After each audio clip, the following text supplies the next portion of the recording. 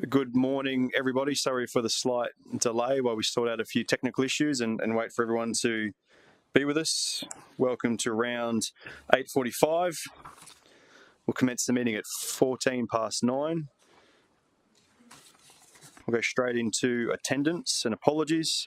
Received an apology from Councillor Peter Young. He is unwell today, so would move a motion that we accept his apology, and seconded by Councillor Gates.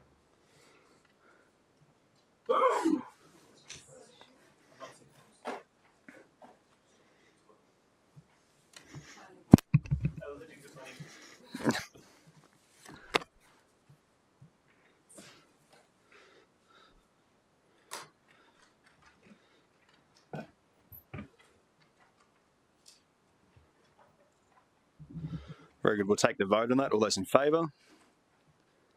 Passed. We'll move. Yeah, it's all right, Councillor Marsh. You'll get it. Yeah, we're happy to accept your informal vote either way. Yeah. We'll move on to item 3, confirmation of the minutes of the previous round. I'll have someone prepared to move the minutes of the previous meeting. Councillor Fowler, a seconder, and Councillor O'Neill. All those in favour? That is carried. Conflict of interest declarations. Councillors, anyone wishing to raise a conflict of interest? Councillor Gates. Thanks, Chairman. On item 6.2 and 6.3, if I may. And in regard to 6.2, I noted in the report that Place Design has been employed by Council to contribute to the review of the Southport Priority Development Area. I accepted a donation, it's a long time ago, but in 2011, $1,410, and in 2014, $1,850.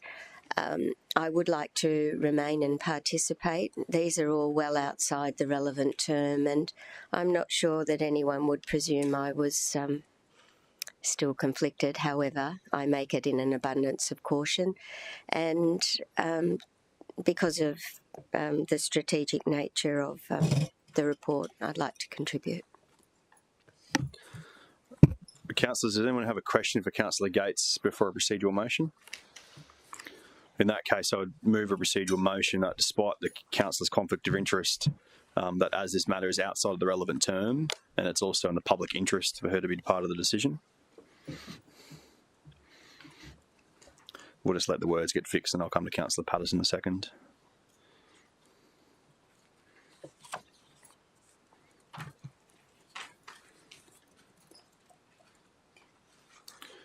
Probably you were repeating public interest there, so it can just be outside the relevant term and then go to the interest is minor and remote. Just keep going backwards, just delete public interest. Yep. Outside the relevant term and the interest is minor and remote of nature, such that a reasonable person would trust that the final decision will be made in the public interest. Councillor Patterson, you happy to second those words? A seconder, Councillor Patterson. I'll take a vote on that. All those in favour? Councillor Hamill, Councillor Fowler, Councillor Patterson, Councillor Martin, Councillor Dore and Councillor O'Neill. And please record Councillor Gates did not vote.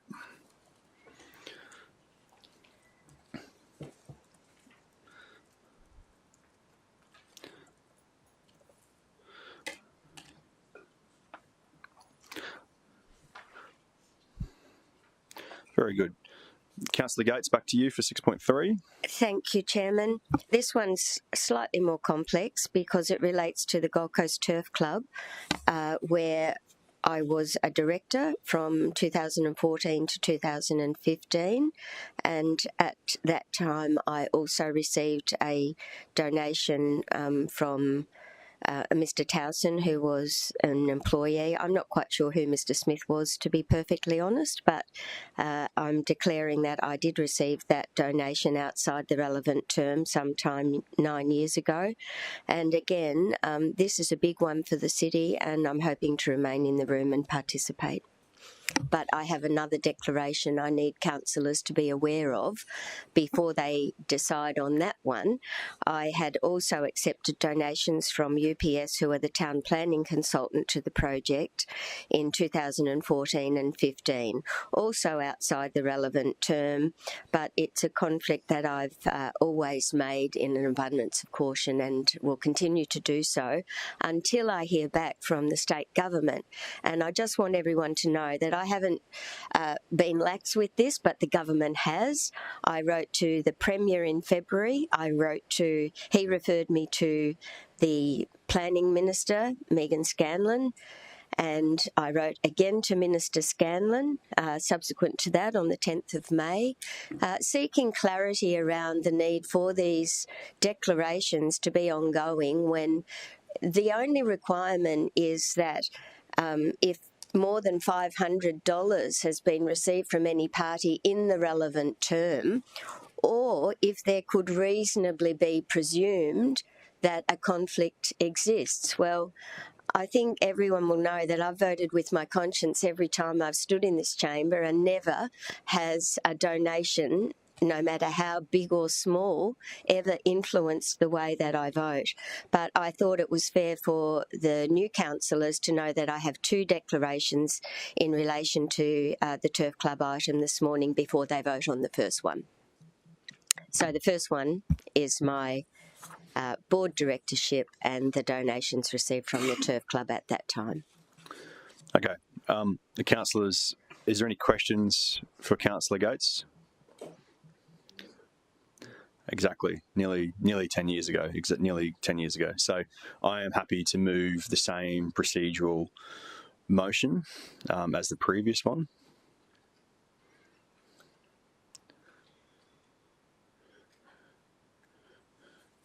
Should that be because it is outside the relevant term?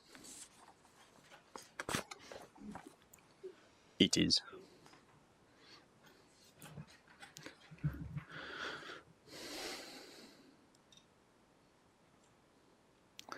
Do I have a seconder for that procedural motion? Councillor Fowler, thank you. Councillors, all those in favour? Councillor Hamill, Councillor Fowler, Councillor Patterson, Councillor Martin, Councillor Doran, Councillor O'Neill. Please record Councillor Gates did not vote. Thank you, Chairman. And the second one is pretty straightforward. It was UPS Town Planning Consultant with an amount of $1,850 received in 2014 and $1,850 in 2015. And I also make this just in full transparency and would like to remain in the room and participate in the debate given the strategic nature of the application. Councillor Gates, thank you for raising these again. I know it's tedious for you, and we hope the state government gives you some advice back soon on how to continue with this. But in the meantime, I will move the same procedural motion as the previous two and would seek a seconder. Councillor Doran. And now that we've got our words, we'll take a vote. All those in favour? Councillor Hamill, Fowler, Patterson, Martin, Doran and O'Neill. Please record Councillor Gates did not vote. Councillors, any other conflict of interest declarations to be dealt with beforehand? Very good. We will move on to item 5.1. We'll move on to the starred items, I guess. So, is there items to be unstarred? Councillor Patterson? 6.2, please. 6.2 is unstarred. Councillor Martin? 6.4 and 6.7, Chair. 6.7, I don't know if that was starred, but anyway, that's all right. 6.7 isn't starred. 6.2 is no longer starred. And 6.4, Chair. 6.4.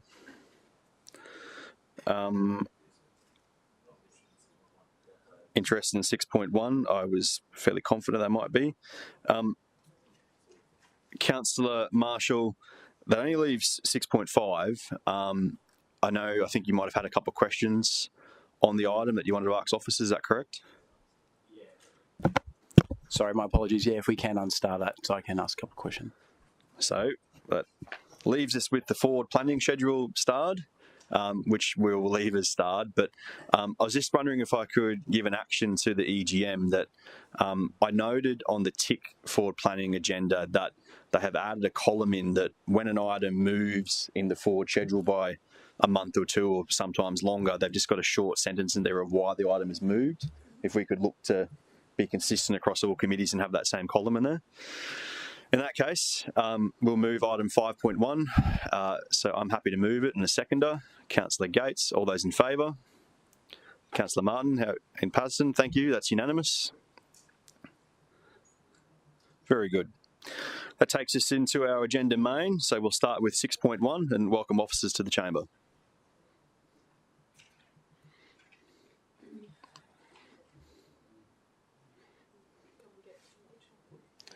Straight away.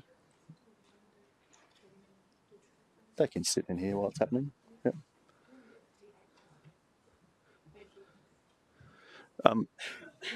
EGM, perhaps while Catherine grabs our guest, would you like to explain the guest we do have with us today?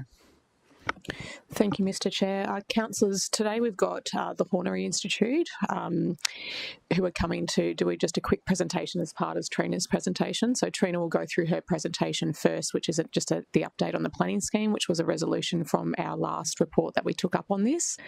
And then we will go into the presentation, which will explain more to councillors about what we're going to do from a community engagement perspective. And please don't hesitate to ask questions as well. They do great work and we're fortunate to have them. Over to you, Trina.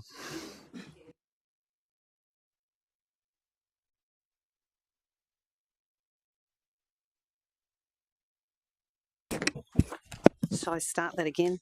Through the Chair, good morning, councillors. Thank you for the opportunity to provide this update on this month's new planning scheme and local growth management strategy. Since our last update in May, officers have been busy working on two concurrent work streams.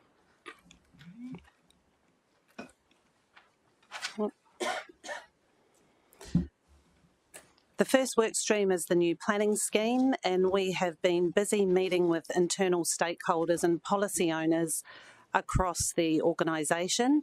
So team members from the Environment, Heritage and Resilience Department, the Infrastructure Department, and our colleagues in City Design and in City Development. The purpose of these meetings is to confirm known policy projects and investigations which may interface with the new planning scheme and how they fit into our overall program timeline.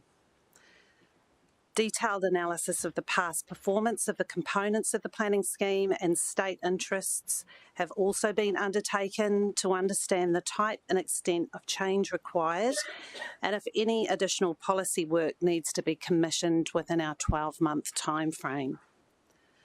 We're also looking at planning scheme architecture and decision-making rules to better support and improve the development assessment process and decision-making.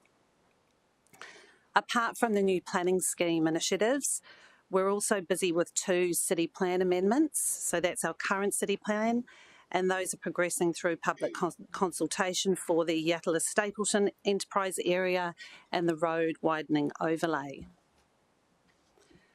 The second work stream is the local growth management work stream, and you'll remember Catherine described that last time in the last update, which is a framework for managing population and employment growth over a 20-year period. It's an opportunity for us to undertake early, non-statutory engagement with the community, which is a key learning from the City Plan major amendment process.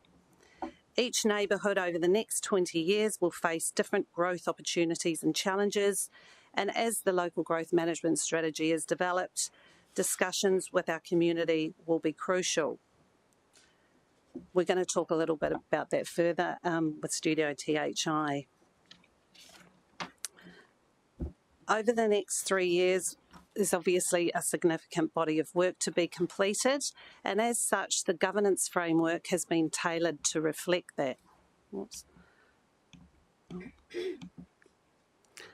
On the left-hand side, you'll see the City Administration project governance model, which is made up of a number of working groups and project teams which will report on a fortnightly basis to the Strategic Priorities Committee.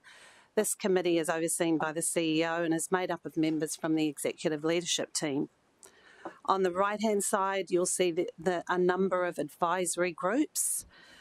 Working from the bottom up, the Community Reference Group is an important part of the local growth management strategy, and early work we undertake in that space will be bringing on board different parts of our community and different community groups to form that reference group. Through the Chair, councillors, just referring you to attachments 1 and 2, we include the proposed structure and the framework. You'll be very familiar with the centre decision-making setup. On the right-hand side, though, the registered native title claimants, the industry reference group and the state interest reference group, work is underway to stand those up, and terms of reference will be brought to a future meeting of this committee. The Planning Scheme Advisory Group. Councillors, if you would refer to attachment 3 in your committee report, that's outlining the membership and frequency of meetings, for example, and that terms of reference. It's an opportunity for officers to receive feedback and provide updates on progress and policy development, with a focus on ensuring that the new planning scheme reflects the needs and expectations of the community. Earlier, we spoke of the importance of engaging our community in a vision for change that clearly captures what is important to them, their values, and with respect to growth over the next 20 years. The EGM has already introduced Studio THI, so I just wanted to invite Jennifer Michelmore and Peter Browning to the stage.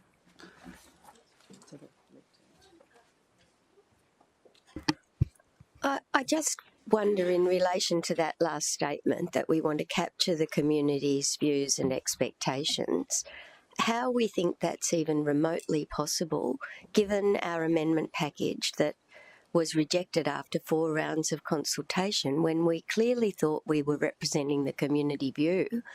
So are we just creating another situation where the community thinks that their input is going to be considered by the state government? Because that's how I feel sitting right here, because we've consulted and consulted. We've gone to the government with a package that they've rejected because it doesn't meet their targets.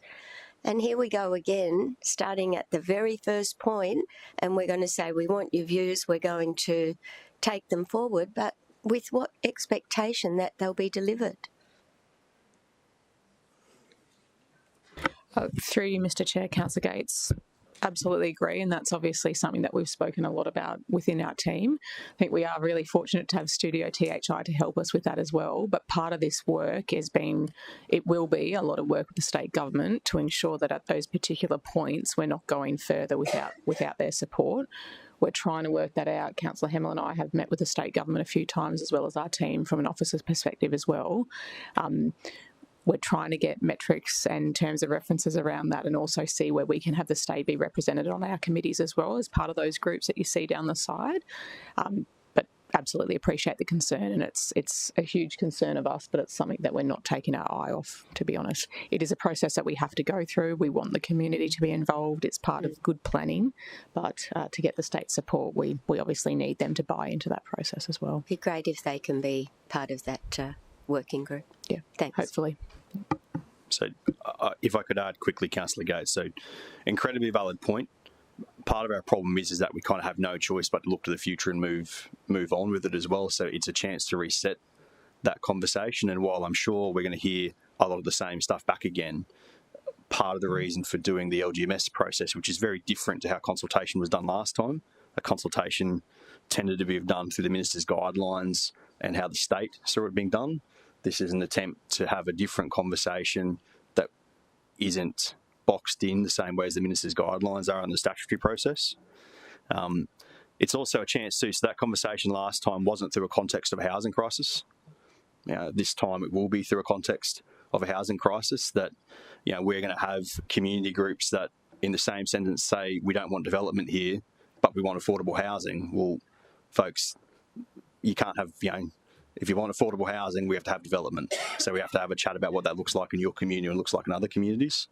I actually think that's a really good segue to get our friends from THI up to talk about that more.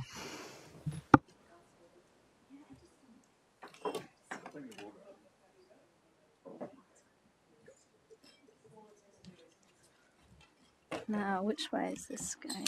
Whoop. Other way.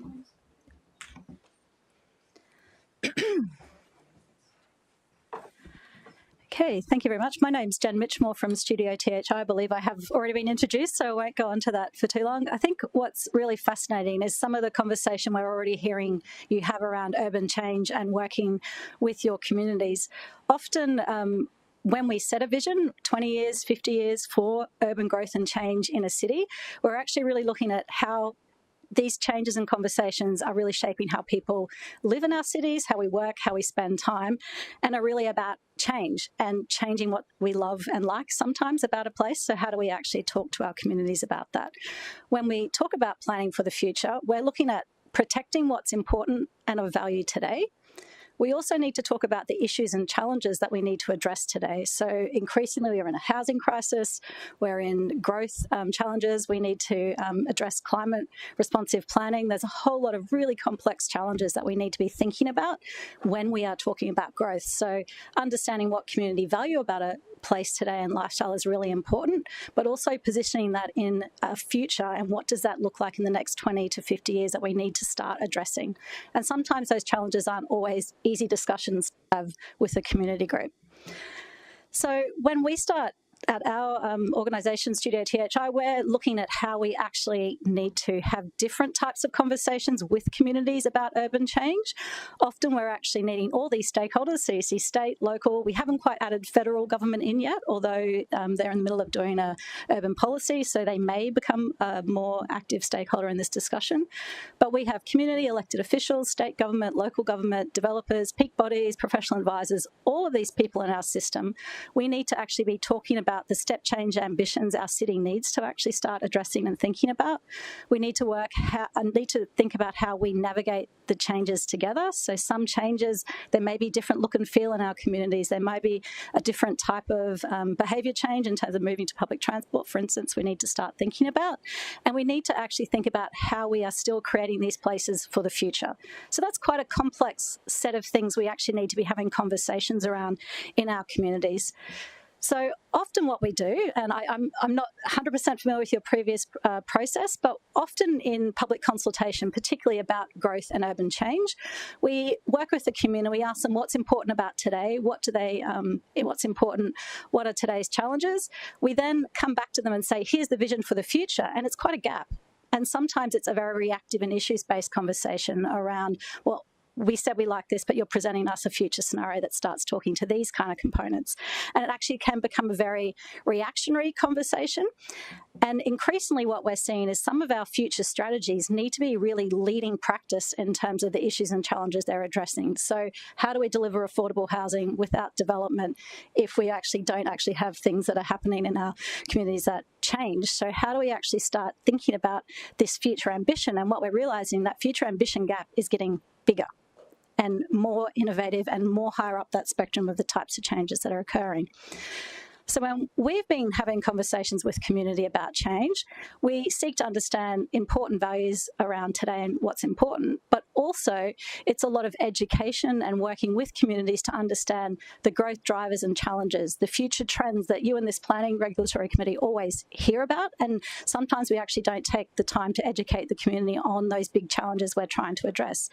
We need to talk to the community about best practice principles and outcomes of where this could be done or how these solutions could be achieved differently in our city.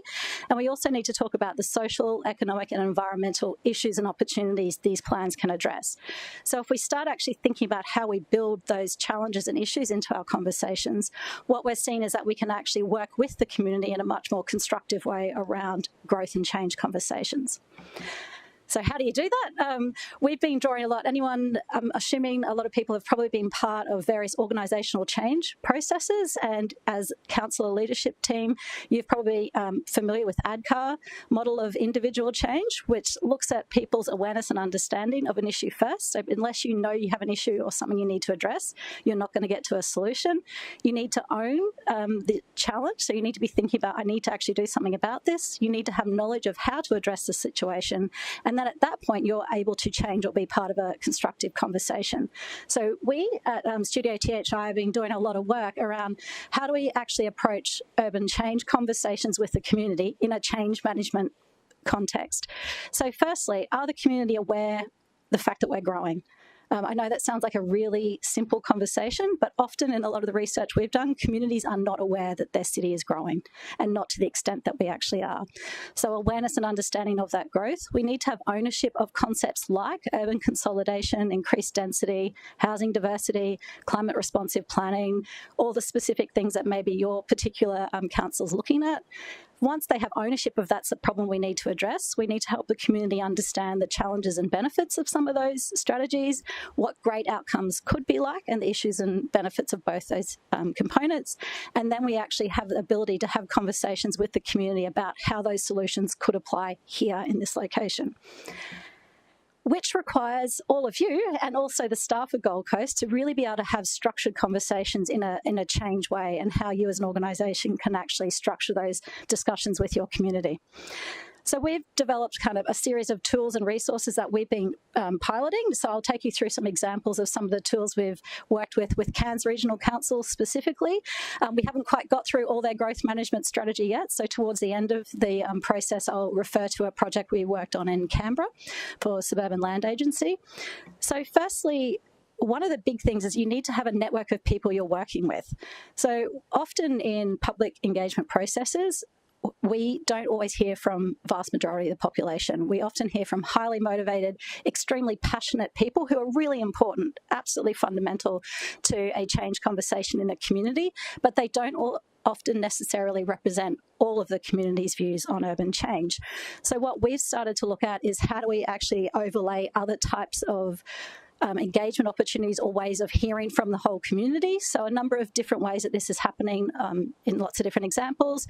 Community panels where you recruit and do an EOI process to gain between 150 and 300 people from your community that reflect the demographic profile of your local community.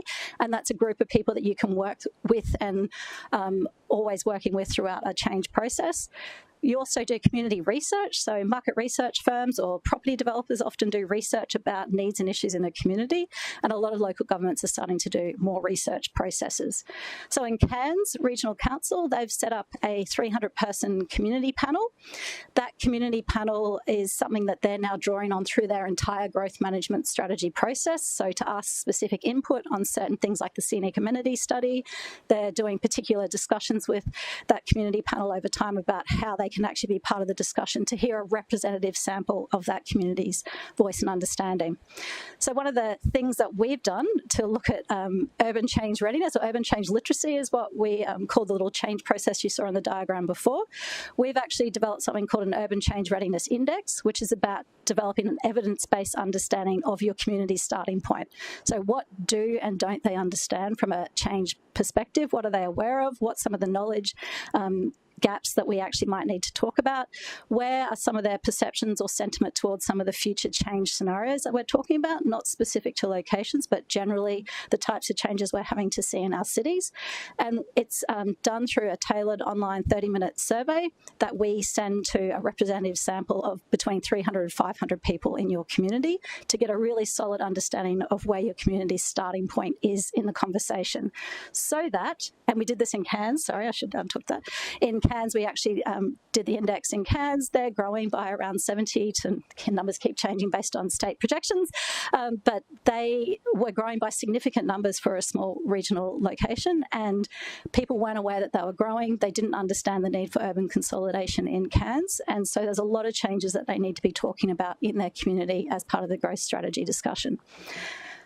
once we got that evidence-based understanding of where their community starting point was, we actually developed a series of education resources. So they're online now if you want to look up Towards 2050 in Cairns, called the Growing Well Community Education Program. This is where we developed short videos that are a minute to a minute 30 each, and they talk about why we're growing, the types of changes we need to be thinking about, where new houses need to go, types of strategies and ideas that we're thinking about. We actually started that conversation with the community as a way to educate them on some of these 101 planning principles, that if we don't actually have an understanding of those key principles, there's not as much way to actually really discuss how do we actually make those things work in our city. So we've just finished, that's currently live in Cairns Regional Council. We then wrapped that whole process around with a councillor training program and their staff on how to lead change conversations in the community. So this is where we help them understand the resources and ways to describe some key planning terms, or to talk about why we're growing, why we have to have less restrain our urban footprint, and these kinds of things that are really complex, challenging things to talk to a community about. But they were able to use the resources. We've developed little short videos as ways to front end that. We also took them through an example change conversation training process where we actually help them understand some key content and then practice running these change conversations with them. So we did this training program with the councillors as well, and that's front-ended their engagement with the organisation. At that point, Cairns Regional Council haven't gone to the next phase of their growth strategy, so they're only a year and a half into their 3-year process. So the next kind of part of our process that we've been developing is then once you have understanding of where your community's at, you've built some of their awareness of 101 planning principles, we then move into the second phase, which is the final phase, which is develop and explore. So how do you actually then work with the community to create the strategies? So where you actually end up with, for example, a local growth management strategy that has really leading practice strategies and principles in it that the community understand and actually see why they are really important to be addressed in your city. So we've done that through, in the example, which is Suburban Land Authority, we talked to them about a quite controversial town centre project in their location, and we did a community panel, public engagement process that included a futures panel, so that's where key experts came and talked about future issues and challenges.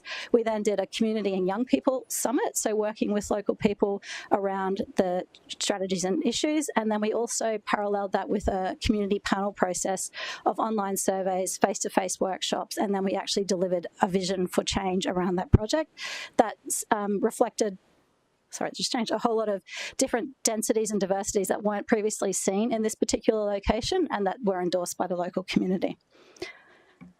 So that's a really quick run through our kind of process. And I suppose the starting point we have is imagine your community understood and owned the city's growth challenges and opportunities. What could be possible in your LGMS?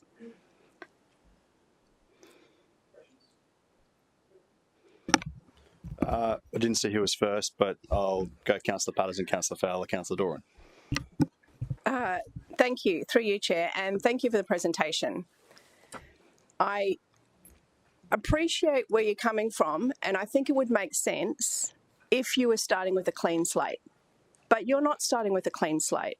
And the fact that you say that you don't know what happened before is concerning. So if I can just say, we have just gone through years of consultation with our community. Painful. I've had hundreds and hundreds of conversations with great support, and we pulled the community on, and they got to a sense where they agreed to things which they didn't like, really pushed them, and they got it. So in terms of knowing that we're going to grow and all that, everyone knows that. Once we did that work and the community went, right, we don't really like where you've got to, we don't like this, but okay, we presented that to the state government. And they just said, no, we're not accepting any of that. Go back to the drawing board. So the issue that you're not addressing is that for us to go out to the community now, where is their faith and where is their trust? This is, I'm sorry, but it's like icing on a mud cake. We need to address the mud cake first. We need to address, okay, what was there and why will this be different? Why, if we listen to, if they make the effort and the effort that they made, if they make the effort, they'll be listened to not only by us, but also at the state level. And that, I'm sorry, I'm not hearing that. I'm not hearing that here. I appreciate it. I love it. And if it was Queensland, no, I'm just. Yeah. So I think a big difference would be that we went out to community consultation 4 times last time because every time we went back to the community, we got told we were wrong. The key reason for doing it this way this time is to de-risk the statutory process in the hope that when we do go back out to the community, we don't get told you're wrong, and then we go change it and go back to the community again and get told we're wrong again. So I very much respect... I'll finish first. I'm just asking, when you say wrong, do you mean wrong by the community or wrong by the state? Wrong by the community. Why do you think we went back through 4 rounds of consultation? So, councillors, I very much get the past, and just to be clear, THI are well and truly aware of the past, but the past is the past. Like, we kind of have no choice but to draw a line in the sand and move on with it. And the way we're going to do that is through the LGMS strategy. Questions from Councillor Fowler. And a question, if we could. Thank you, Chair. I have a question about moving forward. So in relation to the community reference group, and then we've got 500 people in the change readiness program, I'm interested to talk about the recruitment of those 500, how that will be facilitated, how are we actually looking to them being a cross-section of the community, and then how does that 500 translate over when we're talking about the community panel and the expressions of interest? Are we envisaging that that's the same bucket of people, different people, and then when we get the expressions of interest, I'll be finished in a minute, about the 300, are we handpicking so that we have that cross-section and making sure that not only are they a cross-section of our community, but they're also a cross-section of the city of Gold Coast in terms of the north, the central, the south, and what ratios does that look like? So I just wanted to get a bit more context into that, please. Yep, through the chair. The approach that we take, so firstly the 500, we do a demographically represented sample of the community, and that also includes geographic representation. So when we recruit people, we work with a market research company who you decide a set list of criteria. So we need this many people that live in this location that meet these types of demographic criteria. We then segment that 500 first data set by those components. We do pay a recruitment company and we do incentivise participants for their time in that research. When they do that process, so that's the first sort of step of that process. At the end of that survey, when we've recruited that group of people, we often ask if you would like to participate in ongoing discussions about this change at Gold Coast, leave your details here, and then when an expressions of interest process opens, we make them aware of that process.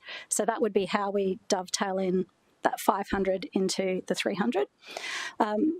So then from the 300-person point of view, the expressions of interest, the Cairns example is quite important. They letterbox dropped every household in the city. That was really important to make sure they got ratepayers and renters, because people who live in the city aren't necessarily someone who's going to get the rates notice. So they letterbox dropped the entire city, asking for people to lodge an expressions of interest. In that expressions of interest process, they were asked some key demographic questions, and people were finally selected based on that representative demographic profile of geography in the city, plus also those key demographic characteristics that we needed as well. So it is a selection process, but based on the alignment of what we're trying to get in terms of that full city view. So just to follow on that, so when we're talking about the 300, which I think that panel is really, really important that we get the people right. Yeah. What is the criteria and who is selecting that from that? Is it like a really big jury duty selection? Like, what does it look like, and what is the criteria that you're selecting people on? Yeah, through the chair. The actual selection criteria is a really important part of the discussion. So as a group of people, actually defining what that selection criteria is, particularly focused on key voices we don't normally hear from. For instance, if there's some key groups you really want to make sure you are hearing from that you don't normally, you might say we actually need to hear 50 of those people in each of the geography elements. So how you actually define that segment, that selection criteria is really important. Normally, an external agency does the selection, so it actually makes it where you're not sort of vetting certain individuals or things that you've seen come through the process. So it actually is a fully blind process, not based on names, but actually based on your profile and your geography of where you live. Councillor Doran. Thank you, Chair. Thank you for the presentation. I'm really supportive of the community reference group. I do share Councillor Fowler's request that it is a broad makeup of our community, including geographical spread. And I hope that in the formation of that group, if there are weaknesses, that you go back to the expressions of interest to fill that gaps instead of filling it with other groups that may be more represented. My question is in relation to some of the concerns that councillors have already raised around the weariness of the city with regards to this process. Do you expect that there'll be an apathy towards the engagement during this process? And as you can tell, there is quite a bit of passion around not being an effective tool. So how are you going to overcome any sentiment in the community this is just a tick and flick and not a genuine engagement process? Through the chair, in terms of many processes of engaging the community around planning, often they are public processes, which means a selection of the population turn up, participate, and are part of those processes. The whole point of us doing our segmented research sample is actually to ensure we hear from people who don't normally participate in those processes, which is a really important part of the discussion and the fatigue. And I understand the passionate community members, it is fatigue and that disappointment of your ideas and your hard work not then actually playing out. But in terms of our process, that panel and also the research approach really helps ensure that we actually hear views of other people who don't normally participate. So the stat I just showed before around 89% of people that had done our sample survey in Cairns had not participated in any change. I've just finished that same process in City of Melbourne and they had very similar numbers. So the research index that we did was actually completed by only 12% of those people had ever actually participated in conversations around change and development in their city. So there's ways that you actually make sure that process itself is hearing from others and it's not just the public process. So it parallels public and a more research and panel type process as well, which we've found in our experience does actually give you quite different insights and inputs and also reaches very different audiences. Just one quick follow-up. Follow-up from Councillor Doran and then Councillor Tozer. The other cities that you've referenced today, have they been through the similar process of trying to get a city plan enacted previously? And that just comes back to my question around the weariness of the public. And just one small thing to add to that, I personally would like to hear less language about educating people about what they're actually feeling in the community. I feel like the Gold Coast is pretty aware of our growth pains, our growing pains, and they're pretty aware around what we're trying to do as a city. So I'd caution you against educating and using that language that can sometimes come across as, in some circles, a bit condescending. But thank you. Yeah, was it? Yeah, I was like.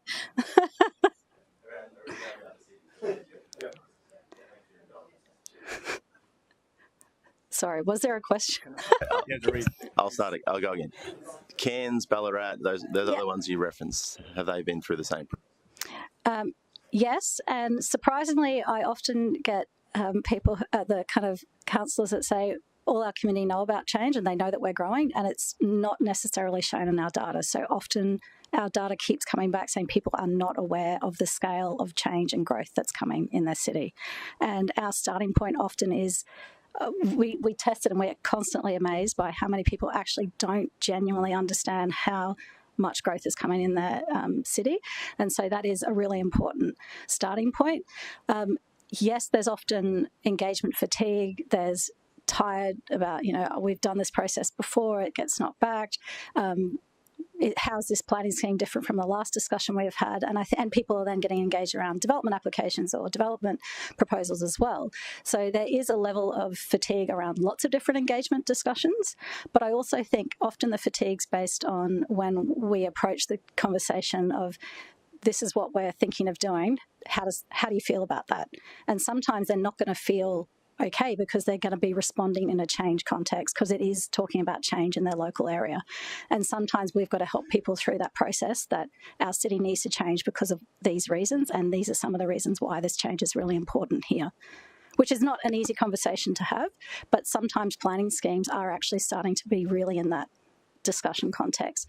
In terms of the current situation of a current planning scheme that's been recently turned down by the state, part of my, without using the word education, but discussion around that is actually understanding the complexities of how planning decisions and planning schemes get made with the state, local, those sorts of things are really complex issues to understand. So actually helping the community understand that discussion is important. Councillor Tozer. Thanks, Councillor Hamill. So just to have some context, I have met Jen before. I participated in a councillor training program with Studio THI with councillors from across Australia, and it was framing some of what we've talked about here in relation to councillor. So my question actually relates. We did the course with Councillor Amy Eden, who's now the Mayor of Cairns. Yes. So I have some knowledge of Studio THI's work and also their work with councillors. And I've got to say, it was a really good course. It helped me understand how to engage my community better in relation to planning. I appreciate my division is perhaps a little bit less susceptible to planning and development pressures, but it still has lots of environmental pressures and other stuff. So my question is actually in relation to the Cairns project that you undertook. What were the like top challenges that you faced? Obviously, you've heard lots of challenges that we think we're going to face. What were the top three things that kind of came out of the Cairns program? Through the chair, firstly, Cairns didn't know they were growing at all. Right. So the first 6 months in your developing a growth management strategy, we said you need to inform the community that you are growing and by how much. That was really a big lesson that they didn't understand. We gave them the data, but just add to that. I know you hear every day from people who are feeling that pain, and you have those conversations probably 3-4 times a day. But there is a whole chunk of people in Cairns who that's...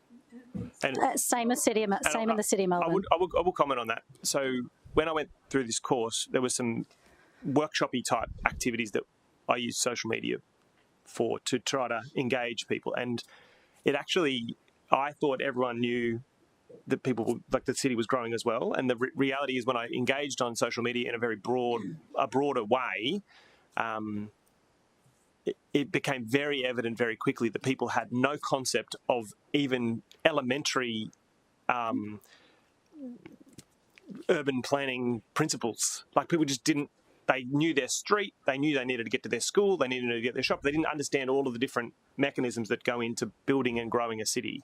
They had nothing. And I don't think I fully understood that until I'd done the workshop. So I suppose I want to encourage that. You've heard some criticism today, but I think once we do the workshop, you'll actually find those workshops with your community quite helpful. So you were talking about three things. Sorry, that was one. Sorry, that's one. The other component was the understanding that in Cairns, they couldn't just keep expanding the growth boundaries. So growth in Cairns was greenfield development. Right. The conversation needed to be growth in Cairns was more high-rise, medium-density development within the city core already and in some of the more established neighbourhoods in the coastal locations, and that was not something that the community understood or knew was going to be needed. So there was an expectation that growth could only be facilitated by cutting trees down in the west. Yep, or just greenfield development, because that's the concept of growth. So what growth meant, looked and felt like in Cairns was a very different conversation to what the community had previously experienced or thought about. The other third component was how important the environmental considerations in Cairns were, and discussing the drivers of why consolidation was very important in Cairns around protecting the natural attributes was a strong hook to actually have that conversation with the community around. Yeah, can I ask you just a follow-up question? So in our city just recently, we've embarked on a project about making our city more resilient to wind hazard, and it might not seem like a big deal, but it's big in urban development. We actually need to have that. Did Cairns have to deal with that similarly? Did that? Cairns' process was around flood inundation and flooding in the urban areas, and so actually looking at different resilience, I suppose, strategies. It wasn't wind, but in Cairns it was flood. Okay, all right. But environmental considerations of what that meant and where that means we could develop was quite a different conversation in Cairns. Potentially opening up rezoning. So some areas that were zoned for, something. No, we're going to have to scale that back. Zoning. Right. Because of what 20 years might look like. We Got it. think it's going to look like. Okay, thank you. So, Councillor, only because this isn't going to be the last time you have the opportunity to engage with THI and we have other items to get on with, so I'm going to allow 5 more minutes for questions. I had Councillor O'Neill first. Thanks, Chair, and thank you for your presentation. And I think this sort of consultation will be so different to our statutory process, so I'm really, really happy to see that. I gather that the first initial survey of 500 people, all the questions that you're going to ask, I think, will be relative to nearly everybody on the Gold Coast that participates. But then I'm more interested in how the reference groups, like you break it down to 300, because we are a series. We're a big city, but we're still a series of villages, and a lot of these places act and operate differently. And I think that maybe are you planning to gear them to a certain suburb? I mean, the south acts differently to the north. We have different challenges, different to the west and the rural areas. So I just want to get my head around how you feel the consultation with the 300 residents, how that goes. Yeah, through the chair. So I think firstly how we structure that panel so it represents your villages is a really important part of that conversation. So making sure when we set up the panel, we have that village conversation in the setup. So we actually make sure we've got representatives from the villages that we're discussing and making sure we have groups of people in those locations that we can speak with. So a lot of the overarching challenges at the beginning are very much 101 planning principles, some of the big picture changes, etc. As we go into more detail through the local growth management strategy discussion, we can then do village-specific discussions. So there might be key components that are actually specific to that area only. So we engage with that particular part of the panel, because you don't have to engage with the panel for everything all the time. You can actually segment it for young people, for instance. We're really interested in young people, people with families. We can actually then ask that particular parts of the panel to respond to certain elements as well. So that's how the panel can be accessed and how we can actually work with the panel in that way to get the insights and also help us understand certain elements of the LGMS from those various perspectives. So setting it up, knowing how we might want to segment it is quite important. And then as we go through the process, understanding where village-specific or audience-specific conversation need to happen, and then making sure we do that in the process. And that the panel... Add a bit to that as well, which is you will, in getting that LGMS framework right, you will note the likely areas where there will be change and where there'll be significant change and minimal change. And you can actually also weight it to... You'll want views from, I mean, we don't all just experience our little village, we experience the whole city, but we do, but you can weight it as well to those places that are going to experience more change than others. Yes. Yeah, so I'm going to wrap it up here. Just a reminder for councillors, I said 5 minutes and the 5 minutes is up. We need to move on with other items. So just a reminder, committee members, this is just the first presentation. Your input into the local growth management strategy will be continuous through the whole process. And anything that actually goes through council in the first place. It all comes back to this committee. Thank you to THI for coming in for a first introduction and for the first set of questions. Sounds like it's going to be a very interesting process, and we look forward to all councillors being stakeholders in amongst it. Sorry, Councillor Hamill, Councillor Gates was the first to put a hand up, and you're not willing to allow the Deputy Mayor to ask a question?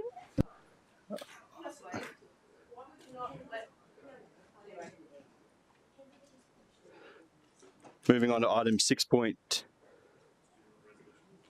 Do we have a resolution on this? Yeah. So through Mr Chair, councillors, we were looking to potentially add one more recommendation just around remuneration of the Planning Scheme Advisory Group for the external members. It doesn't necessarily confirm that we want to do that. We would just like to investigate it if council does support it. This is pretty standard for external groups, so that's for the Planning Scheme Advisory Group, not for the other ones, and only for the external members. And just to cover, it might be travel costs. We really want buy-in from those external people. Happy to have that discussion, but that was something we were wanting to add. I have a change to add to this, if I may. A change recommendation? Yes. Yep. What's your proposed change? Hang on, let me just find it. That we add that we add a 6. So as noted on page 131 of the report, it is pretty shocking that the state have not provided a formal response yet. They're quite happy to ask us for responses in 48 hours on comprehensive things, but when we're talking about a city plan for the whole of the city, they haven't come back to us. So my point 6 is that the Mayor write to the Planning Minister and the Shadow Planning Minister, highlighting the urgency.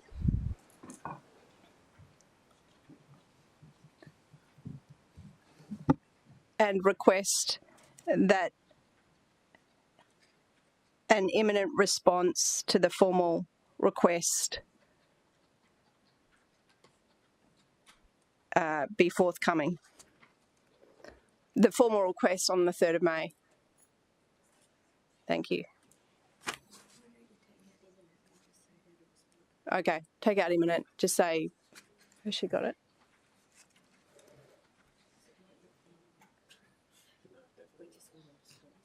Yeah.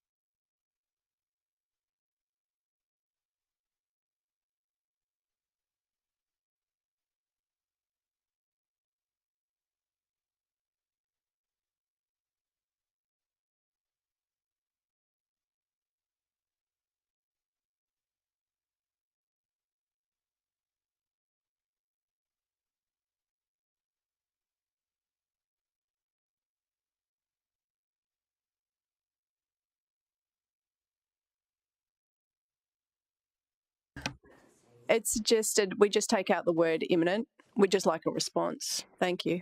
Request that a response to the city's. Do you want to stipulate the date that occurred? You said 3rd May? Yeah, so that the city's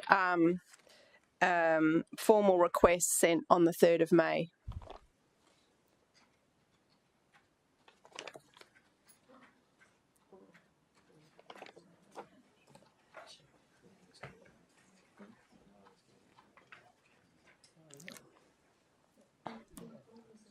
Thank you.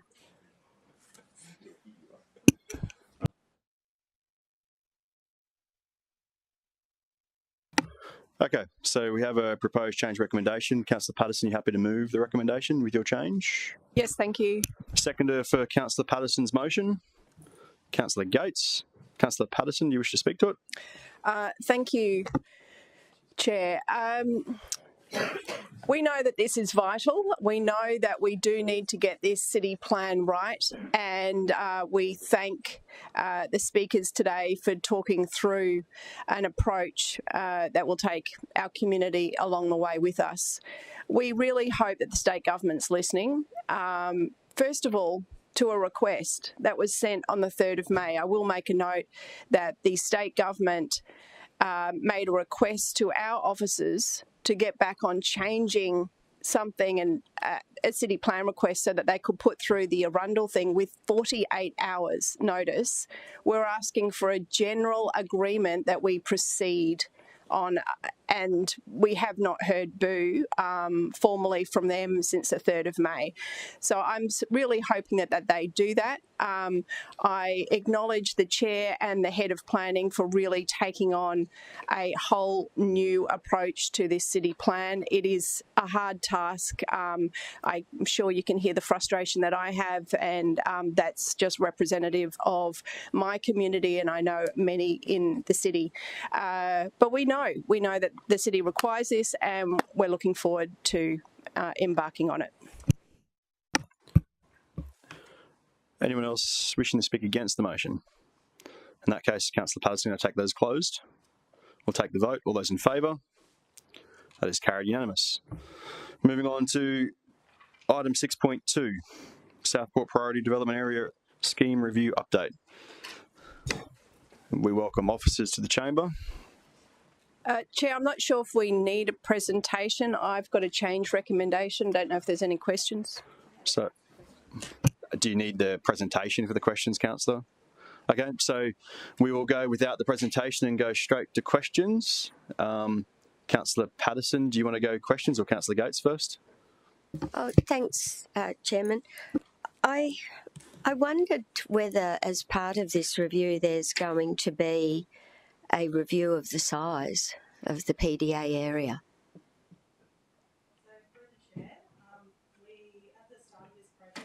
We were discussing the scope of the project. We haven't looked at the size of the PDA, but what we are looking at is a precinct review. So we're currently working on one, and what the precinct review will do, it will look at the size of the precincts themselves. So potentially looking at, reducing the CBD core itself, or looking at where we can put the boundaries of each precinct, but not the PDA as a whole.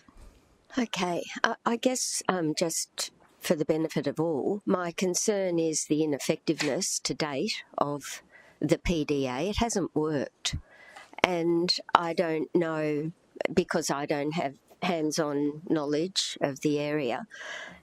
My division's a long way away, but I just worry that it's way too big, and that's detrimental to the encouragement of the development that we hoped would occur.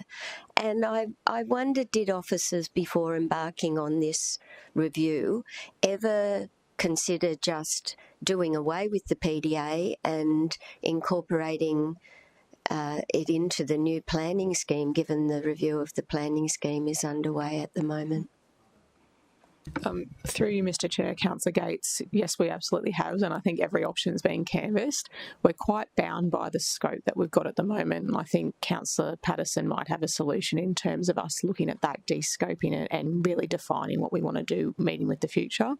We've also had the resolution recently on the Southport Master Plan work as well, so looking at how that ties into this piece of work. And I think from our point of view, we actually would welcome the opportunity to revisit the scope. I think times have moved on a little bit as well, and we also have that other work to do now that we got through the budget process on the master plan. So yes is the answer to your question, and I think once Councillor Patterson goes through her changes, it might actually help with what you're thinking as well. Okay, thanks very much, Chair. So I actually think I'll come to Councillor Fowler for a question, but I actually think it'd be good if we got Councillor Patterson's change recommendation up in there first, so that people knew what was there. And I wouldn't even mind quickly, Councillor Patterson, if you want to talk through where we're at with this, and then if there's any more questions for officers, we can take it. Thank you, Chair. As the committee knows, we have in the last budget, we've allocated for a master plan, to create a master plan for the CBD. So for us to continue with the PDA whilst that's there is piecemeal. For me to, if I can just first comment on Councillor Gates' concern about size, which I share. My understanding is there is no PDA ever where you've been able to shrink the size, because effectively it looks like it's quite a particularly difficult thing legally for us to do. However, what we can do, rather than shrinking it, is we really designate what those sections are. So the Gardens precinct, very, very separate to the core CBD. The PDA, goodness knows how it got that size in the first place. It's about 10 times the size of Sydney CBD. So we know that there is an issue in that size. There has been really great work today, and this work that has been done doesn't get lost it will inform and be a guide for the master plan. Then we do the overview work, and it is great that we're doing this post-COVID too, when we're in a different world about how cities work. So the change recommendation I'm suggesting really puts a pause on this. It takes a step back, looks at the scope, and looks at it in line with the master plan work, and I think that would help a lot. Thanks for that extra bit of context, Councillor Patterson. I hope that might help. Councillor Fowler, you have a question for officers still? Yes, thank you, Chair. I think from my perspective, being a new councillor, I'm really keen to unpack, if it's okay, in regards to the Southport Master Plan and the PDA, because I know that when we're talking about the program and timing scope, when we get into the report, we're talking about high priority strategic planning projects like the new planning scheme, the housing strategy and the local growth management strategy, but we're not even mentioning the Southport Master Plan there.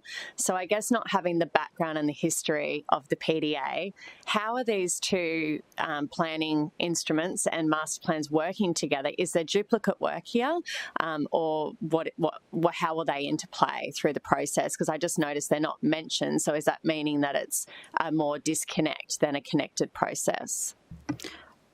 Through the Chair, the work being undertaken for Robina and Southport will be used as an input into the local growth management strategy because it's a non-statutory instrument. It's a vision and a framework for the growth of the city, which means that we can capture everything in the city. It doesn't we don't need to align it with what instrument it sits in. It's about driving jobs and opportunities for housing, which the work to date from Robina and Southport has already started to identify. So we've already got some very good information to be feeding into our LGMS in terms of what the city looks like over the next 20 years.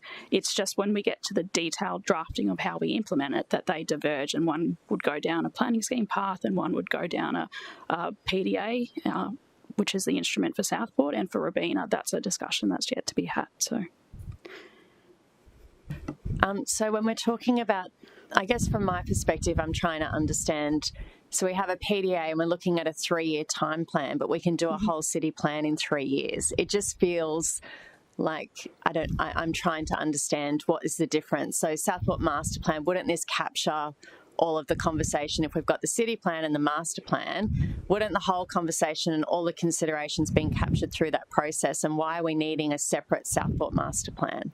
So for the master plan, officers need to look at the scope and what it is intended to deliver, is it a placemaking exercise, is it an exercise about economic development, because there are parts of the PDA which, in terms of the development scheme, are quite different to a planning scheme in that it has an implementation plan, which is quite different to a planning scheme. It means that there's actions that the city has to sign up to actually implement the Southport PDA. So we, as officers, we need time to sort of scope out what these things do and what's the best way to, what it means in terms of implementation and the effectiveness of the tools.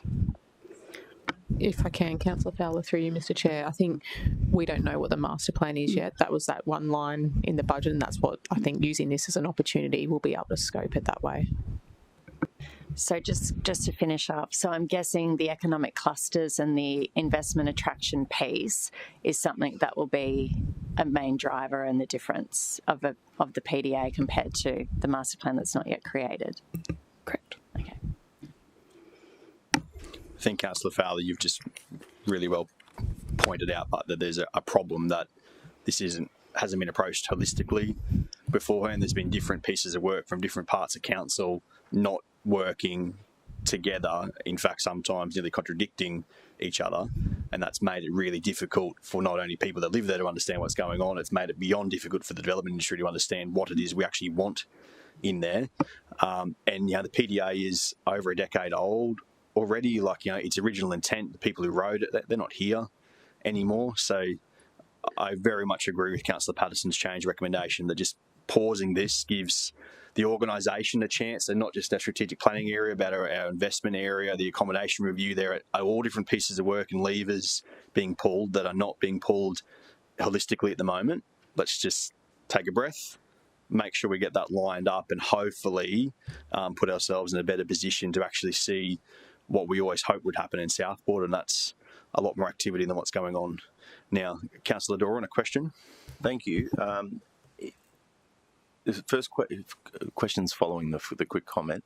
I note in page 151, one of the themes on connectivity is car dependence of the Gold Coast CBD is reduced. I will request that be further interrogated as to whether or not that's useful in the way we live our life today.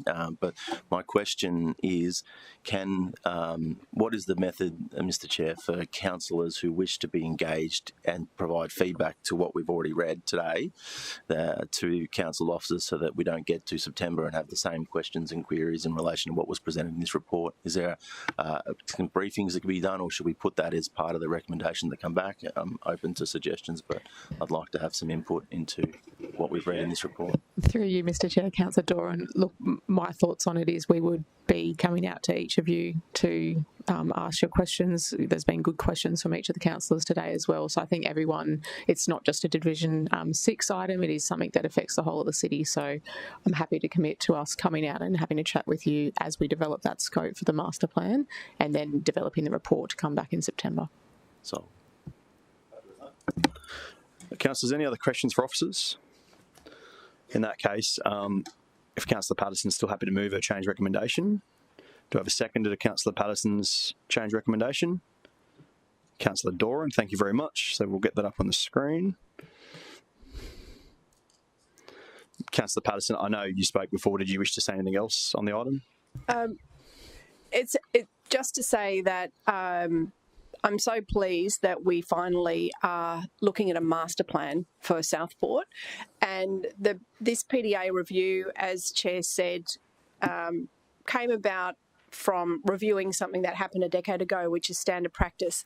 But by bringing in the master plan, we're bringing a holistic view of it, and the PDA will be one element and one output of that. So I thank the committee and officers for supporting this approach, and it'll be great. Be great for the CBD. Thank you.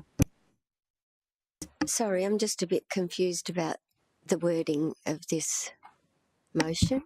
Councillor Gates, question on the wording.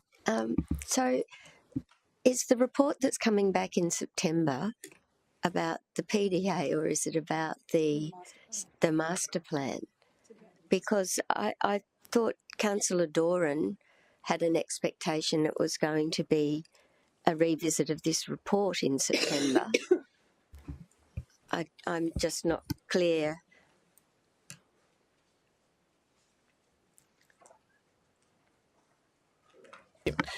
Through you, Mr. Chair, it's probably a question for Councillor Patterson and Councillor Gates, if that's okay.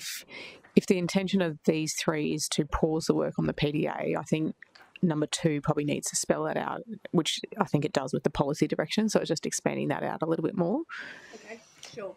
And then the master plan, and revisited once the master plan scope is defined. And we would make that part of that report, I would think, in September, to actually articulate what then happens between the master plan and the PDA. And hopefully at that point we have some more certainty from the state government on the SEQ alignment, which then feeds into the work program as well. You might need to help with the work. Do you mind adding that? Thank you. Sorry, I think we understood what Councillor Patterson's intent was, but we better make it clear in there. Thank you.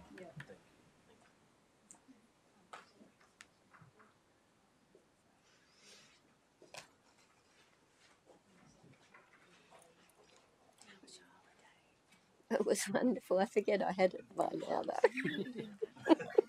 Since last Thursday week. Yeah. But it was unbelievably good. I didn't post stuff because there were just 2 things I think I don't like to, because I don't know who sees it, and so I like to be a bit private with that. You look like a poser. I'll show you my photo so I can be a poser. It was just amazing. Once in a lifetime. Like, people met me as I got off the... Councillor Gates, does that updated wording bring more confidence to what the policy intent is, or what our intent is? And Councillor Doran, I just check you're still happy to second that. Not sure where we were, Councillor Patterson. Anything else to add, or happy to close with that? Oh, could I ask a question or no? A very quick one. So my question actually is, I just want to get my head. The officers have come with a recommendation talking about planning, like coming back to the November meeting with the Planning and Regulation Committee, remaining investigation, phase 3 of the review. So that's going to pause entirely. That's the objective 2 is pausing 3 in the old recommendation, and we're going to redeploy resources that were otherwise going to prepare that report into this master planning master planning process. Was that already coming? Was the master planning already coming? So how much are we escalating? Yep. Through you, Mr Chair, Councillor Tozer, to be honest, this is a good thing for us because we haven't really had clarity on the Southport Master Plan process. So, right. Yes, it was coming, but in terms of a resourcing perspective from our team, I couldn't have told you when. It's kind of just been sitting there. So I think that the work in this report on the PDA has escalated and made that a bit more urgent. So right. it provides a lot more clarity for us, if Great. that helps. Thank you. I can't vote, but it's better for me to know what we're actually voting on. Thank you. Chuck your hand up anyway, have a go. We're going to take the vote, but all those in favour? Carried unanimous. Moving on to item 6.3.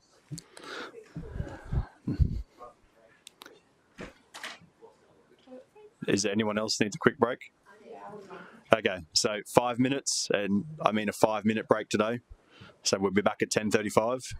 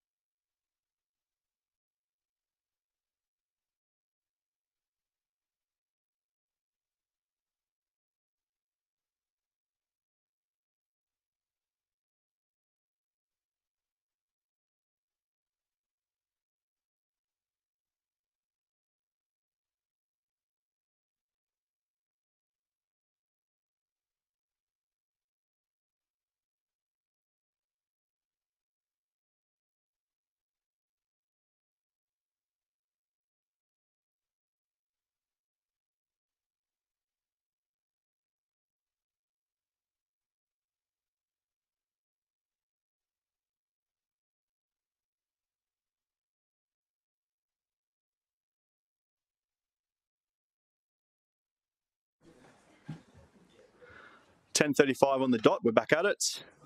We welcome officers for item 6.3, and we'll take the presentation, please.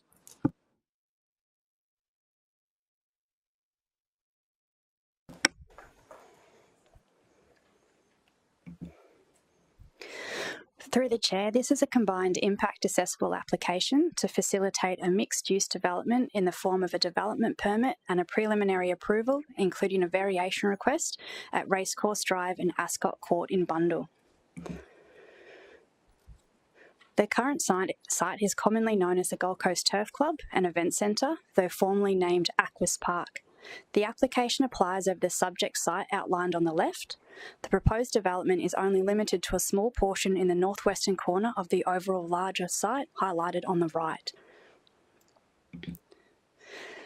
The site is home to the Gold Coast Turf Club with surrounding equine-related uses within the vicinity, being stables, training facilities and the like. The precinct also contains the Benoa Repump Station, a Boral concrete batching plant, Bundall Office Precinct, HOTA and a mix of medium-rise apartment and townhouse buildings. This is reflective of the varied zoning within the localised context. Two zones are applicable over the subject site, being the Sport and Recreation Zone within the Bundall Equestrian Area Precinct and the Mixed Use Zone within the Fringe Business Precinct. The development is only proposed over the Sport and Recreation Zoned land and is therefore the only zone applicable. The site is afforded a building height of 3 stories and 15 metres and a residential density of 1 bedroom per 50 square metres. The proposed development application seeks 2 approvals, the first being a development permit for the suite of land uses referenced on the current slide.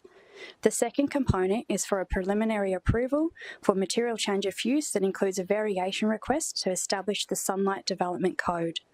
Broadly described, the development application seeks to facilitate a new mixed-use development within the Gold Coast Turf Club landholding that integrates with and complements the existing horse racing and equine precinct. The array of proposed land uses for the development component coexist within 8 buildings, being 3 towers and 5 mid-rise buildings, all clustered in the northwestern corner of Racecourse Drive and Crombie Avenue. A centralised vehicular and pedestrian boulevard separates the mid-rise form that fronts Racecourse Drive and Crombie Avenue to that of the towers, which are positioned to the south, adjacent to the existing Gold Coast Turf Club car park. The towers are 16, 19 and 21 stories in height. The 4 mid-rise buildings fronting Racecourse Drive are 3 stories and the building fronting Crombie Avenue is 5 stories in height. The development proposes 582 units and 63 hotel suites. The proposal has a site cover of less than 2% of the overall larger site and 45.54% of the Sunlight Precinct, being the land designated for the proposal. There are 1,227 on-street car parking spaces provided and located throughout 2 basement levels and at-grade car parking spaces. The development is to be delivered over 3 stages. The ground floor of the development has been designed to be a highly pedestrianised environment, allowing activation through the boulevard. The boulevard comprises retail tenancies, outdoor alfresco areas, and formal and informal gathering places. The ground level to the west provides further car parking to support the proposal.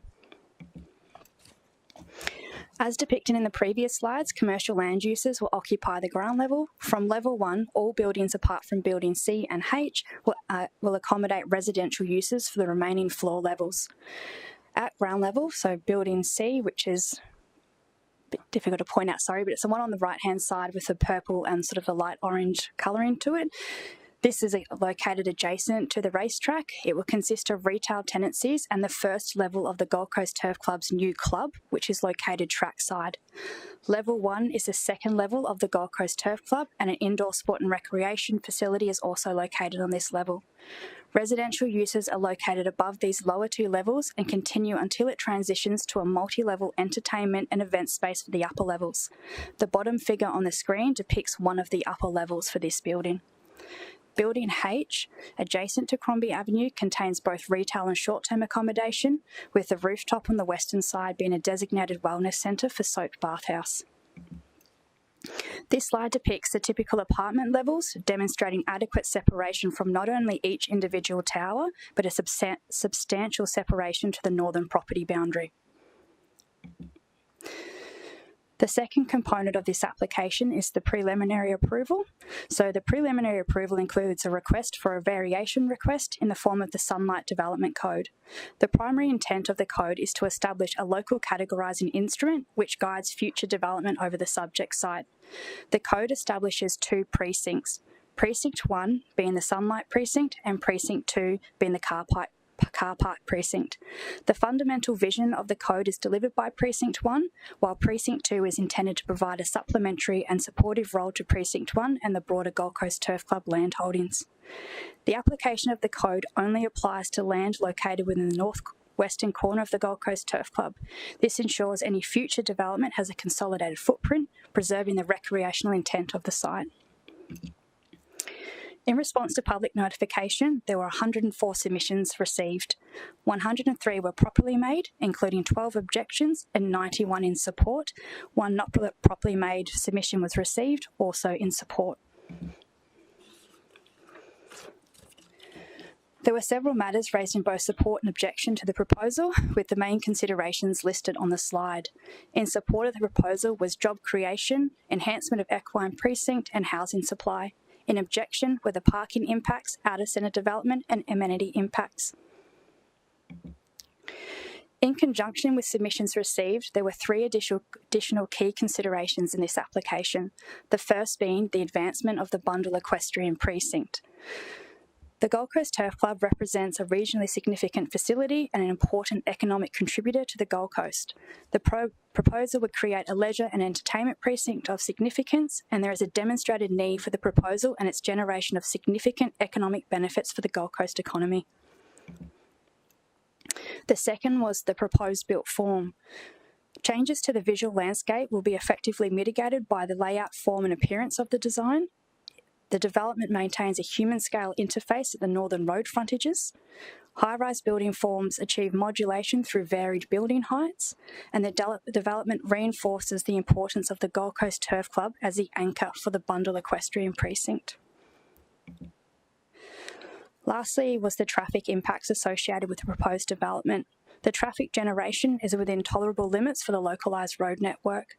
The development has been conditioned to extend the right-hand turning lane at the Ashmore Road, Racecourse Drive and Campbell Street intersection, and there will be significant upgrades to the pedestrian network in the area to connect the site with major transport corridors.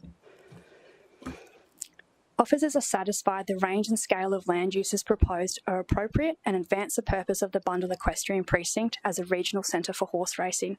The development will be largely self-sufficient, stemming from its well-crafted blend of uses and its ability to cater to a broad spectrum of on-site and surrounding clientele.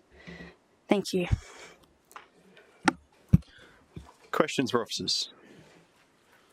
Councillor Patterson. Thank you, through you, Chair. Thank you for the presentation. I have a question regarding the pedestrian upgrades, but I just thought I'd make a comment for committee's members to know regarding those the objections and support comments that were made. To committee members, I personally letterbox dropped all the surrounding areas. So I think to only have 12 objections after everybody got something in their letterbox informing them of it and explaining the process is a pretty extraordinary message of support for this. The pedestrian upgrades, could you just please go into that? One thing that I was very supportive about with this idea is that connectivity that was presented, that this would connect the turf club and making it highly walkable through to Hodder. So could you just go through that in a bit more detail? Thank you. Through you, Mr. Chair. Councillor Patterson, I'll just move through to another slide that might best describe that.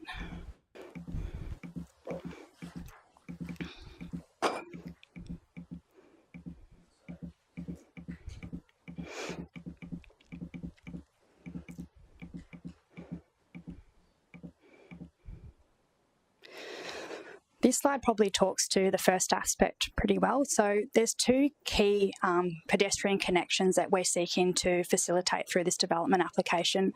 The first is for the northern aspect of the development, so along Crombie Avenue there. We're facilitating an upgrade to the footpath along the northern side of Crombie Avenue to continue for the full length down Crombie Avenue up until where the bridge goes across to Upton Street. The other aspect of this site, there's an existing concrete footpath network which is indicated on yellow that runs from north to south along the western aspect of the subject site. So that footpath is existing. As you go further south down the site, that footpath stops and that doesn't pick back up again till you're further south near the Boral concrete batching plant. So as a part of this application, there's been a proposed raised boardwalk to go into this location here, and the idea behind the raised boardwalk was to manage any impact to the existing street trees that go through that boulevard, which are quite a notable character attribute for the area. And it was also to get that connectivity back to the site all the way back through to Ashmore Road. Just on that, so the picture we're looking at right now on the left-hand side, just behind you, I don't know what colour it is it red? Mm-hmm. So the red dots, that's where this elevated boardwalk is going to be placed, is it? Am I reading that correctly? Through the chair, it's a little bit further down, it wraps around. So we've got existing sort of concrete footpath. That concrete footpath will continue down until where we hit the line of street trees. Then that's when we swap across to our raised boardwalk to manage those tree protection zones. Right, okay. Cool. Question? Follow-up from Councillor Patterson. So could you go through more detail on the northern end, on the pedestrian walkway connecting through to Hodder? Thank you. Sorry, I'm trying to go back.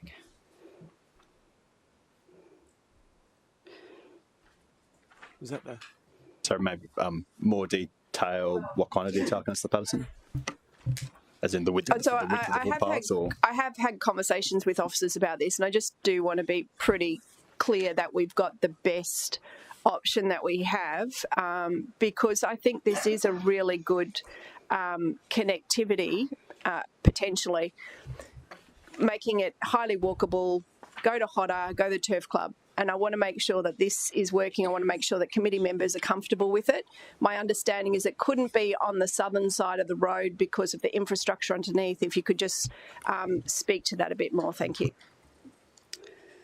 Through the chair, in respect to the existing infrastructure that sits on the southern side of the Crombie Avenue there is substantial established infrastructure in terms of sewer mains and gas lines and the like that sit there, and they heavily burden the actual road verge itself. There's also a topographical change that occurs throughout that actual interface there, which would make it difficult to ascertain or achieve a pedestrian footpath network along that area. So officers have slightly sort of shifted where the pedestrian crossing is. So we've got a pedestrian connectivity that sits in front of the proposed building H. It connects across the road, and then we have an upgrade of the footpath that goes for the entire length of Crombie Avenue back until the actual Upton Street intersection. So the orientation of this picture, if you don't mind me asking, yes, is that's north, isn't it? Yeah. Yeah. So Hodder is to the right of that picture, and there's a new pathway, effectively the extent that it'll take all the way along. Is that? I'm so sorry, I'm not very good with colours, but I'm seeing the pink I can see. So that pink is a brand new pathway that goes all the way from the back corner where the Turf Club car park is, all the way down to where you kind of meet Bundle Road almost. It's not going to be new, through the chair, apologies. It won't be a new concrete footpath to that intersection. It's just the extent that's been indicated on the screen. There is an existing footpath network that already goes for the remainder of this, where it intersects with the Bundle Road, and that footpath then carries all the way through to Hota. So the idea was that this upgrade would allow and facilitate more movements through this actual corridor here back into Hota to link back up to the existing network. The answer is yes, Glenn. It'll be connected from Hota to the Turf precinct. Yeah, cool. Thank you. Yeah. Counts. Is it a follow-up on the footpath? So, no, it's all right. I'll raise it. I'll leave it in comments later. Councillor Gates. Thanks very much, Chairman. Just wondered if the officers could show me on the screen how the horses get from the stables to the track, please. Through you, Mr. Chair, I'll just move to another slide.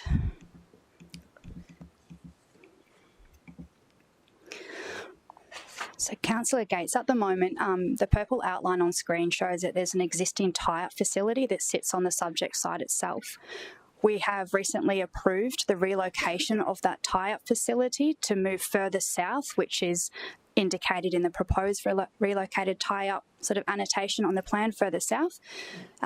And as a part of this application, we needed to ensure that the actual equine function and the racing aspect isn't going to be undermined by this proposed development. So we've asked the applicant to provide us with a future horse movement trail, and the idea behind it is to see what the master plan intent is for the site.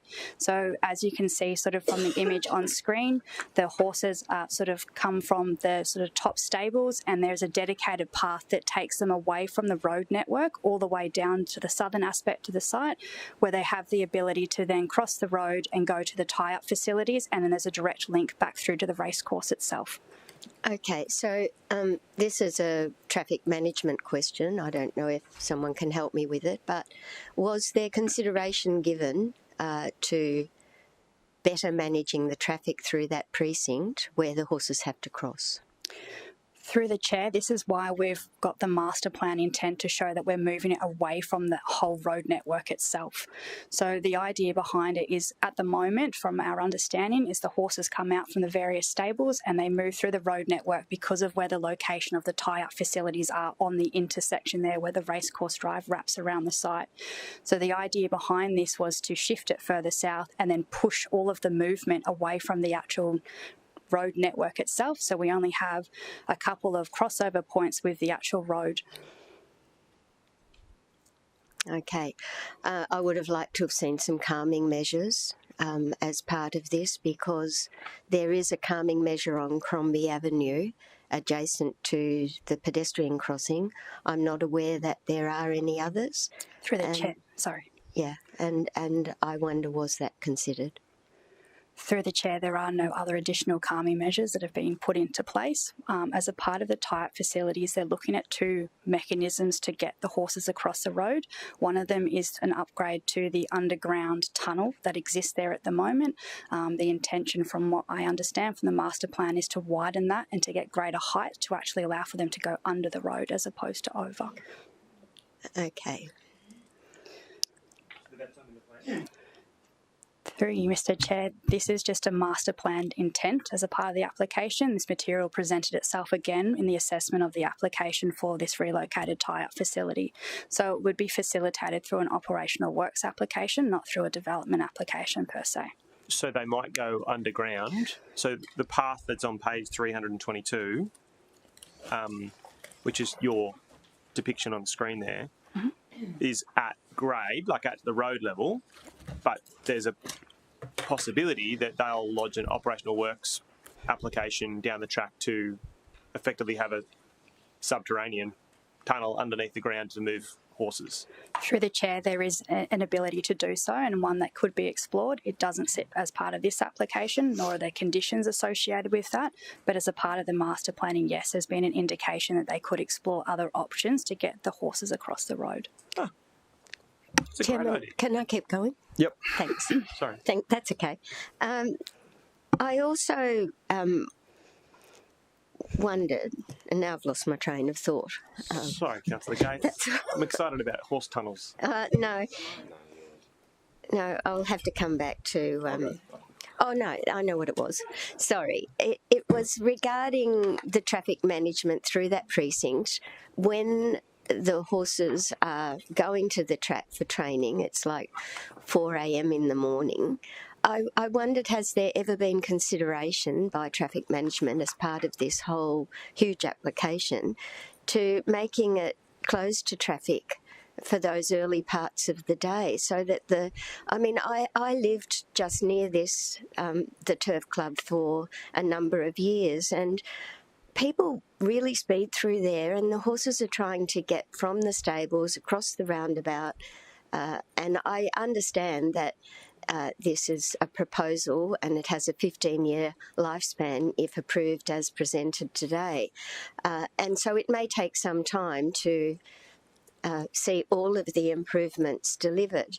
And in the interim, I do have a concern about the traffic going through that precinct in those early morning hours when there are other options for the traffic. So I just wondered, did our traffic engineers ever consider, given the importance of this precinct as an equine precinct, closing that portion of the road to traffic just from Racecourse Drive around past the Turf Club? So I'm fairly confident, because it wasn't part of the application, it would have been assessed, so we might have to take it on notice to get an answer, I'm guessing. Could someone have a look at that before? It's a good question, but before full council? I'm guessing the traffic engineers here wouldn't have considered as part of this assessment necessarily, won't be able to give an answer today. So like even just 4 a.m. till 7 a.m. so that the horses have a safe environment. Are you happy with that, Councillor Gates, if we take that on notice? Because it's worth a proper response, and I just don't think we're going to be able to get that today. Thank you. Yep. I do Next have question. a couple more questions, if you don't mind. The hours of operation that are mentioned on page 331, can the officers tell me how those hours of operation were established for the various precincts? And I'd really like to see where those precincts are on a big map that I can view, please. So the alfresco dining, they're listed on page 331 all the way through. I'd just like to understand exactly where those precincts are, if you wouldn't mind. Through the chair, so Councillor Gates, if we work through that list, if that's easier, sure. So essentially the alfresco dining areas are associated with the ground level commercial spaces. So there's breakout spaces within these tenancies that allow for dining in this area from 6 a.m. to 10 p.m. We have the majority of the land uses will occupy the ground level. So we've got the shop, the showroom will sit in this area. We've got food and drink outlets. So these are all facing Racecourse Drive? Through the chair, that's correct. They all front Racecourse Drive. The only exception is the other sort of two buildings that sit to the west. So fronting Crombie Avenue is the short-term accommodation. So on the western aspect of that ground floor, there is a retail tenancy that sits within the site. The remainder of that floor is for lobby spaces and back-of-house facilities. And on the rooftop is also the Soak Bathhouse, which is a shop, essentially, that sits on the roof. The other uses within Building H, as I sort of ran through, were the commercial elements at ground level were predominantly the shops themselves, the food and drink outlets, the Gold Coast Turf Club's new clubhouse, indoor sport and rec. And then we've limited the actual hotel and function facility to only be within the rooftop 2 levels of Building C, which sits on the racetrack itself. So the idea with the other land uses that they've got the flexibility to sort of interchange at those ground level sort of tenancies. Okay, and the retail outlet that's fronting Crombie Avenue, do we know what the intent of that outlet might be? Through the chair, we don't have the detail as to a specific operator, but it would allow for potentially a shop to go in there or a food and drink outlet and the like to go into that space. Okay, I'm only concerned about that Crombie Avenue frontage from the point of view of the residential properties directly opposite and a 6 a.m. start. So I don't know whether we can maybe consider that one having a 7 a.m. start. Well, if they're going to start serving coffee at 6 a.m, they're going to be there at 5 a.m. setting up, and I just felt that was a little bit rich. But anyway, I raised the point. If it can be considered, and I don't. That's why I asked to see the actual location of the tenancies, because I couldn't from the report see where that tenancy was, but. I don't have a concern at all on Racecourse Drive. There's nothing opposite. And the only other thing, and everyone's probably going to laugh at me with this one, but I wondered if we could have any input into the signage, the one that indicates the Sunlight Bathhouse.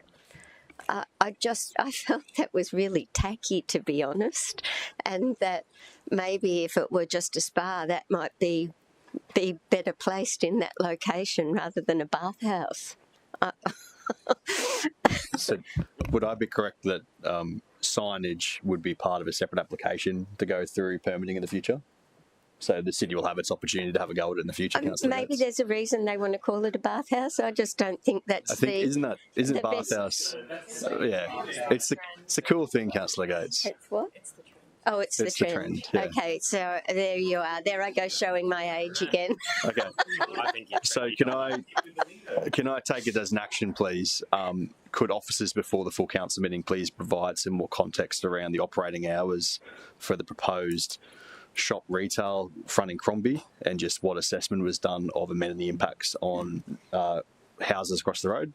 Are we happy with that for an action, Councillor Gates? Yeah, look, there's a definite move towards 10 o'clock openings in most of the precincts that are similar to this, like James Street in Brisbane. And I should imagine this whole development will end up being something like James Street. But if it's a restaurant tenancy, it has impacts with the removal of rubbish and serving of coffee or whatever. So it was simply something that I would like the officers to have a look at, but I will be guided by the officers. That's all right. We will.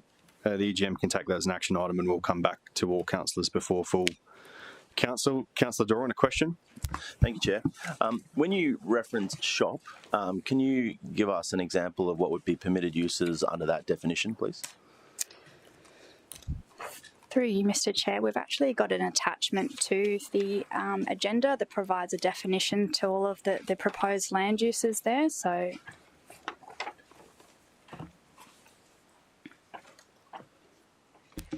page 558, Councillor.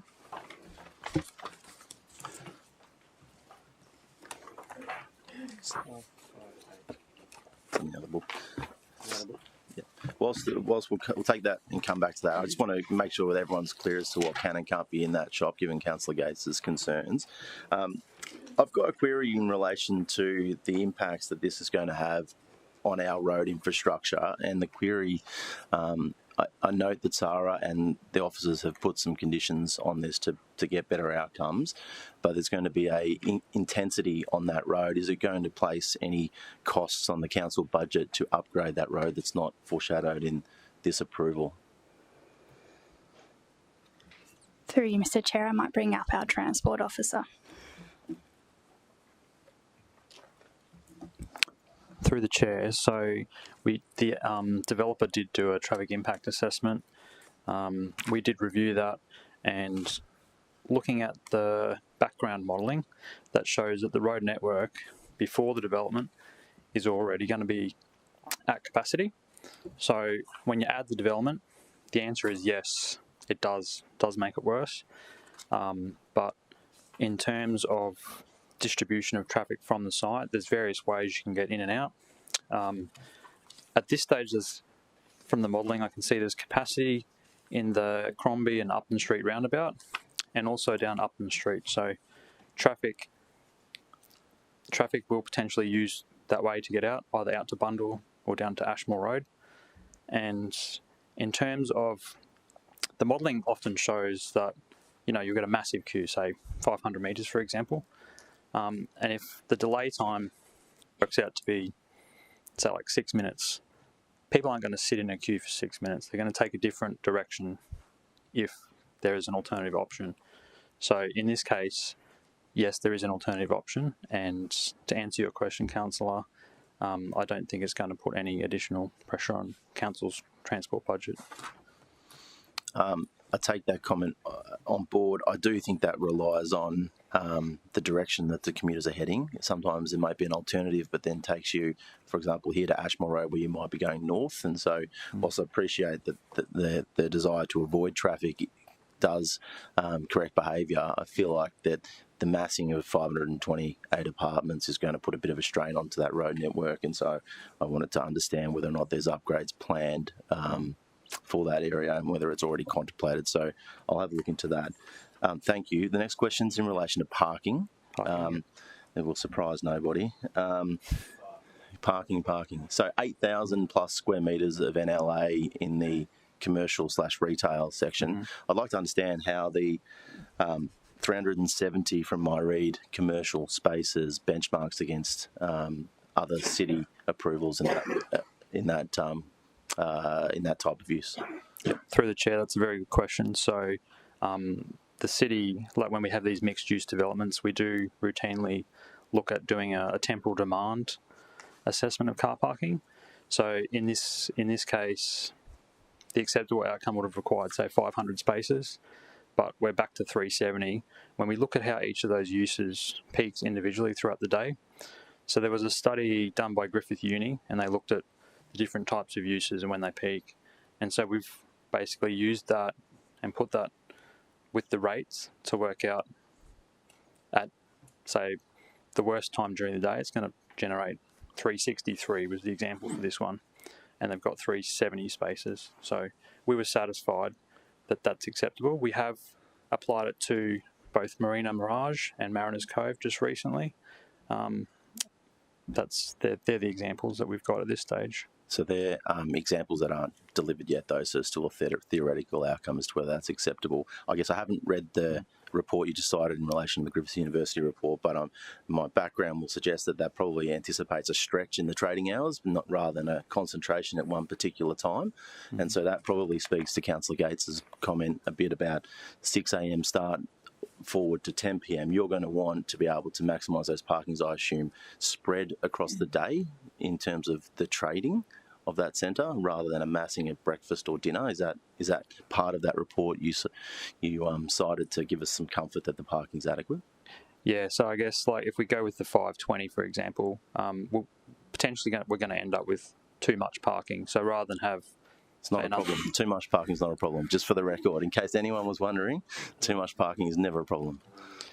So we did look at how it peaks, as I said, and 363 was the optimum number, and that was at 1 o'clock in the day. One last question, please, Chair. Just in relation to the 15-year approval, preliminary approval here, is that consistent with something? It seems like quite a long duration, and where I'm coming from with that query is we have as we've constantly talked about, supply issue in relation to housing in the city, and 500 apartments in this location could go a long way to helping us in that endeavour to correct that problem. But 15 years seems like it does open the opportunity for a significant land banking here, where we wait for them to either sell the land or do something else with it. I wonder if you could just comment on why 15 years and if, in fact, a shorter time period does or could demand action sooner. Correct. Someone explain to Councillor Doran the complexities of a variation timing versus a typical MCU timing? Through you, Mr. Chair. So essentially the 15 years was the prescribed period given for this variation request, given the scale of the development proposed. So it allows, I suppose, a mini planning scheme to sit over the site for the 15 years to allow for the flexible, interchangeable uses over the site while it slowly develops up to its overall sort of intent for the proposal. But I suppose the overarching problem I'm trying to understand is whether or not that just means they sit it for 15 years. Can we put gates in along the way to mandate certain levels of progress to keep the application live? Is that something that the officers have considered in the past? Through you, Mr. Chair, this currency period that is being recommended for approval isn't uncommon for applications like this one, where you do have, I guess, a staged type approach to development. So we have to be careful not to sort of limit it too much, because you could have a half-finished development with an approval that's fallen away, and then that's a bigger problem than giving more time. So I guess my view on it is that this development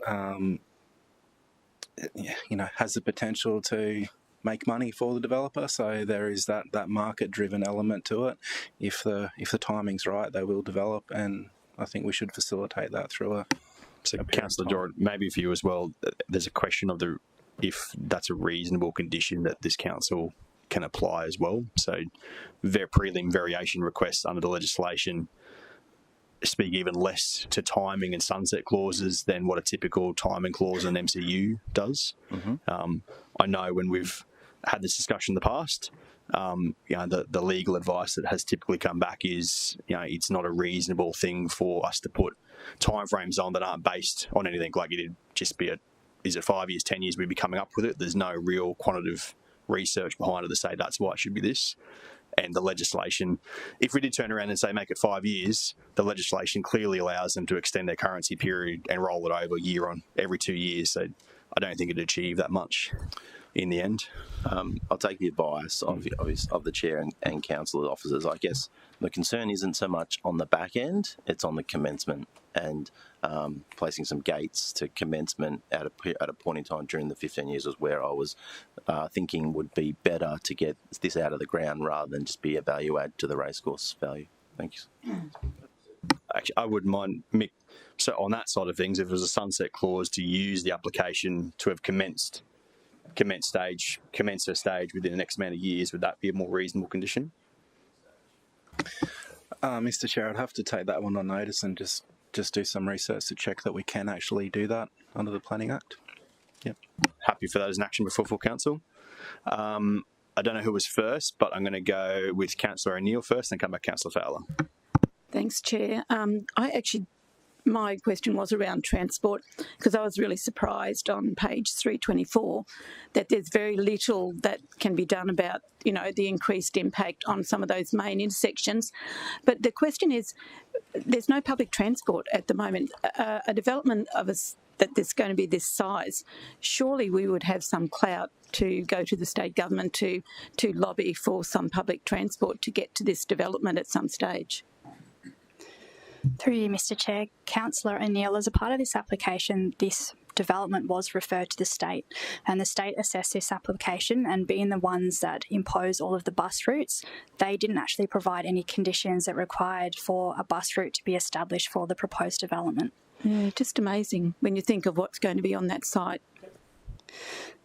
Can we do that?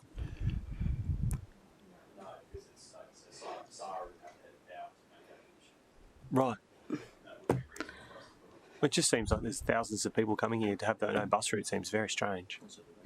Especially with all the mixed uses of this development. I was just dumbfounded when I read that, because with the transport issues, there's very little opportunity to change that except to saying, people will find another route.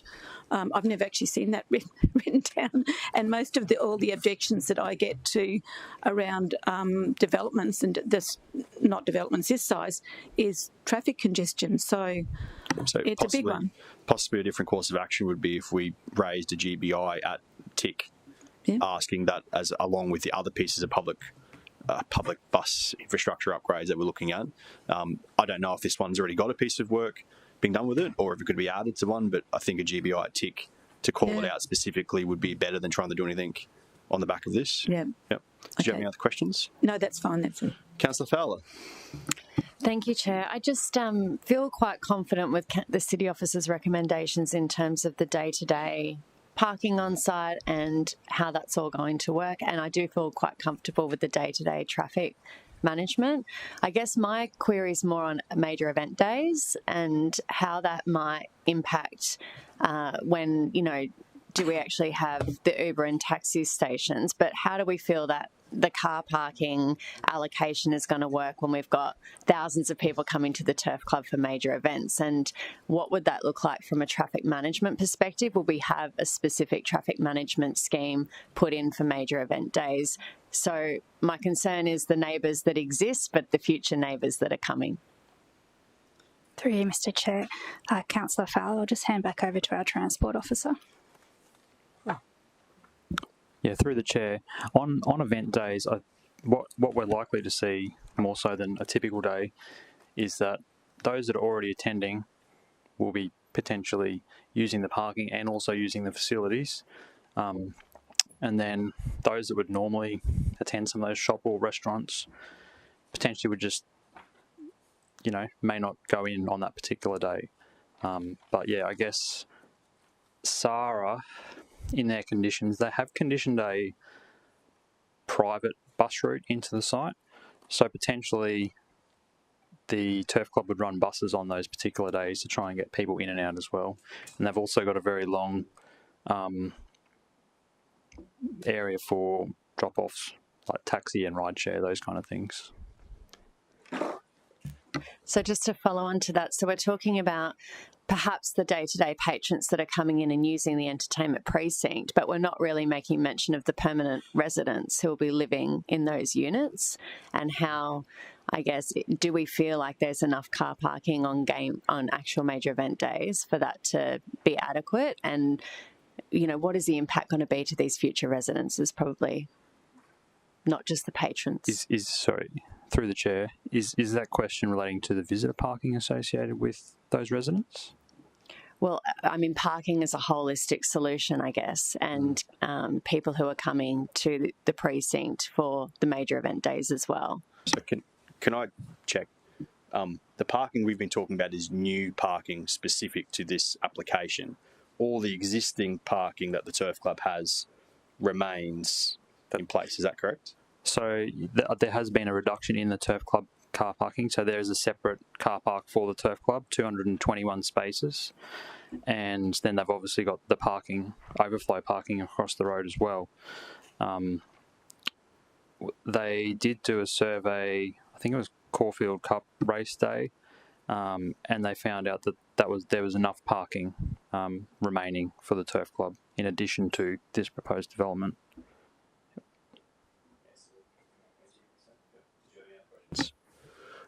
Sorry, I saw someone else's hand shoot up. Was it you again, Councillor Gates? It was mine, but it's been answered. It was just about the ride sharing and whether there was sufficient capacity for that, given most people actually go by Uber or taxi to these big days, and the car park is often not very full. Yeah. Any other questions for officers, councillors? Okay, that being the case, there's a couple proposed changes to the recommendation I would like to put out there to committee. I'd like to put it up first and just briefly run through what I'm attempting to do before I formally move it. So I'm going to get the change up first. So for the Transparency Committee members, I've sat in a lot of meetings with officers and the applicant and consultants on this particular one, and while on the vast majority of things we've come to an agreement, there were a couple items left that there was a difference of opinion between the consultant and the applicant and officers, and there's just 3 changes to the recommendation I'd like to look at.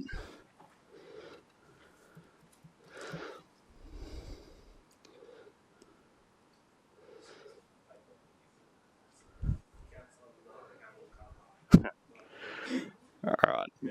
Okay, so the first 2 changes, so there's 3 changes total. The first 2 changes are in regards to the raised boardwalk footpath.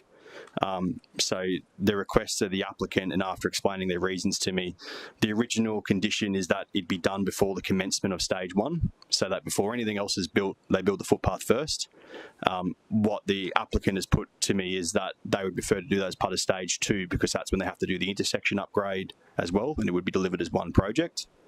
I thought that was a fairly reasonable request, that before the commencement of stage 2, the footpath would be in place.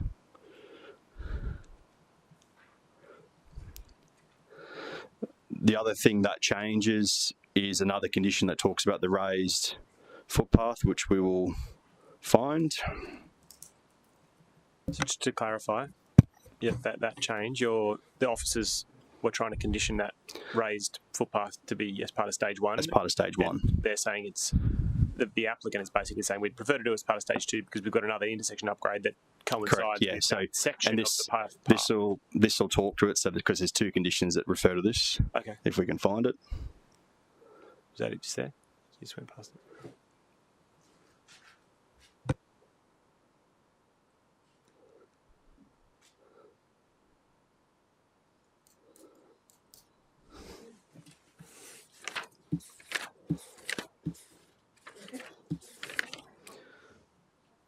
So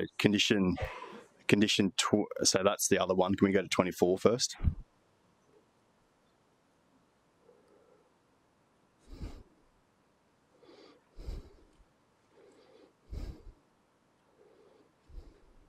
Okay, so condition 24 and condition 52 talk to each other. So condition 52 is Racecourse Drive raised boardwalk, where it just talks about the staging, where it says we want this done before the commencement of stage 1, and I'm looking to change that to stage 2. Condition 24, which is up on the screen, is where it makes that point in there. So we would just be deleting prior to the commencement of the first material change of use, aka stage 1, and instead changing it to that when it occurs as the timing of the upgrade to Racecourse Road, Ashmore Road and Campbell Street signal intersection is triggered. Questions? Councillor Patterson was first and Councillor Doran. Thank you. So I do have a question. I do appreciate that that would be of interest to the applicant, but I don't think it's of interest to the greater community. Could I ask the officers why they thought it was important to put it in at the early stage? Through you, Mr Chair, Councillor Patterson, we elected to put this up front for the development. Given the significant scale of this actual application and the master plan intent for it, we thought it was an important attribute to get and have utilised up front straight away with the application. Notwithstanding this, stage 1 is still going to be a significant development that it gets achieved on site, and they are the closest proximity as well to this new connection, and will get utilisation straight away from the actual raised boardwalk. Yeah, I'll be supporting the officers on that one. I'm interested in sorting this quickly, so can I get a view of other committee members where their head is at on it before I bother making it formal? Councillor Doran. Can I just ask the logic to once again to state why your suggestion is not in concert with the officers, just to give us some clarity as to so what's been put forward to me is that the intersection upgrade of Ashmore Road, Racecourse Drive, Campbell Street won't be required as part of stage 1. That'll happen later, and so the applicant is looking to do it all as one project and deliver it in one hit. It's just a convenience and timing thing. But that's, if I might interject, that's the problem with the footpath condition as well, that this is a huge development and very costly, and we know that if we do footpaths and road construction and curb and channel all at the same time, it's far more cost effective. So I should imagine that both the consultants and the applicant have gone for the most cost effective. And full transparency, that's how it was put to me. It was a timing thing and a cost effectiveness, that we don't want to go do one piece of work and then have to rip up part of it in the future when we do the intersection. We just prefer to deliver it in one hit. But I'm very happy to take committee members' feedback before we get moving with it. Can I just, so one of the concerns there is that stage 1 gets developed and then there's a pause and nothing else is developed. We don't get the footpath. So it goes back to my query before around the gates. I wonder if it's reasonable, if this is supported, whether there is a requirement within a certain time period of the completion of stage 1, if nothing else is occurring on stage 2, that the footpath therefore has to be instated within a period afterwards to to allay some of the fears that there is stage 1 and then a pause and we don't end up getting that connection. So I'm going to backtrack here because I suspect we're going down a line of questioning that's just going to end in me having to get more officer advice. So I'm going to park this for today and go back to the officer recommendation, and before full council come back with a different proposal that's got officers' input into it. So if I remember correctly, just I want to get really clear, this is a place that already has a path, but what we're trying to say is the developer shouldn't dig up the path where the ficus are, which are these big fig type things, and wreck the figs. And so we've conditioned a raised boardwalk in order to protect the trees. There is already a pedestrian connection there. Am I right or no? No, not in that section. Through the chair, that's correct. There's no connection. So at the moment, the footpath only extends to a certain extent south on Racecourse Drive, and then it abruptly stops. There's nothing there. So the figs have got no footpath underneath them at the moment, and the pedestrian footpath doesn't connect again until the other side of the road down near the Borrell batching concrete plant. Okay, so I'm on Ashmore Road, and there's a set of lights. Yep. And I turn left, and there's like a Pokemon shop because my kids have taken me there, and I'm heading towards Racecourse Drive. You're saying there's not pathways on one side of that road? Through the chair, that's correct. So if you're on the left-hand side of that road and you continue toward Racecourse Drive, you'll go across the bridge and then it terminates. Yes, that's correct. So there's a footpath, there's a pedestrian crossing, but there's no footpath. So the idea with this boardwalk is to create the connection between the two termination points, and the boardwalk has been selected to minimise impact. Sorry, I misunderstood. I thought there was an existing kind of asphalt pathway or something there that we didn't want them to dig up the ficus, and that was the protection piece. But there's nothing there at all.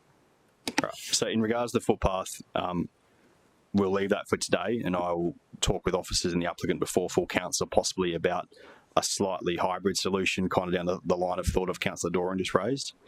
So there is one other condition that I would like to discuss with committee, and that's condition 4.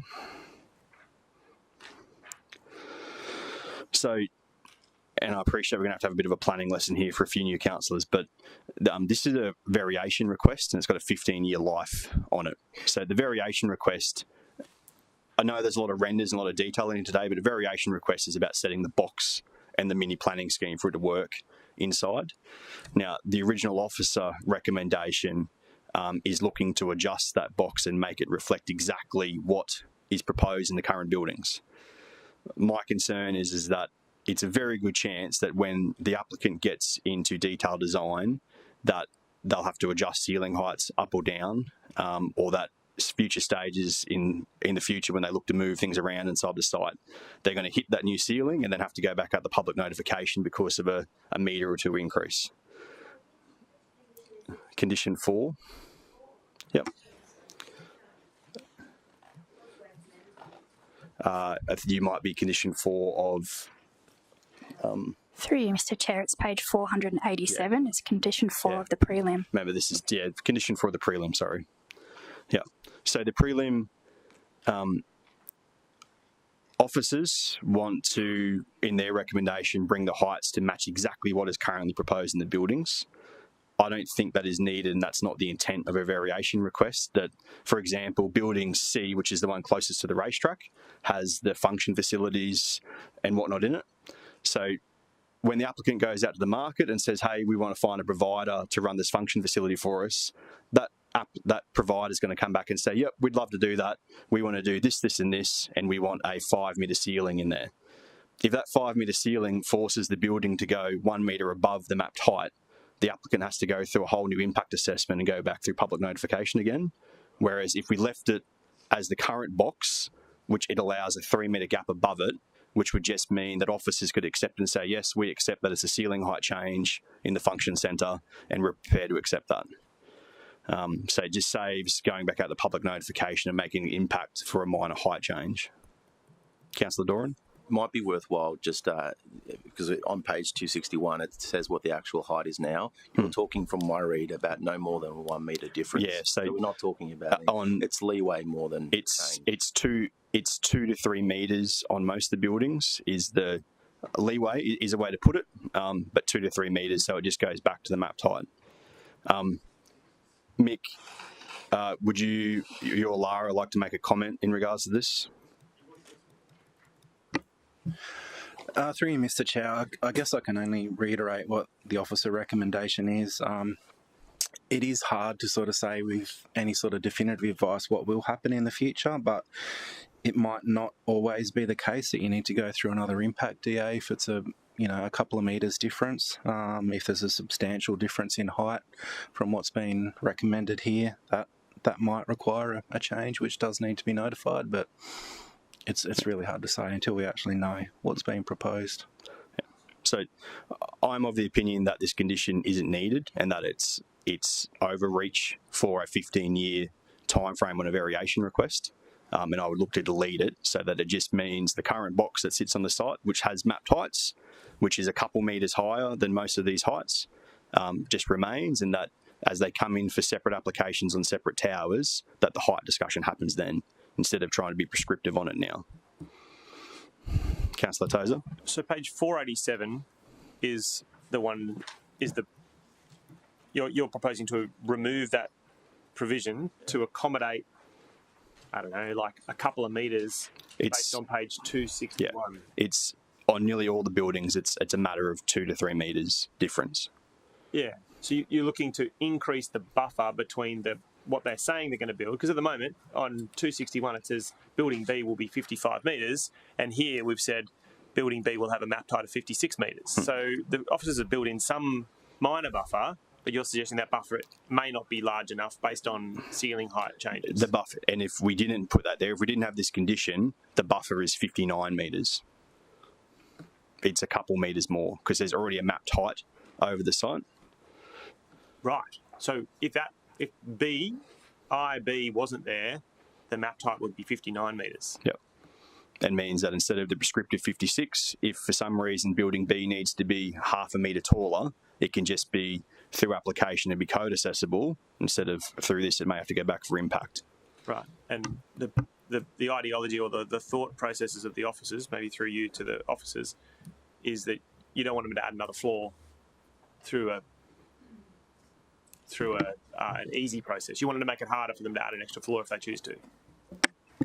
Through the chair, I'll just draw your attention to page 553. Yep. That's got the building height plan. So if we don't have these conditions as they're currently noted in officer's recommendation, where those towers are, that's got a height of 75 metres. So you can have, across that entire precinct, can be 75 metres in height. So according to their plan, they want up to 75 metres in that light blue area. And purple, by the way. Purple, sorry. I'm helping. Yeah. Through you, Mr. Chair, that's correct. Essentially, the Sunlight Development Code has its own building height plan, and it operates in the same way as the City Plan building height overlay does. What the mapped height has done is split the main precinct into two height areas. The northern precinct is for 20 metres and the southern precinct is for 75 metres. And so we've put some protections, or officers have recommended some protections to ensure that what is actually in the application doesn't lift to 75 later. Through you, Mr. Chair, the intention behind this condition was to ensure that we got the modulated building height across the site. So with the development permit, you've got 3 towers, all of which have got varying building heights. Yeah. If we were to remain and revert back to the actual building plan under the code, it would be a stock standard 75 metres for those towers, with each tower able to go up to that upper extremity. Yeah. This condition has locked in essentially a height against each of the locations of the building which have been put forward through the permit, because that's our known outcome at the moment, and we've given a metre tolerance to that. So when they go through a detailed design, they've got that little bit of, I suppose, wiggle room to go up that additional amount. Gotcha. All right, so committee members' feedback. Councillor Gates, Councillor Patterson. Well, Brooks, the area councillor, you can go to her. No, you go. Oh.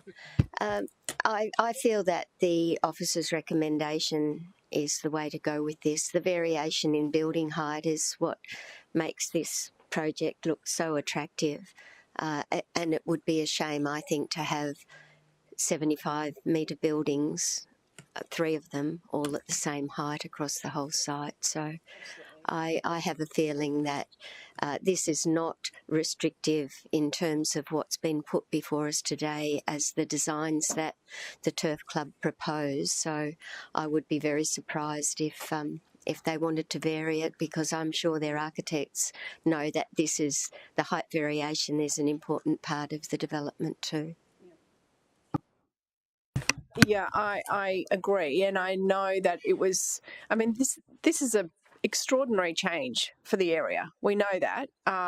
We're talking about a major change in heights, and one of the things that gave me comfort was the officers demanding that variation, which wasn't there at first. So it is interesting.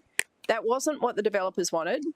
The officers have put it in, and now they've gone to the chair and said, hey, how about you do this so it's easiest for us to change it later if we like.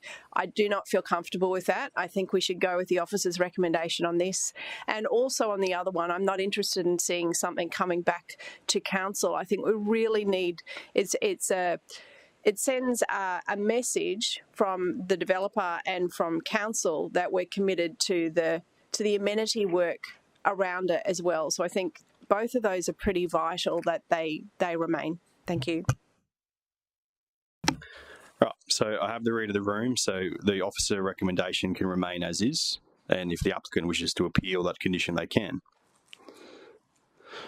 Councillor Patterson, are you wishing to move this one? And a seconder? Councillor Gates. Councillor Patterson, wish to open? Thank you. This is a game changer for the equestrian precinct, and it is important to recognise that it is primarily, and it is first, an equestrian precinct. So officers have recognised that when assessing this, that this will enhance and support that. I was really, as I mentioned before, I did letterbox drop all the residents, the Division 6 residents around the area, because I thought it was something that they needed to be aware of, given the significance of it. And so given they were all personally informed and given feedback on how, it is quite extraordinary that there are only 12 objections to such a significant change for the area. I think the reason for that is because of that connectiveness, and they're seeing this as a new activated space. You mentioned James Street in Brisbane. There's going to be quite a lot of opportunity for people and for the community to engage with this. I thank the officers for making some pretty significant changes, particularly on the variation of the heights. When that first came in, I was shocked to see it. I have to say it was a pretty shocking first presentation. The work that they've done will just soften and allow it to be a more interesting visual and not have that sense of a block site when you're looking at it from, particularly from the north. So thank you to the officers, and I support this great activation for our equestrian precinct. Anyone wish to speak against the motion? Councillor Patterson to close. All those in favour? Carried unanimous. Thank you, officers. We'll move on to item 6.4.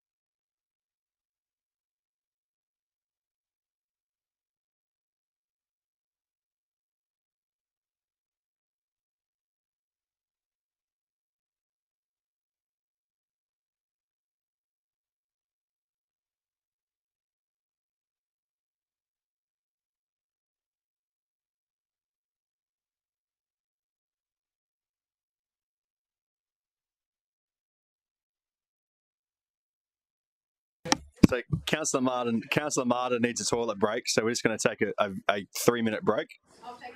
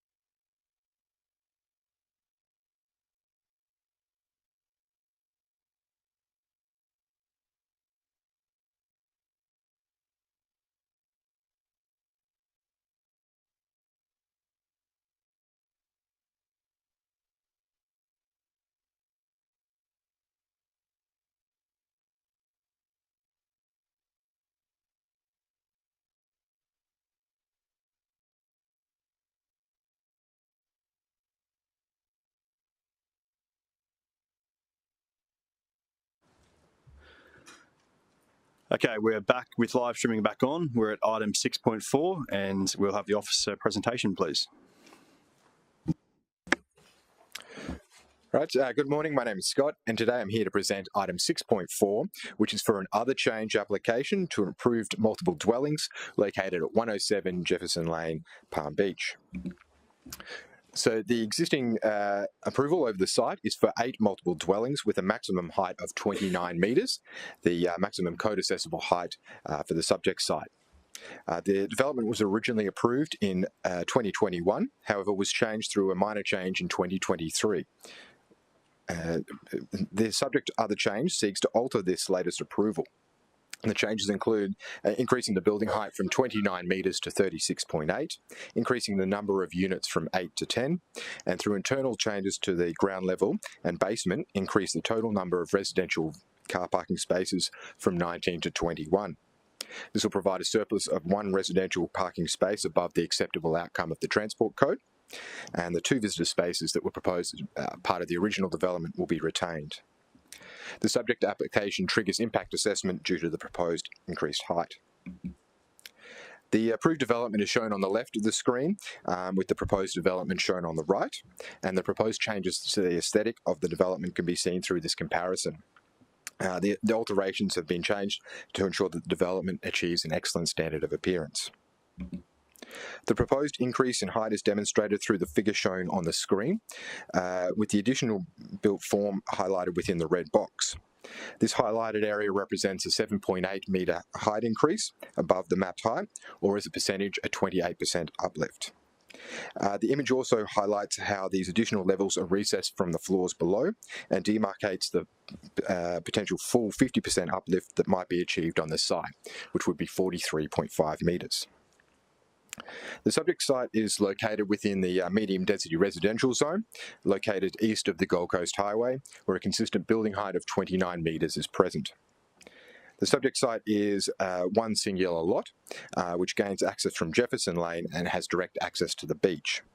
The site area has a total area of 1,110 square metres, has a topography that is generally flat, however there is a bit of a rise within the middle due to the dual systems.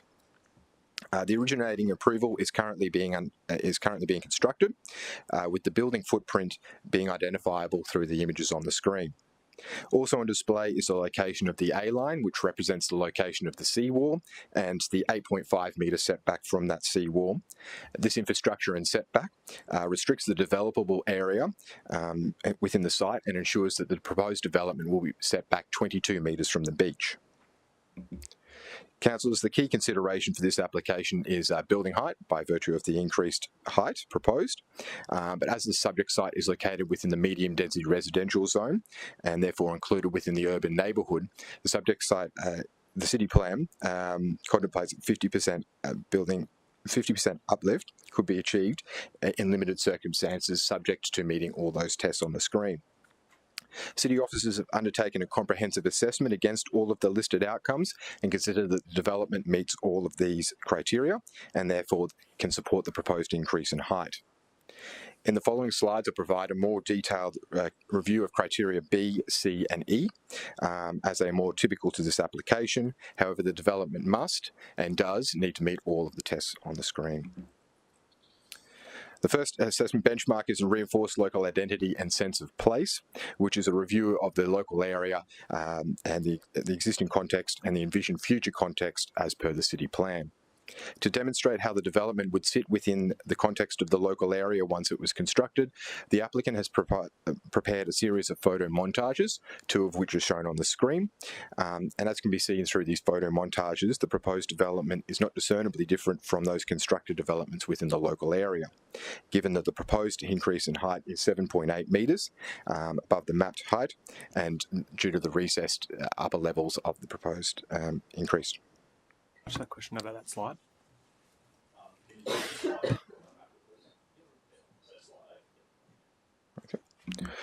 The second criteria is in relation to the adjoining property's amenity. The subject site is positioned with 2 neighbouring properties to the north and south. The proposed development is well set back from the northern property through a predominant 1.4 metre setback at the ground level and a predominant 3.2 metre setback to the typical floors above. The approved tower form is a predominant setback of 3.8 metres on the southern side. However, due to the approved location of the pool and lobby area, included at the ground level, the setbacks range from 840 mils to 1.3 metres. To achieve an amenity outcome that reflects what is expected by the uplift criteria within 3.3.2.19, the southern side of the development has been changed to achieve an outcome that meets those assessment benchmarks. The approved outcome is shown on the top of the screen, with the proposed shown on the below. So the key changes between these two images includes a reduction in the length of the acoustic screen, the glass screen, which has gone from 15 metres to 10 metres, increasing the extent of landscaping, replacing portions of the acoustic screen with open timber batten fence, introduction of an arbour structure, and increased planter box depths on top of the lobby area to support better cascading plants. However, the biggest change is through the reduction in the height of the pool, which in turn has reduced the height of the built-to-boundary garden bed and acoustic glass screen. The differences is demonstrated through the plans on the screen, with the approved shown on the left and the proposed on the right. As can be seen, the maximum height of the acoustic glass screen has been reduced from 6.2 metres down to 5.2 metres, which is now lower than the neighbouring property to the south. Through these changes, officers now consider that the proposed pool interface achieves an appropriate amenity outcome. The third consideration of the assessment of this particular application was the architectural standard of the proposed development. The approved development is shown on the left again, with the proposed on the right, and the proposed outcome on the left did have a very high standard of design. It had excellent level of articulation, modulation and variation in the materials that were proposed. However, due to the level of variation, the development lacked a little bit of cohesion and wasn't reading sort of as one. So to make some amendments to the design to achieve that better excellent standard of design through that cohesive development, we've thought that the central vertical battening has been removed, horizontal slab edges has been provided to link all facades, and that timber battening to the fire staircase at the front has been included. At the ground level, the pedestrian and vehicle entrance has been improved through large-scale planters in lieu of approved planter boxes, and textured materials including block work to provide an interesting street frontage. Although it's not shown on these perspectives, a cooked pine is proposed in front of the staircase, and that will soften the built form as it's presented to the street. As the application was impact accessible, the development was publicly notified. The application received a total of 1,093 submissions, 977 properly made objections, 113 not properly made. 3 properly made submissions were received in support, and 1 petition with 3 signatories was also received objecting to the development. As can be seen on the screen, the bulk of these submissions were received within the Palm Beach and Elanora local area. However, when going through in a little bit more detail, the submitters' locations are fairly dispersed within Palm Beach, with only a handful of submissions being received within close proximity to the subject site. So the key concerns raised by all submissions were wide-ranging due to the volume.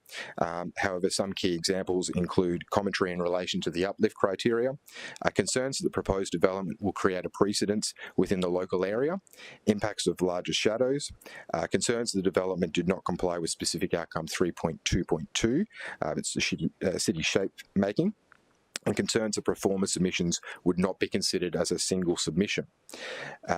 However, in relation to the last point, officers can confirm that this is not the case. All submissions are recorded as individual submissions, and those that are properly made have equal weight as any other properly made submission. Councillors, in conclusion, the proposed development presents an outcome that meets all criteria within the uplift provisions of the city plan, making improved changes to the approved development to do so, while retaining previous positive features. For those reasons, we consider that the development should be approved. Councillor Toes, you jumped in with a question first, so do you want us to go back to slide 8 for your question? Yes, please. There. So this is the reinforced local identity sense of place question. So I'm just trying to make sure I've got it very clear, this perspective. So the left-hand side picture, the building that we're actually considering is the one in the distance. through on the the chair. right-hand side of the road. Through the chair, that's correct. Yep. So it's got the proposed development and an arrow pointing to that, and that is the development that you're referring to. Yep. Okay. Yes, so there's a tall building on the right-hand side of the road at the back. That's obviously superimposed picture, yes, someone photoshopped the building into the picture. That's correct. Yes. Yeah, okay, great, awesome. There's no. It was just this reinforced local identity. There's no other tall buildings on that right-hand side of the road. Help me understand what you mean by reinforced. So, well, through the chair, there is a neighbour property to the left of the screen there, and that's a 29 metre. That's a 29 metre development, so that gives you some context. The mapped building height through this whole stretch of the area is 29 metres. On the right-hand side as well, is it? Correct. Okay. Correct. So it's a consistent building height of 29 metres through this entire eastern side of the Gold Coast Highway, along Jefferson Lane, which is shown on that image on the left. So on the photo on the left-hand side shows what looks like a singular building on the right-hand side of the road, and am I right in saying that building is some 43 metres tall? No, that's the proposed development, which is 36.8 metres. Oh, sorry, I thought when you did your presentation, I think you said that there was a lift cavity or something that brought it up to over 40 metres, or no? Through the chair, no, I didn't. Didn't say that. No, the 50. If you were to go to the 50% uplift, the full extent of that 50%, it would be 43.5 metres. But the proposed development doesn't reach that. It's 36.8. That's including the lift over. Okay. So the left-hand photo is what looks like a singular building. It's 36 metres tall. 36.8, yes. Even though the standard height there is 29, but that 50% left. And then the right-hand picture is kind of the same kind of thing, but looking south. There is one building next to this proposed building, but the buildings in the distance, what are they on the right-hand side photo? So the photo on the right is taken from the Gold Coast Highway looking south. There are a number of buildings in that image, both constructed and proposed. So the greyed out buildings are proposed developments that have been approved. The most of the buildings that are shown on the screen there are 29 metres in height. There is one there that's at 27, which is the one with the antenna and telecommunications infrastructure on top of it. Yeah, this is going to sound terrible. Can you point to them for me? Just walk over to the picture and point and tell me how high each of the buildings are. Yep. Okay. So this one here, yep, 29 metres. That one there in the greyed out area is the one we're talking about. That's an approved development that is not yet constructed. Okay. That's 29 metres. The next one down, which is the proposed development, I can't quite reach it there, Councillor. Sorry. I know where you're pointing. That's great though. This is helpful. Okay. Yep. Is 36.8. That's the proposed development. The next one along is roughly about 26, 27 metres. It's got the antenna and the aerial on top of that. Further down is the greyed out one is another approved development at 29 metres, and behind that is I think it's a stable building. I think that's a 28 or just under 29 metres. And how many of those are on the? How many of the buildings you pointed in that right hand photo? How many of those buildings are on the eastern side of Jefferson Lane?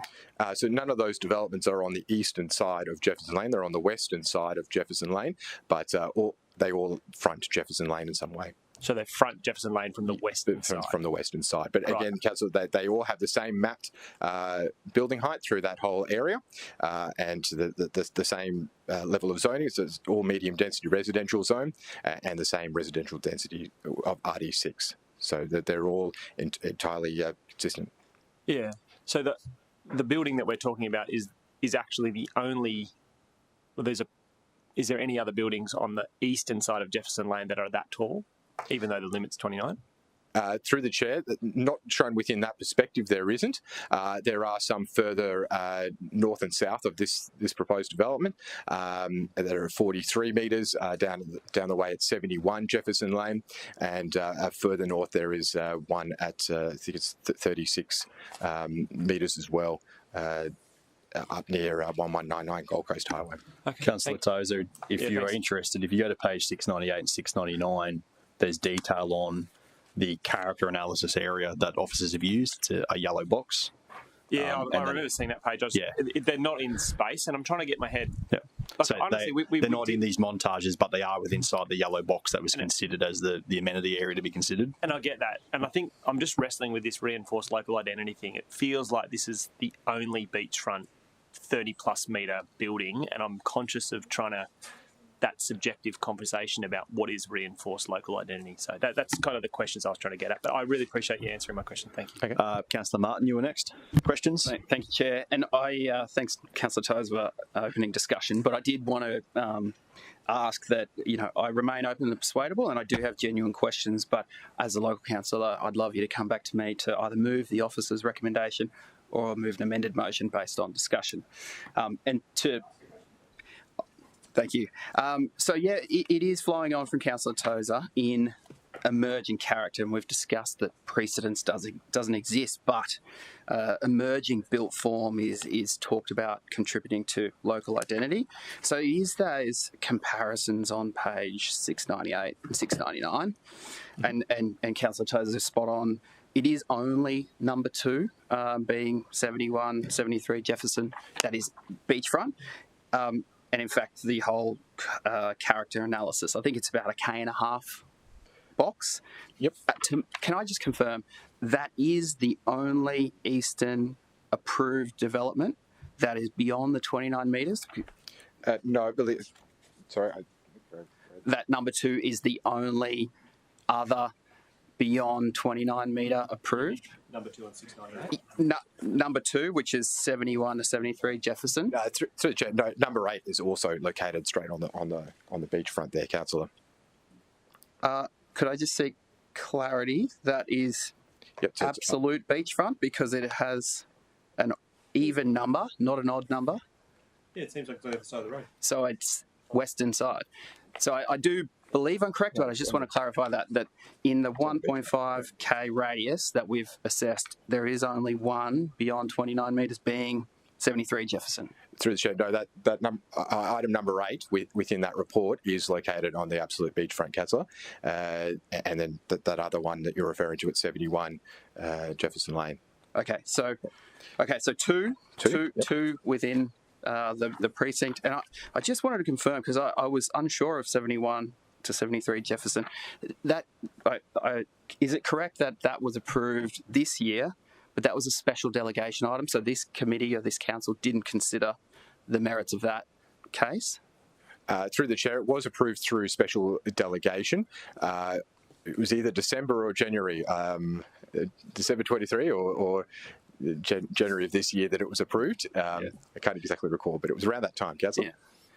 So February, as I understand it. I'm not debating the merits of that proposal, but I think it really talks to supporting this emerging character in that this is really landmark for this committee, and that we haven't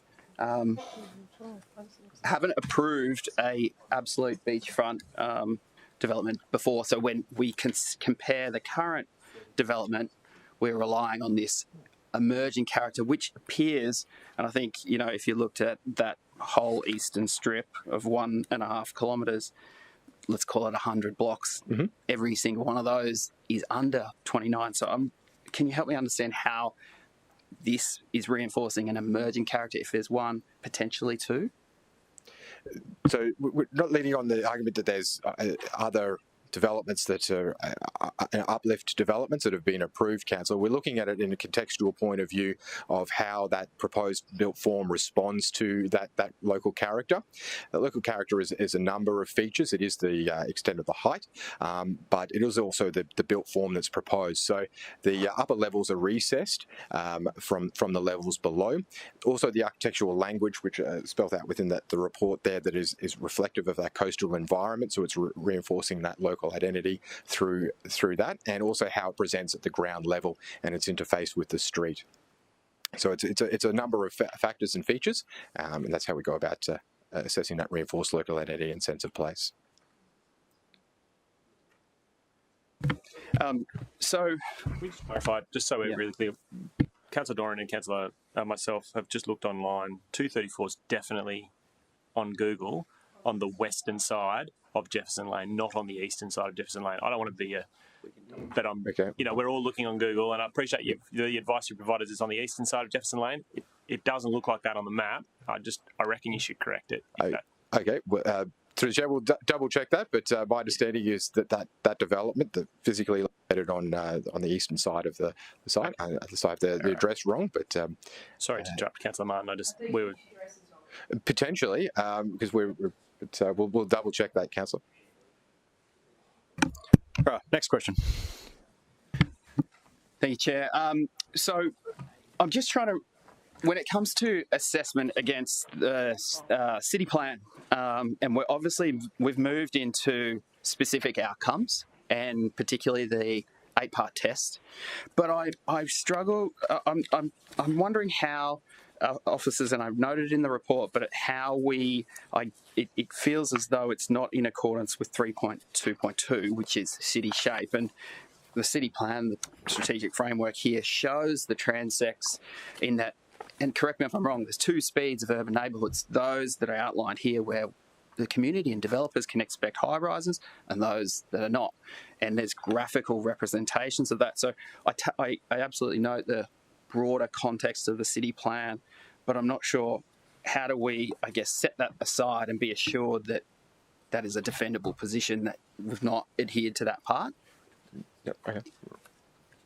Through you, Mr. Chair, I think it's important to look at the construction of the city plan, and it doesn't differentiate between the east or the west of Jefferson Lane. We as officers have been very, very consistent with how we've actually applied the character context to the strip of Palm Beach. And even on the western side of Jefferson Lane, it is still part of that beach vernacular. Point taken, there appears to be only 2, and we'll just confirm a correction there. It's not 234 to 236 Jefferson Lane. It's actually 215 to 217. It's under construction now, and we believe that's 34.5 metres in height. So we have 2 examples on the east, but we also have examples on the west. And we believe character is more than just focusing on the eastern side of Jefferson Lane. So we're looking at that whole strip in context as all being part of, east of the Gold Coast Highway is what we consider to be the coastal vernacular. So looking at the character, yes, I take your point that each time we approve something, that does change the character, but there's nothing wrong with that. You take an example of a street where you have your first carport, then there's a second carport. You've got to start somewhere in transitioning, and yes, officers' assessment will actually change as more high-rise developments take place. But that's not a prohibition to say that that's you can't keep within what it was. It's an area of transition that is allowed to grow, and our assessment will actually change as a result of that. Sorry, and Roger, were you going to answer the question about 3.2.2, the urban shape? Yes, I can. Yep. Through you, Mr. Chair, in the context of 3.2.2, I'll just read it out for the councillors. This is about the city's tallest buildings being located in Southport, Service and Broadbeach. Then you get down to suburbs, and it lists suburbs, and it lists Labrador, Southport, Main Beach, Service, Broadbeach, Burleigh 2, Miami, Nobby and Coolangatta, Rainbow Bay. It doesn't mention Palm Beach. But in our opinion, that's not a prohibition. An applicant is allowed to make an application for a high rise, which is defined anything over 32 metres in height. It's not a prohibition, it's just a hard bar to actually reach. And that is why we've specifically got 3.3.2.18, 3.3.2.19 and 3.3.2.110. Those are specific outcomes that allow somebody to make an application. And subject to meeting those criterion, an application should be approved. So it's not a prohibition. An applicant is entitled to make an application, and will do an assessment. And it gets back to where we believe the actual character is. It's not isolated to the beach. East and West Jefferson Lane, they have the same benchmarks within our city plan, and there is no specific mention in the city plan of officers having to make a separate assessment whether it's on the east or the west of Jefferson Lane. So, Roger, could I just check? There are other suburbs that are not in that list as well.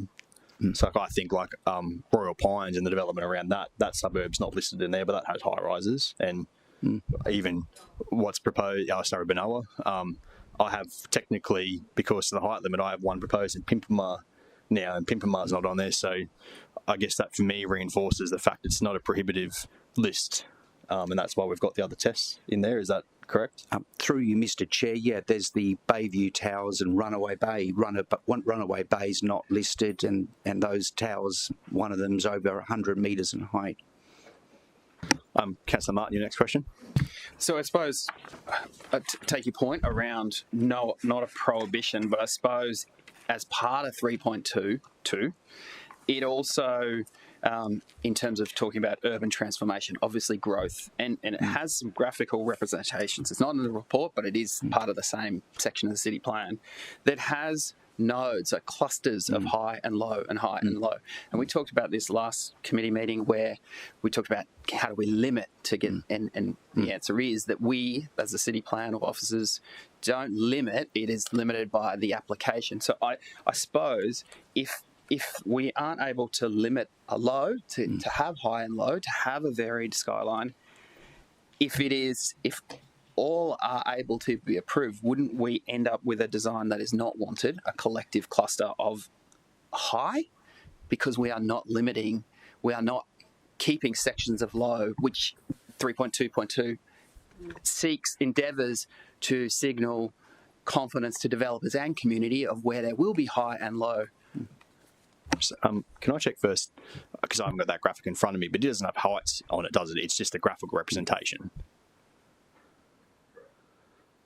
So Correct. It's just a medium rise, and high rise, and high rise being designated as 32 point. 32 but there's no heights in there. It's just a graphical representation. So it's trying to demonstrate that Surfers Paradise has 300 metre tall buildings, and Palm Beach might have 29 to 43 metre high buildings. Yes, but I guess the bar is set at the definition of high rise, so it doesn't talk about heights. It just talks about where we're going to have medium rise and where we're going to have high rise. So I guess, yes, in surface we get high rise and it's higher, but that's not the point.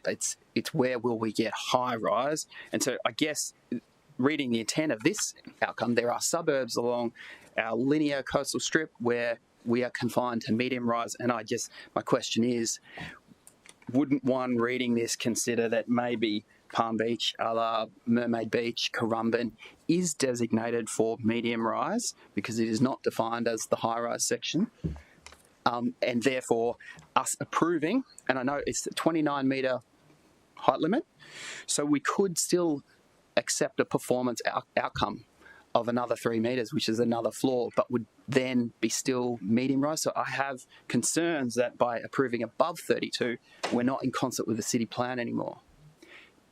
Through you, Mr. Chair, the code accessible threshold is 29 metres. That's a code accessible threshold, and the majority of tower applications we receive in the city, and Scott, I think it's around 40 in Palm Beach, have actually developed to the code accessible threshold. We've had a total of, and hopefully today it's 13 applications in Palm Beach that have sought the uplift, and the uplift is up to 50%, subject to complying with the specific outcome 3.3.2.19. So the city plan envisages, under limited circumstances, which is actually linked to the criterion, if a proposal meets each of those from A to I under the criteria, council officers will recommend approval, because that is what we believe is how the city plan should be interpreted and constructed. So the city plan envisages going above the 32 metres, which is the medium rise to high rise, because it is actually set there under, I'll read it out.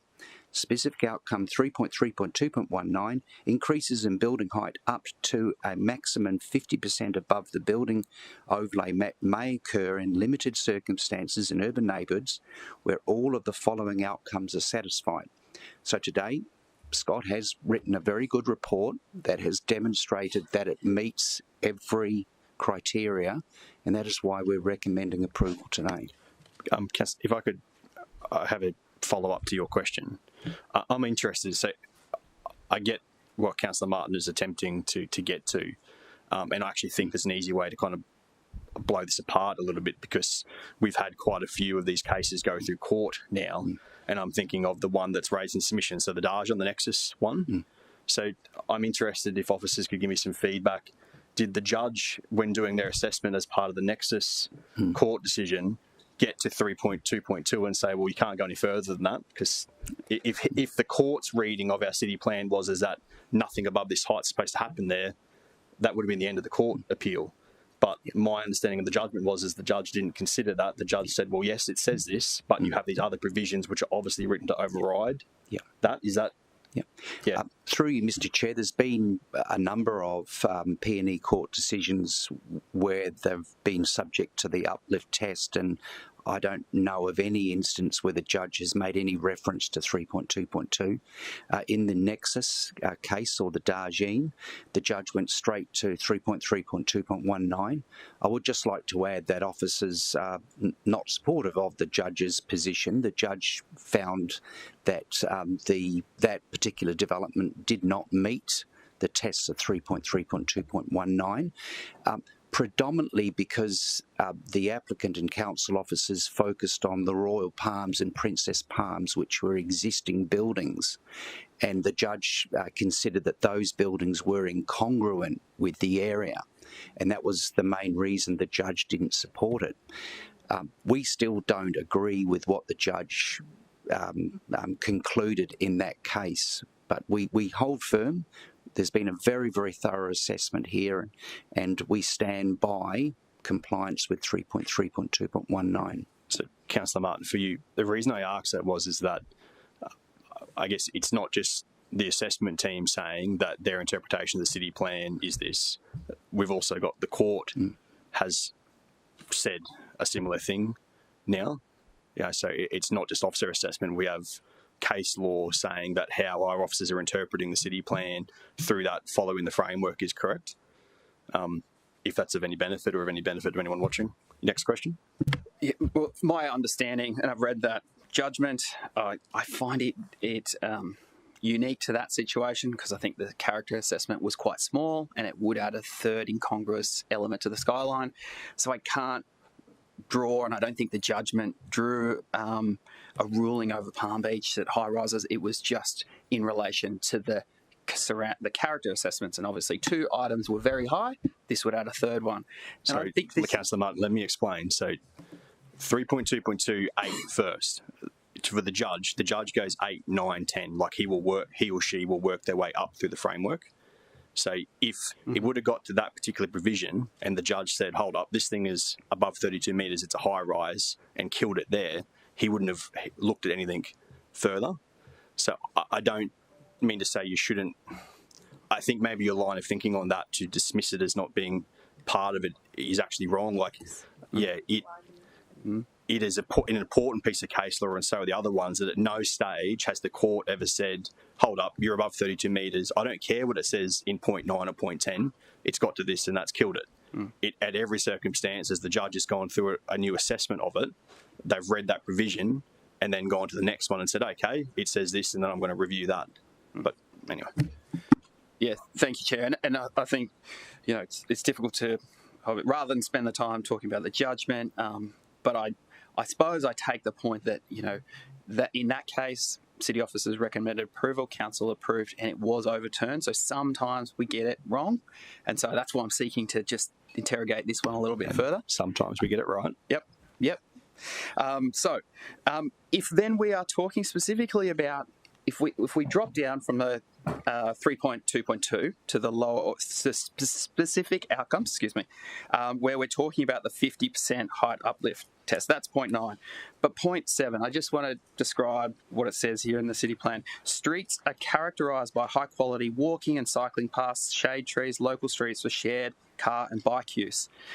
A legible built form and network of interconnected thoroughfares make it easy to get around. And I know the officer's report talks about that Gold Coast Highway has transport and it has a bike lane. I'm not sure there's a bike lane on the highway, but I suppose this, when we consider the actual siting, this is on Jefferson Lane. There's a one-way street. It has no footpaths, no cycling lanes. So to me, it doesn't represent the typical urban neighbourhood that would support the 50% uplift. So have officers considered, and I take the point that anything east of the highway has been sort of assessed the same, but it seems to me that those on Jefferson Lane, especially absolute beachfront, need a higher level of scrutiny given the network of infrastructure that supports it and livability. Yeah, so through the chair, I'll take it back to the local area mapping that we've got here. Okay, so this site is extremely close to the Gold Coast Highway, where it does have that high transit sort of bus services and the like, and certainly footpaths that can accommodate pedestrian and cycling movements. So you can see the subject site is highlighted on the screen there. You only have to walk a couple of metres, really, 10, 15 metres, 50 metres, whatever it is, onto the from 7th Avenue onto the Gold Coast Highway. So it is well located to benefit from those services that are on offer along the Gold Coast Highway. Councillor Martin, I'm interested, so in your line of thought there, if this was the building next door, which is just a single detached dwelling, so that same piece of framework would apply to that. Just in your line of thinking there, so like the building next door to this one, that's just a single detached house, a very big house, but it's just a single dwelling. That same piece of the planning scheme you just spoke to would have applied to it as well. Like, so do we not? I think what I'm referring to is that 0.7 leads on to 0.9, which is the 50% uplift. So when we're talking about 29 metres is obviously code, but to achieve the 50% uplift, it refers to urban neighbourhoods that are characterised by these traits. And what I'm pointing out is, like, I'm concerned that, and this is my view of why potentially 3.2.2 exists, is that Palm Beach is not set up, especially Jefferson Lane, for high-rise. Outside the centre CBD, absolutely the blue area is high-rise, but to me, it doesn't feel like 0.7 is met of specific outcomes in relation to the 50% height uplift.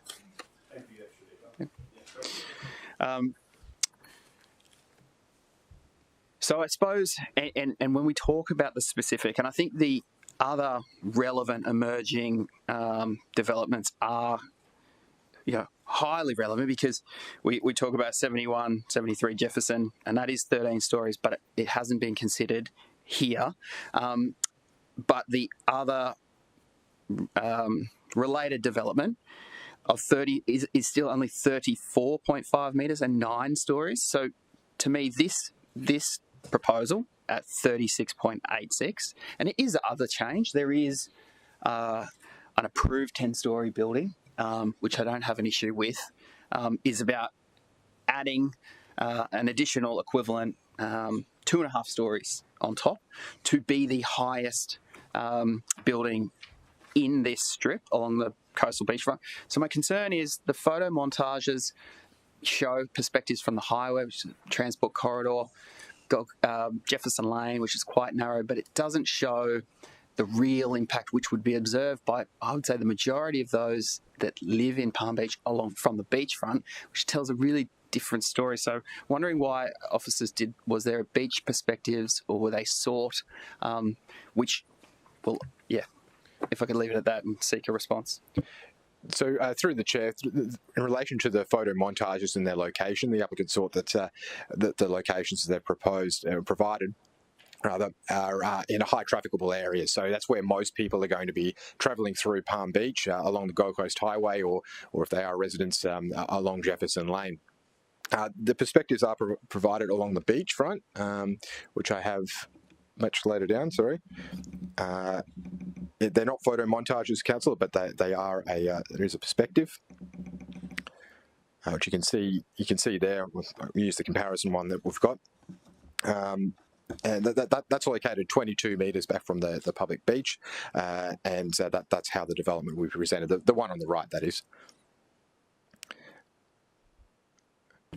So just in relation to that, and I think it mentions in the report around how the building would be perceived in terms of height, and there is a comment around from the beach side that somehow that would be less, and I think it's page 704 of the report. Yep. So I just want to clarify, because obviously the uplift is 36.86. Yep. Almost, yeah, 36.9 metres high. But there is a comment that says the front would only be perceived at around, it's page 703, presents at 34 metres. So I'm just seeking to confirm from what perspective it Yeah, so through the chair. So when you're located on the beach, the natural ground level is slightly higher than it is at Jefferson Lane. The uppermost portion of the building is the lift overrun, which presents at 36.8. Mm-hmm. So when you're standing at the beach, you're located at a bit higher position in that natural ground level, and so that the actual maximum height is what was referenced in the report there from that beach side. Sorry, so can I just clarify? 704 Yep. has a map, elevations. I think maybe what you're referring to is if you were those two people standing on sort of the high dune, where those that live in the building would perceive it, but what would the height, if you're at the front of the property boundary or on the beach, which I'd say is lower, you would get the full presence of the building. And I'm just seeking the height wouldn't be 35, would it? It'd be closer to the 40 in terms of perception if you're standing on the corner of the front of the property boundary. Through the chair. So portions of that dual system are part of that that public beach area. So people would be at that level. Granted, that when you're moving closer to the surf, that you would be located further away, and you'd experience the totality of that building. More questions? I do, but I'm happy to yield the floor, and if you can come back to me, Chair. So I wouldn't mind asking a question about the additional impact of shadow because of the proposed additional height. So I saw the shadow studies, but it was unclear to me how much of the shadow is additional because of the extra height. Can officers provide anything on that? Yeah, certainly, Councillor. Do have some shadow diagrams that show this comparison. So this is in the equinox, sort of the autumn and the spring. The approved shadow is the grade area, and the additional shadow cast by the additional built form is the blue area. So you can see those comparisons there. In the afternoon, it does extend onto the beach, but it is only in the late parts of the afternoon, and it is a fast-moving shadow. We've also got the winter diagrams, which also highlight the different seasonable shadow that's cast, and then the summer as well. So, yep, certainly. So any questions on that specifically? Yeah. Any other questions on shadowing while we've got it up? I suppose 3 o'clock, I wouldn't consider late afternoon. Obviously, that's a time where people finish school and head to the beach, and that, Palm Beach is unique in that there is no grass foreshore, so the beach is the active space. So at 6 o'clock, I imagine that would be, or 5 o'clock, that would be significantly larger. Is there a magnification of what those 2.5 floors, so that I can see the blue area, the lighter shaded area, at 3 o'clock, but I imagine that starts to get significantly larger and expanded over the next 2 hours. My concern is, sorry, I'll let you answer the question. So through the chair, yes, the shadow would be larger at that point, but typically when we're assessing shadow, we only go where these 9, 12 and 3 p.m. as a sort of the more active parts of the day, I would assume. But that gives you a good snapshot, Councillor, that the shadow is moving at quite a pace, particularly at that end of the end of the shadow, the blue area. So it would be impacting on a minimal area as it's moving throughout the different times of the day. Just a question through you, Chair, to the Director. Have we ever considered, this council, like moving shadow diagrams to really assist what the impacts of shadows are, especially eastern locations, as in like a moving GIF image movie render? Through you, Mr Chair, Councillor Martin, no, we haven't. I think we just said in accordance with the planning scheme, there's certainly been discussions over the years about 3D imaging in the across the city, which is something that we certainly want to look at, and we're hoping to with the new planning scheme, but currently no. But in the future, I think it is something we should be doing as well. I'd be right in my thinking that these are probably just stills taken from a live model, but hey. Yeah, that'd be correct, yes. Yeah. And so just to pick up Councillor Martin, as in that would be something to be considered in what context or when? I think it would really assist when we are looking at shading of public spaces. And I know the performance or the outcome foreshadowing is that it shouldn't hit the beach, and I see that is unavoidable when you have direct beachfront properties. But I suppose to the extent when we are considering uplifts, what the real impact of the community, because clearly the beach recreational space underpins development in this area, so we don't want to harm something that supports the livability of the area. So instead of even needing the live model, could it just be that we request to 6 p.m.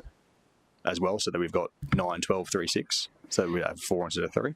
Yeah, potentially there's more images here. I don't know if it's 6 o'clock, so the whole thing's black. But there's definitely certain times in the afternoon where these shadows start to get a lot bigger, especially in Palm Beach, where we are having higher buildings. Any other questions on shadowing? Oh, not on shadowing, sorry. Okay. I don't know who was next, but I'm going to go to Councillor Gates. Oh, thank you, and thanks for the presentation. You mentioned that the pro forma submissions have the same weight as any other submission received, and I accept that, but it's much easier to lodge a pro forma submission. Can you tell me how many of the submissions were pro forma? So through the Chair, most of the submissions received were pro forma. There were 2 different types of pro forma templates that were received. The exact number is escaping, but as 47 were unique submissions, so they weren't pro forma submissions. So over 900 930 properly made pro forma submissions. Okay. Thank you. No. Oh, yeah. Or Mr. Sharp, if he wouldn't mind. You mentioned that there's only been 13 50% uplift applications. In what area were you referring to for the 13? Through you, Mr. Chair, 12 have been approved, 13 applications within the Palm Beach, that's Tallebudgera Creek through to Currumbin Creek. There's been a total of 13 since the city plan. Okay. I guess my point with this is that someone mentioned a limit of 29 metres, and there is no limit. It's just a different level of assessment. And I wanted to make that point for the new councillors who might get a little confused about the code height, which is simply what is anticipated as the basis of the consideration, and that if it goes above the 29, then it's just an impact assessable application which has a higher level of scrutiny. Because I guess the 50%, and this is just a comment, Chairman, but it does contribute to, as we saw in the last application before us today, a varied height and not just a block wall of buildings that's all the same height. Okay. Councillor Martin was there first, but do you want me to go to a couple others first and then come back? Councillor O'Neill. Thanks, Chair. I just want to go back for a minute about the eastern and western side of Jefferson Lane. Can someone tell me, because it's been a while now, our failed amendment package that included lowering height on Jefferson Lane, did it include both sides of Jefferson Lane? It was just the eastern, I believe, Councillor. Just the eastern side. Okay, that's good to know. Thank you. Councillor Tozer. Yeah, I've just got a question following on from that, and then I'll go on to my questions. So when we call it a failed attempt to amend the city plan, what were we attempting to do? Yeah, through the chair, Councillor Gates is correct. It was 17 metres that was proposed as the altered building height. The city attempted to lower the eastern side of this to 17 metres from 29? Yeah. Through the chair, that's correct. And when the state refused, what grounds did they give to refuse? Can I just give some background to our request for 17 metres, just so that everyone's clear? It was never a recommendation from the officers. It was something that Councillor Caldwell did on the floor, and he nominated a 17-metre height. And so it was just something that was proposed as a result of the town hall meetings and community consultation that Councillor Caldwell at the time had undertaken. So it wasn't an officer recommendation in my recollection. No, so through you, Mr Chair, Councillor Gates and Councillor Tozer, I remember the meeting because I'm obviously in here. So it was proposed literally about 5 minutes before the meeting. Right. But it did go through, though, and I think there was mapping that was quickly done.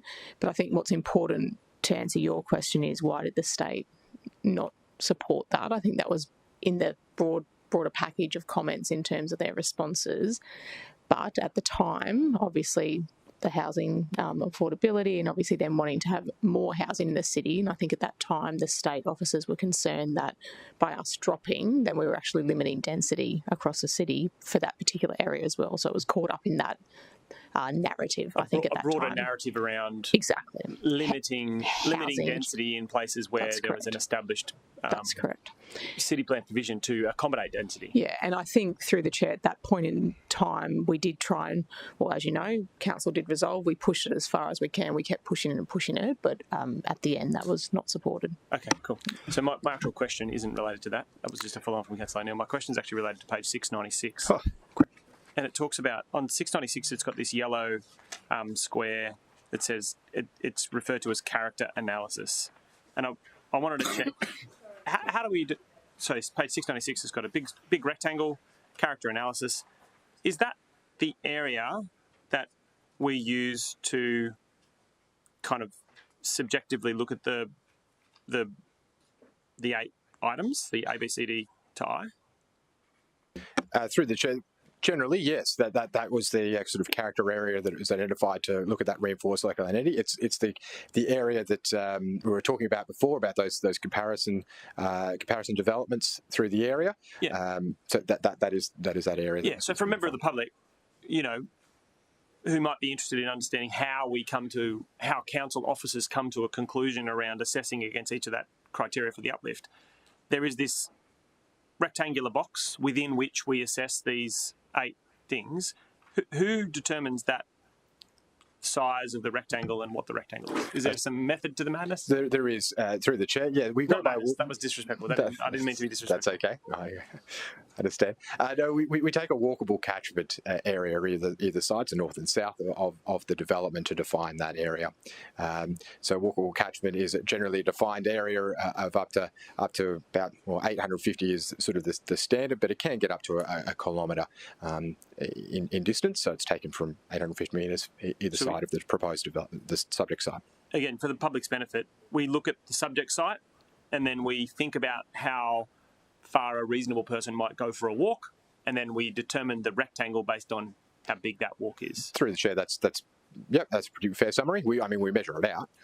Yes, yeah, but it's a walkable neighbourhood.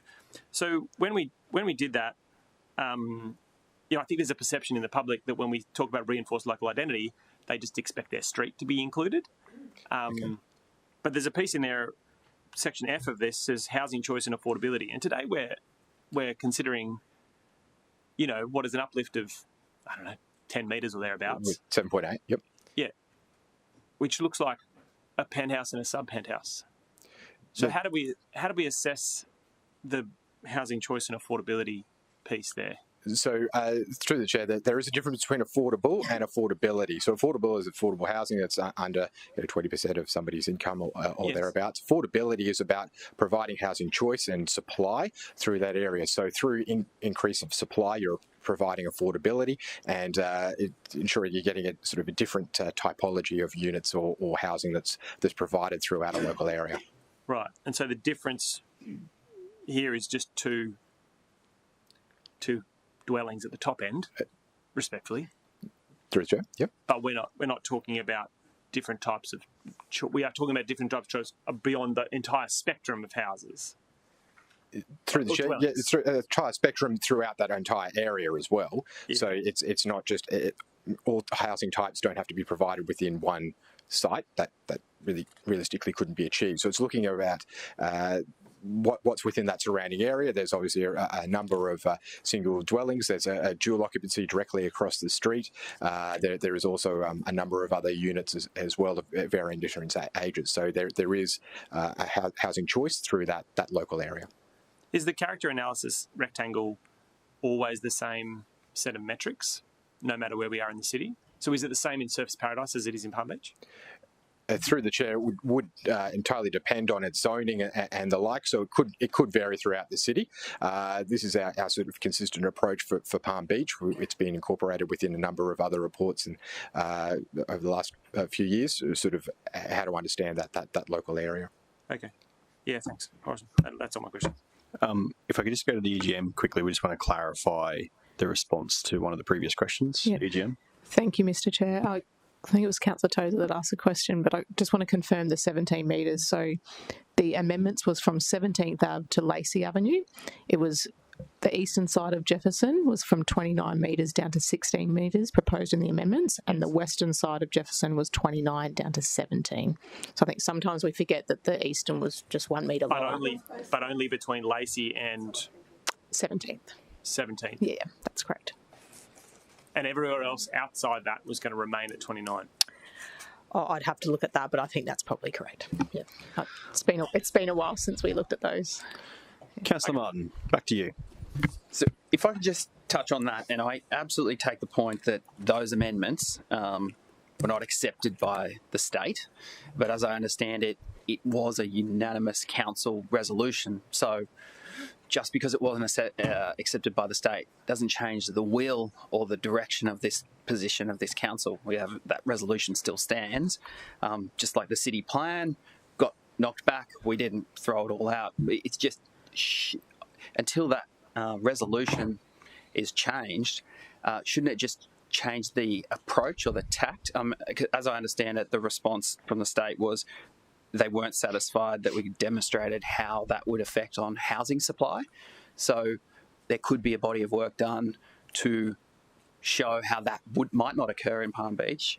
So I suppose I just want to draw that just because it wasn't accepted doesn't mean that there's a resolution that we wanted to lower heights, noting the unique enclave of Palm Beach and the issues on Jefferson Lane in accordance with the city plan.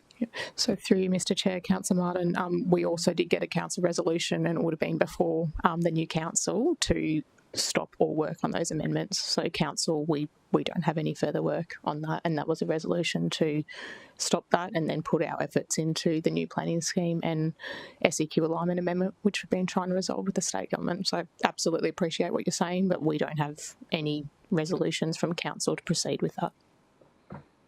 Thank you.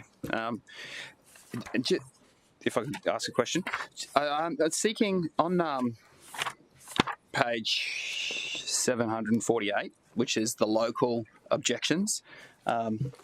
Councillor Tozer, they're all red. I'm just seeking, so since the notification stage, so not the changes between the code approved and the impact, but since it's been notified and put out to public consideration, all the objections that were made, how many changes have been made to the development in response to the objections? Oh, thank you. Through the Chair, a number of changes were made through the assessment of the application. And we consider that those changes therefore met the city plan. The public have made a number of submissions, but we consider that the changes that were made before those submissions were received responded appropriately to the assessment benchmarks. So I'm not sure if that was Councillor Martin's question. Do you want to have another go at that? Yeah, I'm not sort of talking about through the process of the change with city officers. I mean in direct response to objections from the community and the issues that they were any changes of the 977 properly made, did any of them get changed as a direct response from those objections? Through the chair, no, there were no direct changes that were made from the post the submission process. A lot of the submissions received were concerns about the uplift tests or criteria, and those sorts of precedence type comments as well. Are you happy for me to go Councillor Doran for now, Councillor Martin? Yes, and Councillor Doran. Thank you, Chair. A couple of very quick questions. I'd like to talk about parking. We know, Councillor Doran. In this particular example, the acceptable outcome is 20 residential car spaces, and they've provided 21, but I believe that there's a requirement for 3 visitors car parks, and there's only provided 2. I'd like to understand why council officers didn't recommend that we accept both the acceptable outcomes of 20 residential car spots and 3 visitors car spaces, please. Yeah. So through the chair, you're correct that the residential car parking rate is compliant and that there is a shortfall of 1 visitor space. That was consistent with the earlier approval that was already underway. But councillor, our assessment against that performance outcome and that shortfall is on page 739. So council officers believe that it meets the performance outcome there, given that it provides those 2 visitor car parking spaces provide ample visitor serviceability for the scale of development, given that it's only 10 units. And that there is already that residential surplus, granted it is only 1 space. The second part of the performance outcome doesn't just talk about the demand, but it also talks about the location and alternative travel measures. The subject site is located within close proximity of the Gold Coast Highway, where there is a high transport sort of corridor and alternative travel measures. There's also sufficient bicycle parking in terms of visitor spaces and residential spaces. So that's sort of how we reached that position. Thank you. Flag that to the chair that I will be requesting that get reversed to 3 visitors car spaces and 20 residential attached to the dwellings at the end of this, subject to where we get to. A couple of the questions I do have, I'd like to just get council officers to address some of the discussions in the media around the precedence argument. Okay, so there has been commentary around that a precedence is created by an application, and it isn't entirely, from previous discussions, you've said that isn't the case in planning, but I'd like you to just expand on it just a little bit today, because it does get caught up in the reinforcement of the local identity a little bit. So if you could just address precedence in relation to planning, just for the record, please. Through you, Mr. Chair, you won't find precedence in case law. It's called an evaluative process. Every application is assessed, you've heard of this term, on its merits. It's an evaluative process. And like we discussed a little while ago, character will actually change as development increases. So Palm Beach is in a sense a state of transition. It's changing. So yes, you could argue that change might possibly make it easier for the next applicant to come along and say, well, there's plenty of examples here. Yes, look, our assessment will change. It's not precedence, though. It's an evaluative process that every applicant's entitled to make an application, and officers will assess against the relevant assessment benchmarks. If officers believe that the proposal, whatever the character or the lay of the land is at that time, if it complies with the relevant benchmarks, officers will recommend approval. So precedence, it doesn't exist in case law. It's an evaluative process. Is it fair to, not putting words in your mouth, Roger, but is it fair to drill that down as it's not a black and white, this was approved, therefore this is approved, but it does form part of the assessment criteria. That's part of the overall framework of the review on a new application. Through you, Mr. Chair, you could turn it around. We could approve something. It could get built, and we look at it and go, boy, that was a bad example. So precedent can actually go both ways, and we could actually say, well, we don't want that situation repeated in this beautiful city again, and therefore precedence has applied in the other context. But I can't stress it enough. Every application will be assessed via an evaluative process based on the assessment benchmarks.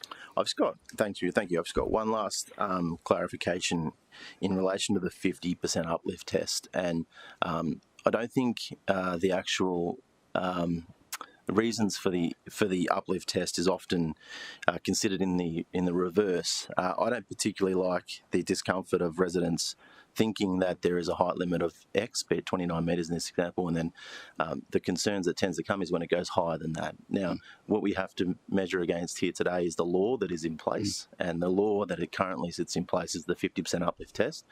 This particular increase doesn't use all that space that could be potentially used under that existing framework, but is it fair to say that the 50% uplift test is potentially worded in an unfortunate way, because the inverse of what it can do is if a developer clustered an acre of land at Palm Beach today without the 50% uplift test, could you do it would be an impact assessment, but would that therefore mean that the height could be almost unlimited, subject to a number of frameworks? So it does work in the reverse way of preventing extra high buildings if a developer does cluster enough land to make that stack up.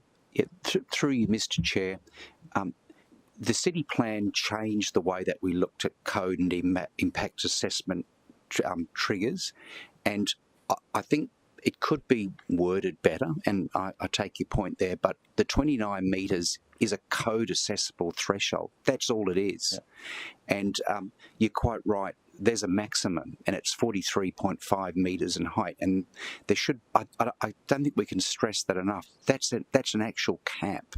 You can't get buildings higher than that 43.5 metres. And so it's a code assessment to get higher, very high bar to go above the 29 metres. Yeah. But there's an actual cap, and they will not breach that cap. Just to clarify, without the 50% uplift provision, which is what I'm using the wording that's been used before, does that cap, therefore, could people go higher subject to a number of conditions if the cap wasn't in place?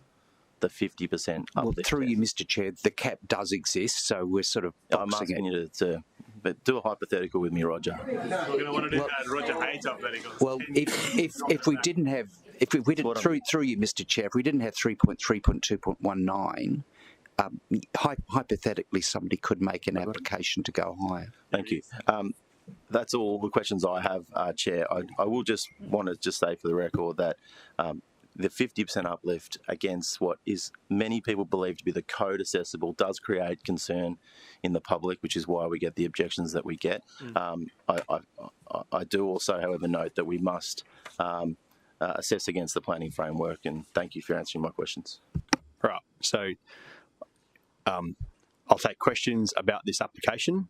I'm going to have to pull up the more general discussion, the planning scheme stuff and whatnot in general, because we're running out of time. So questions to officers on this application. Councillor Martin. Yeah, thank you, Chair. Just wanted to seek page 715 and boundaries, especially on the southern side. There's an image to the southern neighbour, which is two-storey, shows a balcony and steps, which actually is the front entrance to that house. So I'm seeking that side confirmation that side boundary, that's a 0 setback, right? And so the landscaping is actually, that's shown here, is actually onto the neighbour's property, that's falling over. Through the chair, that's incorrect. It's actually set back, that lobby area is set back 840 mil, so it's not built to boundary as such. The cascading landscaping would sit mostly within that setback. There may be some portions of that vines or cascading plants that would encroach into the neighbouring property, but it would be fairly limited.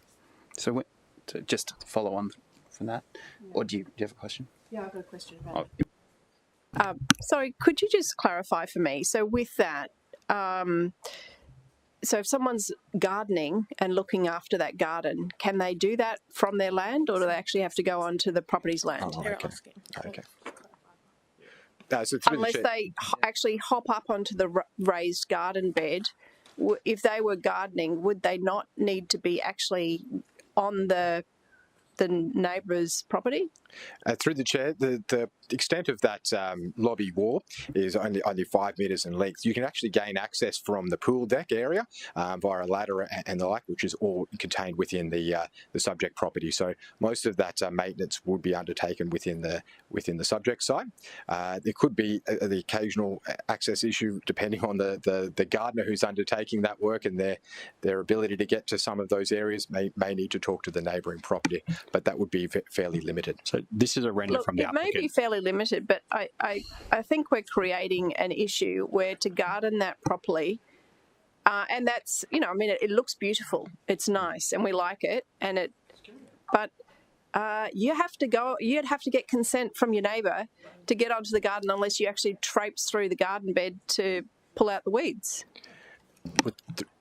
How can we approve something that we're not? So we're not, because there's a 6 foot high black fence there at the moment. So this is just a render from the applicant. The neighbour has got an existing fence, so there can be a fence put here, and there doesn't have to be any agreement with the landowner next door. They can walk through the garden if they need to. This is just a render from the applicant. There's actually a 6 foot fence between these two properties that I'm fairly confident the neighbour is going to keep in place. So it's not entirely accurate of what the situation is. Councillor Martin, questions? Chair, I don't have any more questions, but I would like to put forward a change motion when you're ready. Let's have at it then. Thank you, Chair. And I did prepare for all eventualities today, but I did share some options with Chamber Secretary for a change recommendation for a refusal of the uplift. And if you'd like me to read those. So can we just, how far do we have to scroll through to get through all of this? Because I think it is important, because I think it is tied to the city plan. It is not a whim of a councillor. I think they are defendable arguments of the city plan, so I'm happy to read them, or happy for others to read in their own time.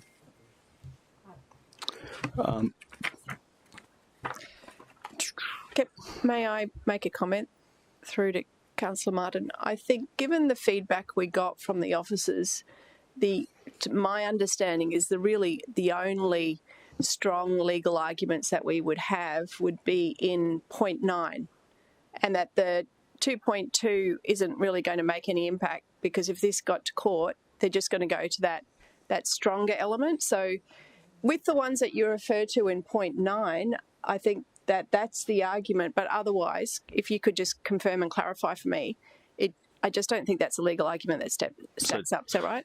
Officers haven't seen this, so they're not going to be able to comment on it. My question is a general question about the point that was made before about 3.2. If you could just put it back up, just scroll down a bit. Yeah, so 3.2.2, it was made pretty clear to us that isn't going to stack up if they can then go to 0.9, looking at 50% uplift. Is that correct? Through the chair, that's essentially correct. I agree with Mr. Sharp's earlier comment. So we reiterate our recommendation. It complies with the benchmarks and it should be approved. Right, so I've read through most of this and we've seen this before, so I'm happy to accept it. Is there someone wishing to second Councillor Martin's motion is the question, but, and while someone considers that, I will foreshadow the officer recommendation. So first of all, if there's no seconder, I won't need to worry about that. Very good. So Councillor Martin's proposed motion is left on the floor. It's lapsed. We move, so we will need to minute that.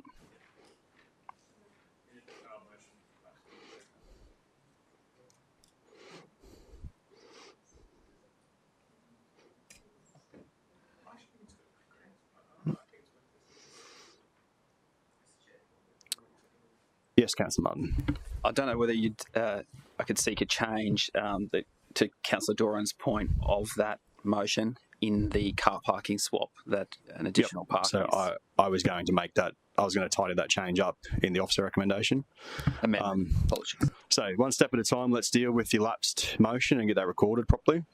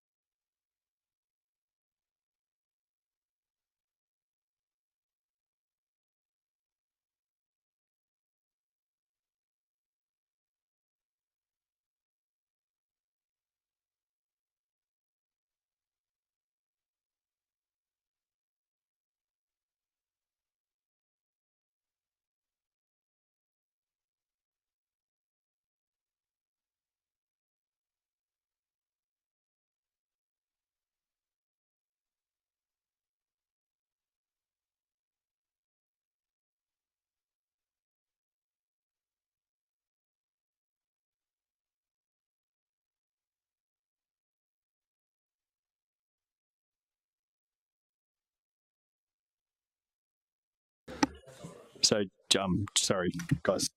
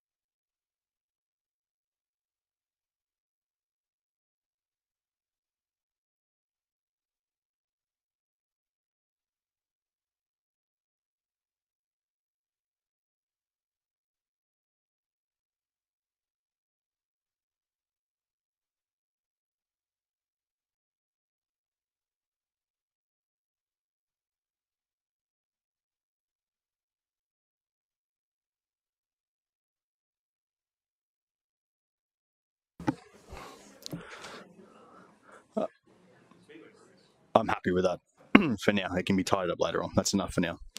Okay, councillors, we'll continue on. So we've got that recorded, which means we revert back to the officer recommendation. I would like to change that recommendation, but to reflect Councillor Doran's intent with the visitor car parking, which if officers can confirm, that's that one, Councillor Doran. Probably have to scroll down there. Very good. So Councillor Doran's intent of increasing the visitor car parking by 1 and decreasing it back to the AO of 20 is in there. Councillor Gates, you still happy to second? Okay. For the want of time, I'm not going to go into a big opening, but will afford the opportunity for anyone to speak against it if they wish. Now? Probably just one. Councillor Martin. Thank you, Chair.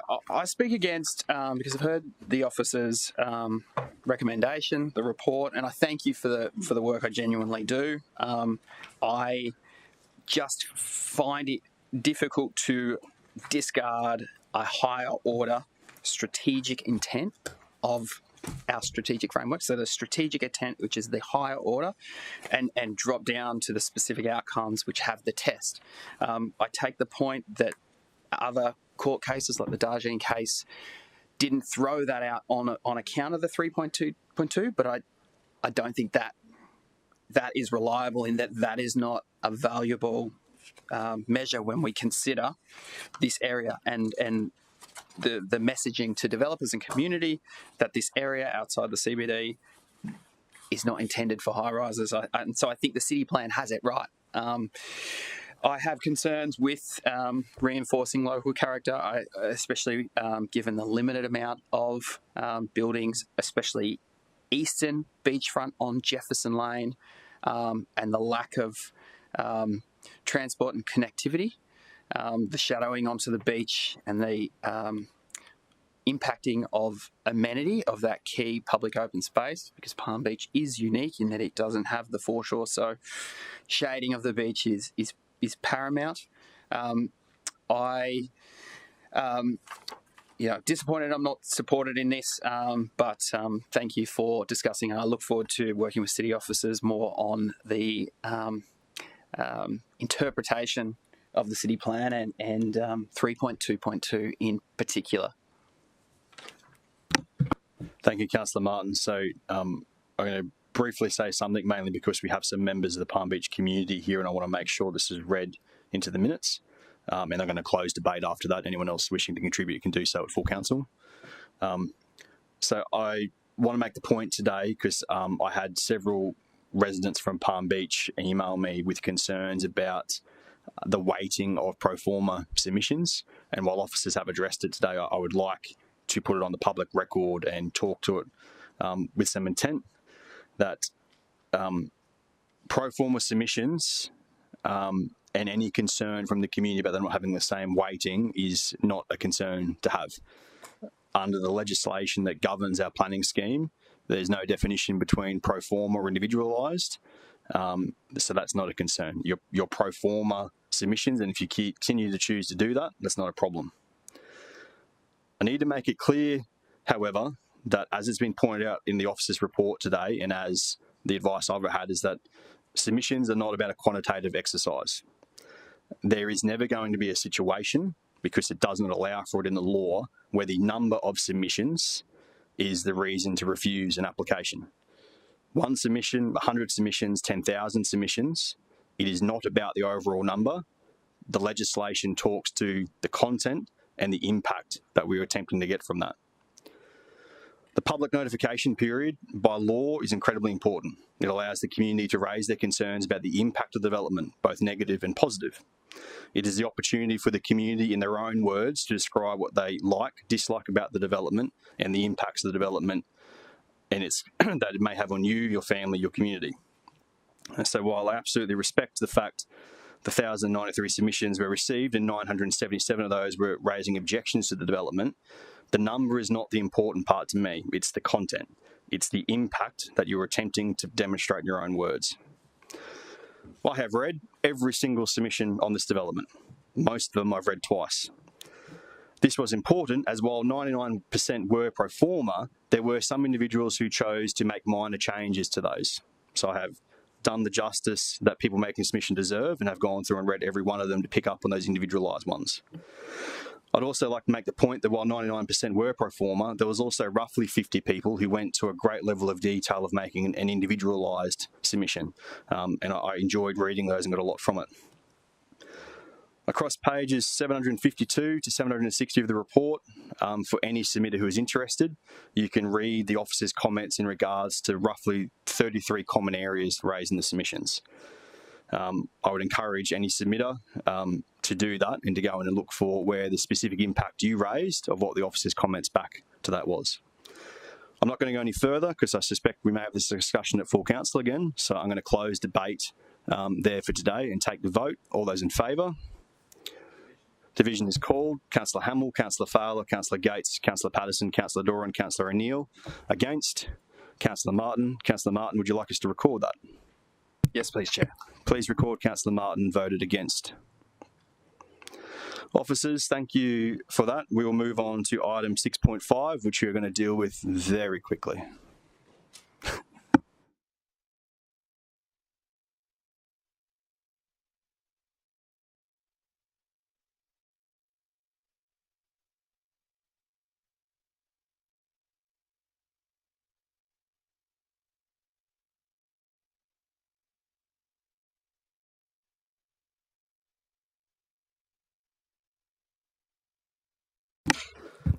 Councillors, for time, and because I believe we only have a couple of questions on this, unless a councillor is drastically needing their presentation, I'm hoping just to go straight to questions from Councillor Marshall. That being the case, we will go straight to questions. Yeah, all right. Thank you, Chair. Look, just a question, Sean, in terms of there was only 3 submissions against the proposal, but one was in terms of accessing services. Obviously, the light rail's going through there. We lose car parking on the Gold Coast Highway. So I just wanted to get your rundown, talk through how, are we putting bins out on the road? Are there wheelie bins I know it's mentioned briefly in the report, but if we could just get a quick sort of summation of that. Thank you, Councillor. Through you, Mr. Chair. So originally the development was designed for servicing of waste bins on street, and that was through bulk bins. However, that corridor is state controlled, so it is the jurisdiction of the State Assessment and Referral Agency. They weren't satisfied with that outcome of servicing of bulk bins, and their preference was for wheelie bins to be along that corridor. With the quantum of dwellings being 35, city officers weren't supportive of that number of bins being serviced along the street front. So as a consequence, the internal arrangements were revised to allow for servicing of waste bins wholly within the site. So that involves a rear lift building, waste collection vehicle entering the site in a forward gear, reversing into a central waste collection area and exiting in a forward gear. So waste servicing is contained wholly within the site. Yeah, that was my only main concern. Just residents had concerns about, with the light rail, loss of car parks, and then the 30-odd bins being on the road, that there'd be an issue there. So, yeah, I think it's a good development and officers have done really well. So, any other questions? In that case, I'm happy to move it. Seconder and Councillor Gates. I am not going to say anything. Councillor Marshall, did you have anything else you wanted to contribute? You're happy to leave it at that? Very good. So we'll take the vote. All those in favour? That is carried unanimous. Thank you, officers. Only because there's probably an importance in dealing with 6.7 first. So if we can please jump to 6.7 and get the DAs out of the way, and then we'll look at the available time left for Matt to come out.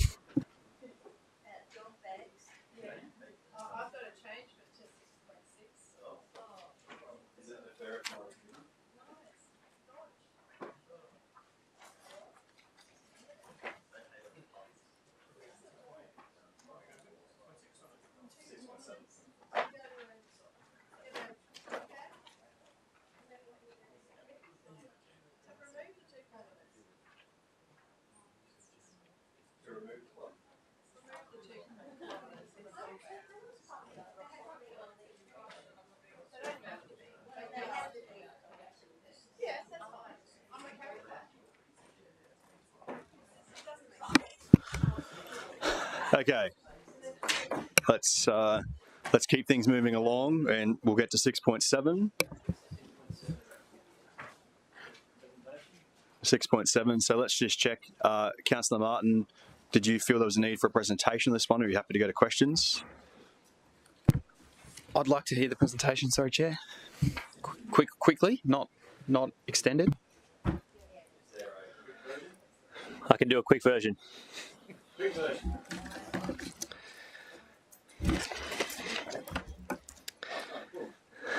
Thanks very much. Through the Chair, the application I'm presenting to committee today is an MCU for a dual occupancy at 17 Marlin Court, Palm Beach. The application is subject to impact assessment because it exceeds the code assessable building height. The development has a partial third storey. Now what that means is the upper third level of the development is has an internal area that is less than half of the internal area of the storey immediately below. If the partial third storey for this development was below 9 metres in height, this development application will be code accessible. The application has a total height of 10.4 metres above the natural ground level, so it exceeds the code accessible 9 metre height by 1.4 metres and is subject to impact assessment. We might churn through a few of these slides. There's the picture of the site on the northern side of Marlin Court. It's a 612 square metre site. As you can see, it's on one of those canal fingers between the Palm Beach State School and Mallowa Park Sports Complex. It is in the medium density residential zone and subsequently in the urban neighbourhoods element of the framework. Getting to the development itself, it includes a basement for the exclusive use of Villa 1, that includes 6 car parking spaces, a workshop, and a small toilet and shower, and a lift up to the levels above. The ground levels of the development provide the main living areas for each of the dwellings, including an outdoor terrace, and as you can see, a pool to the rear of each unit. The main difference you can see at this level is the carport for Villa 2, whereas you have a basement entry ramp for Villa 1. First floor plan of the development includes the bedroom levels essentially for each unit. You'll also note that there is a separation between the 2 dwellings at this level. You can see the landscape roof on the carport. The upper level of the development, or the partial 3rd story, contains a lounge and terrace area. As you can see, both are substantially set back from the floors below, including the street that will serve to reduce their impact. They recessed in from the side boundaries as well, with landscape planters along the majority of their external lengths to help maintain privacy for neighbours. Here you can see some elevations of the proposal from Marlin Court on the left and the rear facing the canal on the right. Similar to the other development application in Palm Beach, the key issue for this development is probably building height, noting that we're at 10.4 metres, which is 1.4 metres above the building height, code assessable threshold. Using the full extent of the uplift provisions, they could apply for a 13.5 metre high building with a total of 3 stories. They've chosen not to go that high. They are actually only seeking a 15.6% uplift as part of this development application.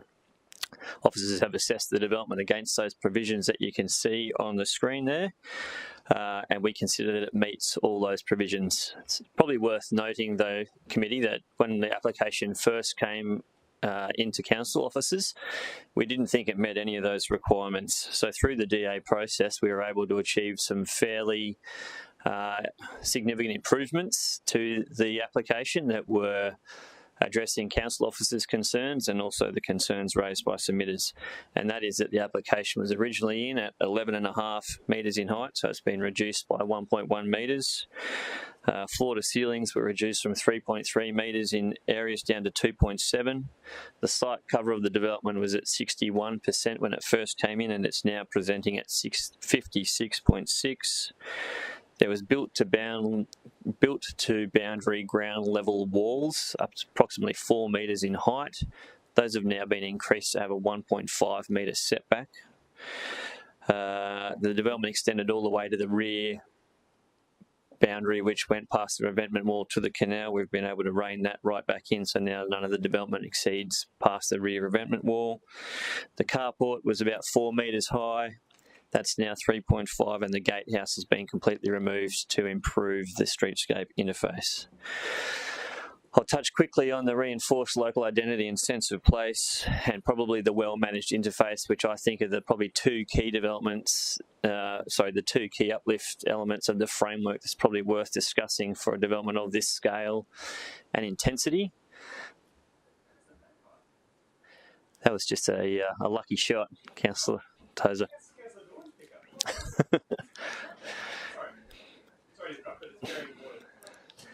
No worries. In response to one of your queries earlier about the characterised area, we used Marlin Court on this occasion for what we considered to be the character area for this development application. So in addition to what Scott said earlier, I also think there needs to be a consideration of the development scale and intensity. And getting back to the other item, I'd probably argue that a 30, 35, 40 metre high building probably warrants, 1.5 kilometre local identity and sense of place consideration, but a dual occupancy within a street that's going 1.4 metres above the building height, I think doesn't require a 1.5 kilometre character assessment. So for this instance, we used Marlin Court as our area.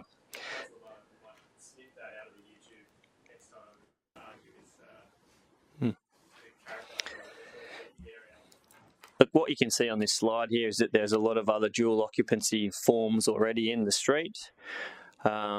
most of those, as you can see, have a two-storey built form.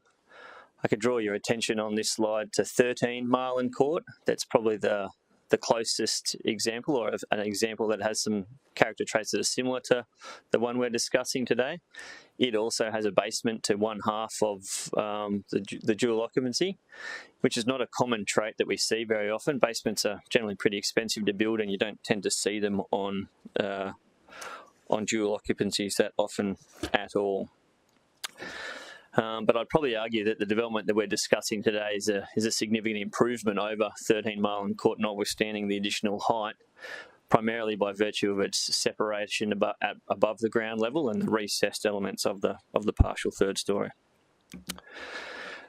There's a few other examples, like I mentioned, of some other dual occupancy developments existing within Marlin Court. The site cover of the partial third storey, I think, is also another key point to make note of in discussing that reinforced local identity and sense of place. There are no other developments in Marlin Court that have a third storey. This will be the first one in the street that does so, but I'm happy and comfortable to support this application on the basis of the fairly compact nature of that partial third storey and the fact that it is recessed quite well from the street and the stories immediately below, such that you're not going to get the effect of that full third storey, and I don't think it's going to dominate the streetscape. As you can see here, there's also quite a small site cover up there, 22.1% of the total site, which I think is an acceptable partial third storey element, noting that it's the first in the street. The other element of the framework that I've said we should probably touch on was the well-managed interface and the relationship to nearby development. As I said at the start, this application probably didn't meet those requirements at all, but through negotiations with the applicant and in addressing council officers and submitted concerns, we were able to achieve a well-managed interface. The lines that you can hopefully see on the slide before us today are the AO compliant setback lines of 2 metres to the outer edge on the first floor and 2.5 metres on the inner line. As you can see, this development is pretty close to AO compliant for those upper levels of the development. There are some small areas that encroach into those. For the most part, they include planter boxes. There is a section on the southern side boundary on that first floor that you can see in orange that has an encroachment along that length. It's for a hallway wall to a bedroom, and I'm not concerned. I don't think that results in any amenity impacts to the neighbours. In response to public notification process, we received 7 submissions. 6 were objecting, 1 in support. As you can see from the slide, they are all within Marlin Court. Through the work that was achieved and in working with the applicant through the assessment process, I'm happy to stand here and tell you hand on heart that all of the issues that council officers had were probably similar to the ones that the submitters had in the street, and we were able to achieve an outcome where all of those issues had been addressed. The building height's been reduced, the revetment wall has now been not built over, privacy's been addressed, visual amenity, streetscape character, setbacks, built form, scale and intensity. So I think the applicant has done a good job on this occasion of addressing both council officers and submitter concerns. That's it from me today on the quick presentation. Sorry. Councillor Martin, did you have questions? A couple of quick ones, Chair. But Councillor Gates did have a hand up first. Okay. No, I do.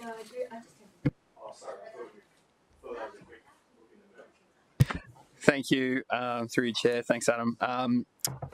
So I just wanted to clarify, so all those submissions that were objections, the development changed significantly in response to those. So you mentioned city officers had similar views, but it's from those objections that the changes were made.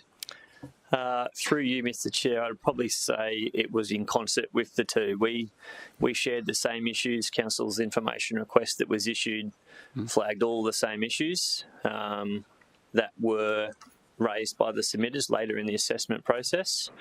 And in so addressing council officers' concerns, they also addressed the concerns that were raised by the submitters. Yeah, thank you. So can I just get clarity? So to be clear, the information request from council officers went out before public notification. That is correct. So submissions didn't lead officers. Officers had already put the information request out. Yes. Yeah. Right. Thank you for the clarity. So the area of the street, 3 stories is permitted, or the partial third story is permitted. The reason this is impacted using the 50% uplift is because of the height threshold. It's over the height. But for the community, that there was a sense that this is 4 stories, but just for absolute clarity, it is 3 stories because the bottom is not at a certain height out of the ground. Is that correct? Through you, that's correct. Initially, when the application first came in, officers determined that this was a 4-storey development. We're getting down into technical matters, but that was basically in relation to the basement protruding more than a metre above natural ground level. Mm-hmm. They've since revised the design of the development to ensure that's not the case, so the basement doesn't constitute a level, even though it extends about a metre out of the ground. Yeah. And so on that metre out of the ground, Palm Beach is quite prone to flooding. Is it the case that this is higher because of the flood level? Is that why it is out of the ground? Yes, the designated flood level in Palm Beach is generally about 800 to 900 millimetres or 80 to 90 centimetres above ground level. That's probably the same on this development application. So regardless of if they had a basement or not, they would still need to be 1.2 metres above the ground level. So that's the DFL, designated flood level, plus 300 millimetres of freeboard. So that the flooding dictates the level of your ground level in Palm Beach. Thank you. I don't have any more questions. Councillor Gates. Thank you. And I had the same question on the one we just considered, but I thought I'd just leave it till this last one because of the time frame. On page 32, it has the acceptable outcome, and I'm just querying. I don't quite understand the wording, and I know the officers will be able to explain to me. Where it says the front excluding covered car parking, and it says up to 23 metres, but the setback's just 4 metres. Is that for a car to be parked outside the carport for dwelling number 2? Through you, that provision there in terms of AO1, front for covered car parking excluding a basement, suggests... The one below. Yeah, the one below that. Hmm. So the building proper, as in the dwelling wall, we would expect to be 4 metres back from the front property boundary, but it's a fairly common occurrence to have a carport or something like that in that nature, where you could have that forward of the 4 metres. Is it 5 metres that you need for a car to be able to park? You need about 6 metres for a car to park, 5.4 to be precise. 5.4 is the... Okay, so there won't be any room for a car to park outside the wall of the garage? This carport is 6 metres in length, so it can accommodate cars. The carport can, yeah, but there can't be another car parked in the driveway. No, that's correct. Okay, and that was the same for the one before too. I just wanted to have that in my head because personally I'd rather see 5.4 rather than 4. Okay, any other questions? Seeking a mover for the motion. Councillor Martin's happy to move. Yep. Sorry, just checking you happy to move. Happy to move. Happy to move. And the seconder and Councillor Doran. Councillor Martin, you wish to speak to it? Just quickly, look, I think this is a good example of the use of the 50% uplift and the outcomes that have been achieved and the positive changes that have been through the notification and submission process. Thanks for explaining some of the technicalities and the confirmation that it's 3-storey, even though there is not 3 stories on this street. It is allowed under the city plan and due to flood levels and getting that in the heights. Happy to support the motion today. Councillor Doran. Thank you, Chair. I just wanted to also echo Councillor Martin's support, but also just want to specifically call out and appreciate the commentary within the report that sees the changes that officers managed to achieve, which were better for the community and they were better outcomes, and taking us on that journey allows us to be better informed today. So I really do appreciate that. Specifically, building height setbacks, the revetment wall and the site coverage was all improved, and so I'm happy to support it, and I want to thank you for that commentary. Take the vote. All those in favour? Carried unanimous. Councillors, so I would be in your hands. Do you want to tackle the two remaining items today, or would you prefer to defer them to the next committee?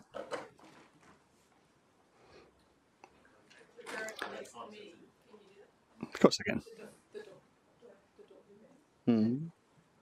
Does that have to be dealt with today? We deferred it last time, so we're really getting to a point. Okay. Yeah. We got 30 minutes, yeah. We don't have to do that. Yeah. It was more about having a gap beforehand. In that case, let's have at it. So we'll deal with item 6.6. Through you, Mr. Chair, councillors, you happy for not to have a presentation? We just go straight to questions. A presentation. I do have a couple of questions and a proposed change.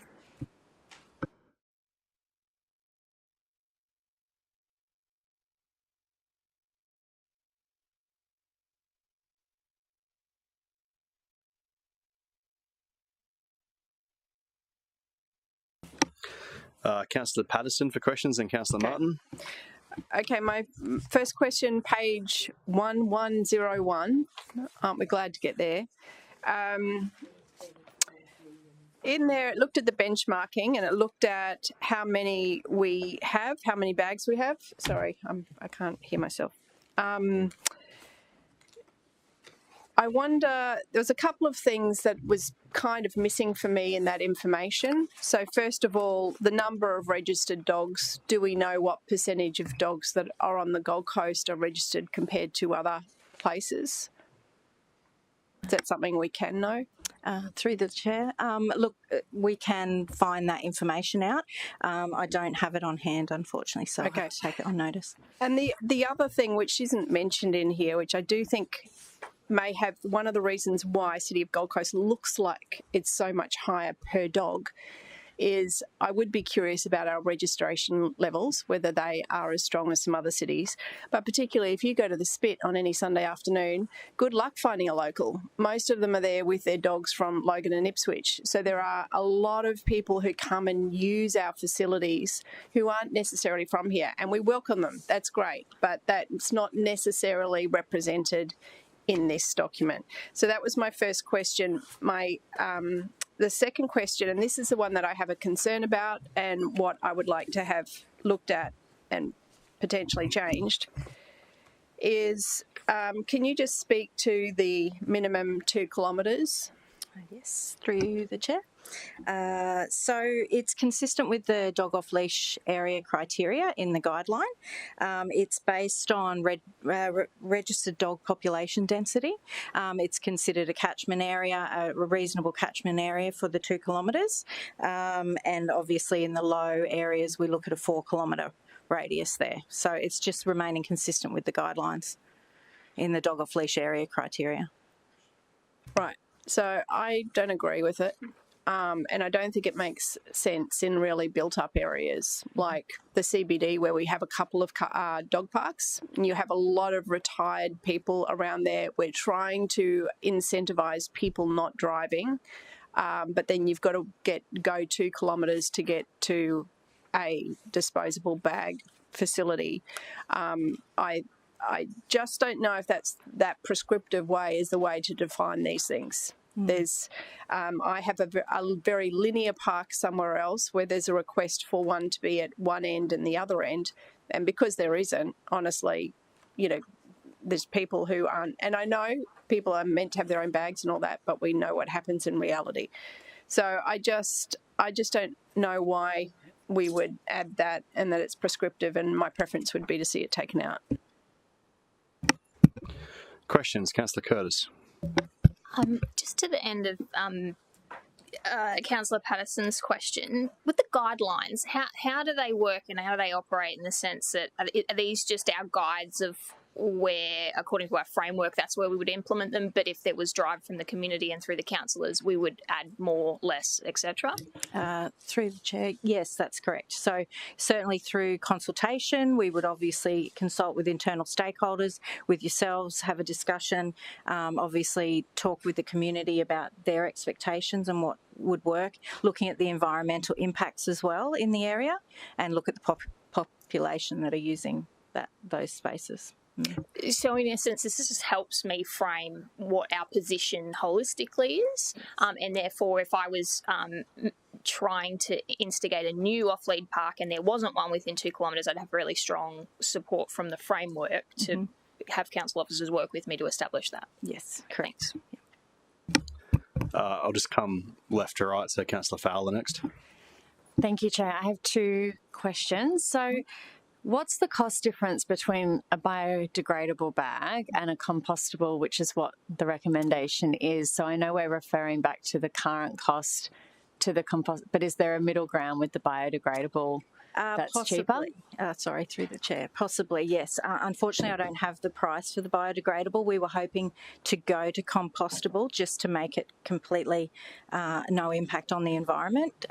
So we will address that when we review the dog bags and the dispensers. Because it's 4 cents, well, 2 cents compared to 4 cents now, but I'm just mindful of, like, should we be considering a biodegradable option if the price is somewhere in the middle as like a mid-step, and perhaps we go to the full level as like a second phase down the track from a budgeting perspective, but in consideration of environmental weatherproof.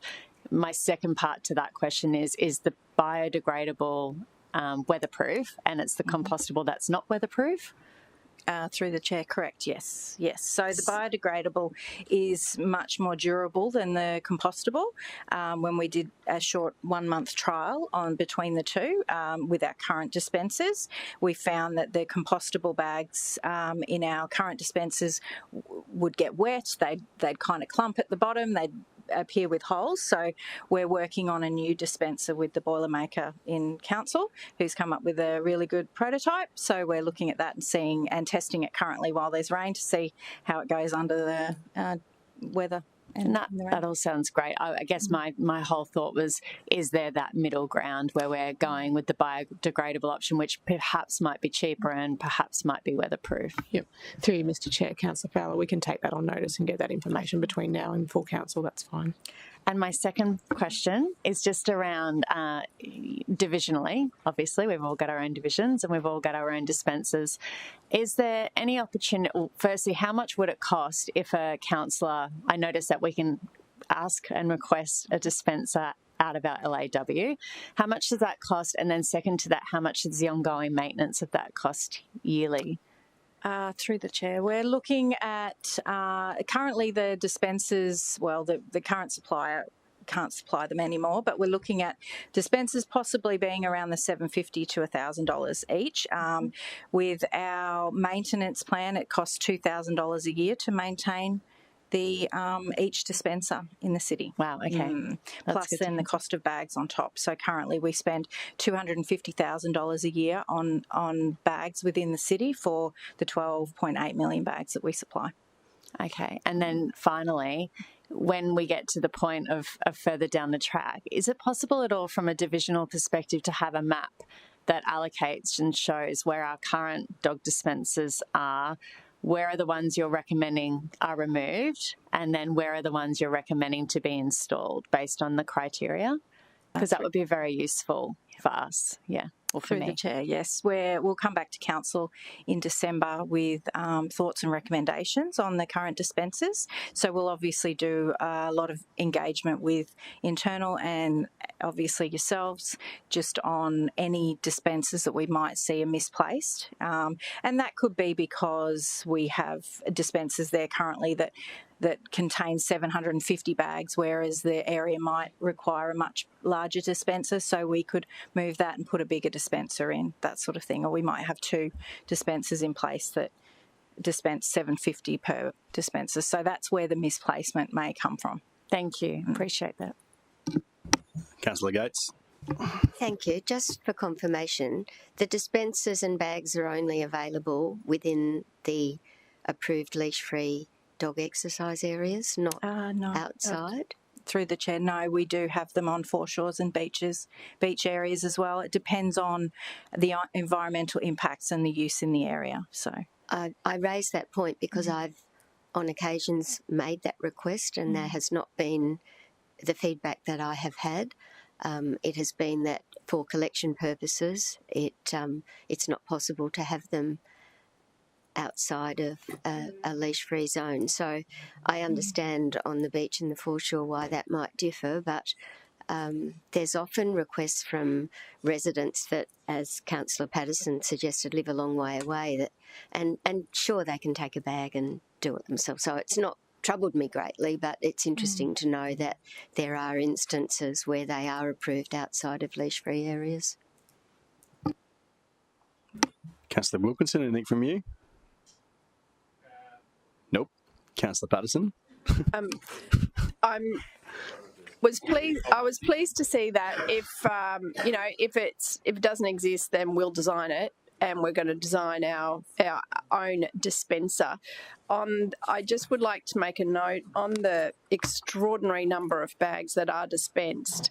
There would be many times when I go to try and take one bag and I end up taking a dozen. And I don't mean to. It's just that we've got a dispenser which doesn't work effectively at the moment. So with that, how realistic is that? And have we seen other models that actually, make it a hassle for you to go and get more than one rather than giving you 20? Through the chair. So currently the dispensers we have large and smaller kind of areas where you can pinch the bag out. We're looking, our prototype has a flap that goes over the top to stop the water getting in from the weather.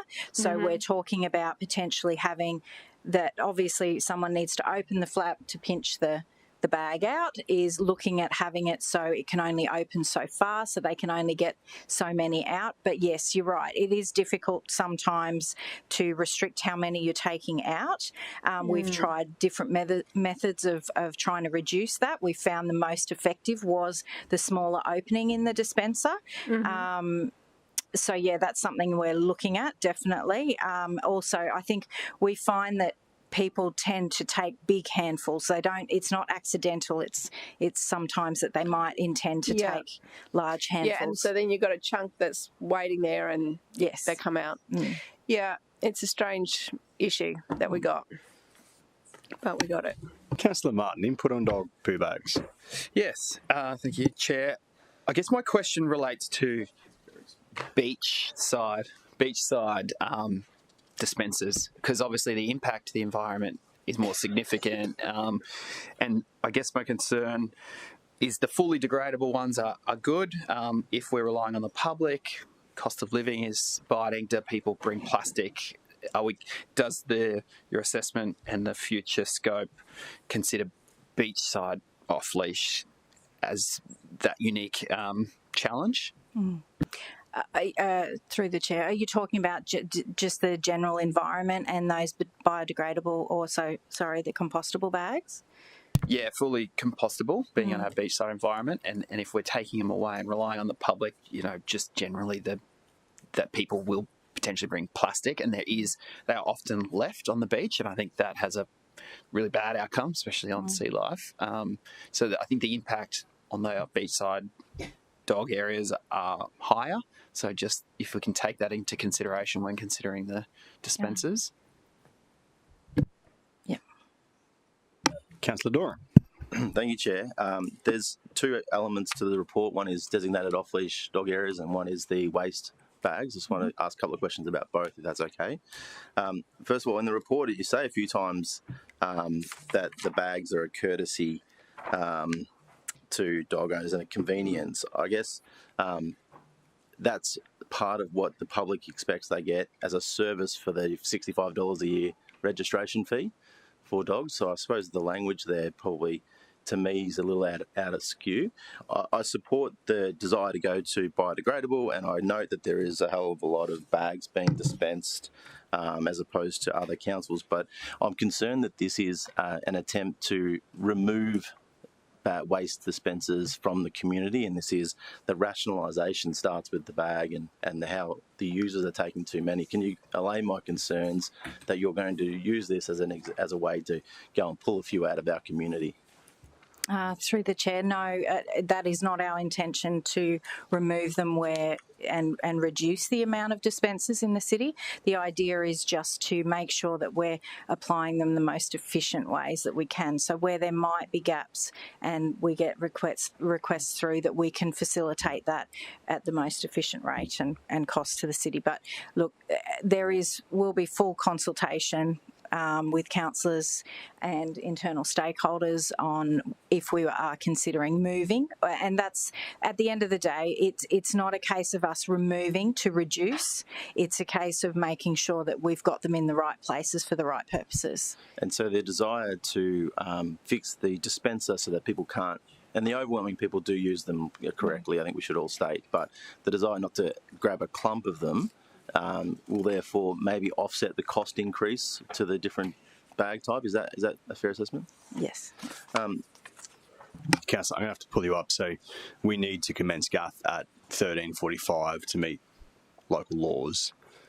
So we're going to have to open the meeting and adjourn, and then hopefully get back into this and get it out of the way. Apologies, Councillor Patterson. So we need to adjourn this meeting. Is that a motion? Adjourn for 5 minutes. Okay, second. I have a procedural motion to adjourn the meeting, please. Move Councillor Doran, second Councillor O'Neill. All those in favour? That's carried. Meeting is adjourned.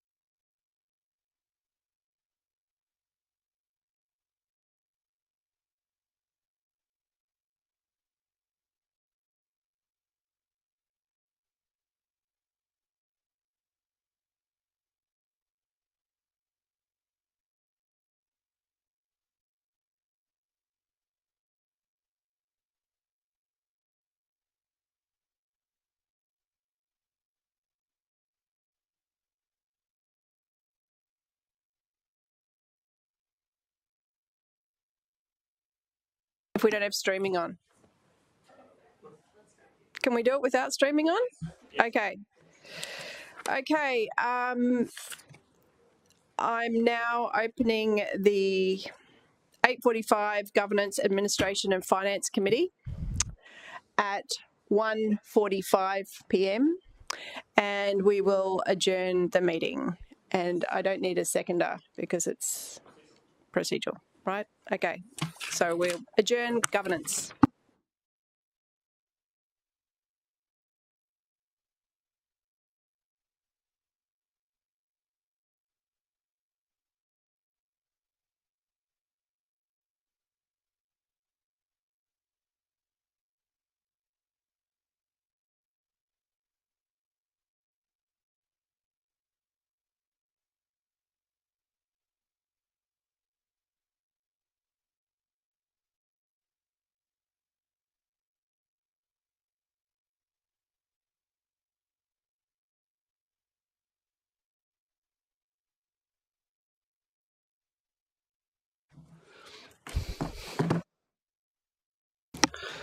Okay, so we'll recommence the meeting at 13:46, and we were with Councillor Doran for his second question.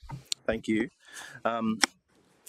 As a local who goes to the Spit on the weekend with my dog, as many locals do, I have a question around, so the new guidelines set out the criteria for a dog off-leash area guidelines, okay? So one of the things that is quite clear is that for any new off-leash dog park designated, there should be a bin, a water supply, and also dispensing bags. Is that correct? For any new park under these guidelines? Through the chair, yes. So let's have a look. As well as other things, but those three is my...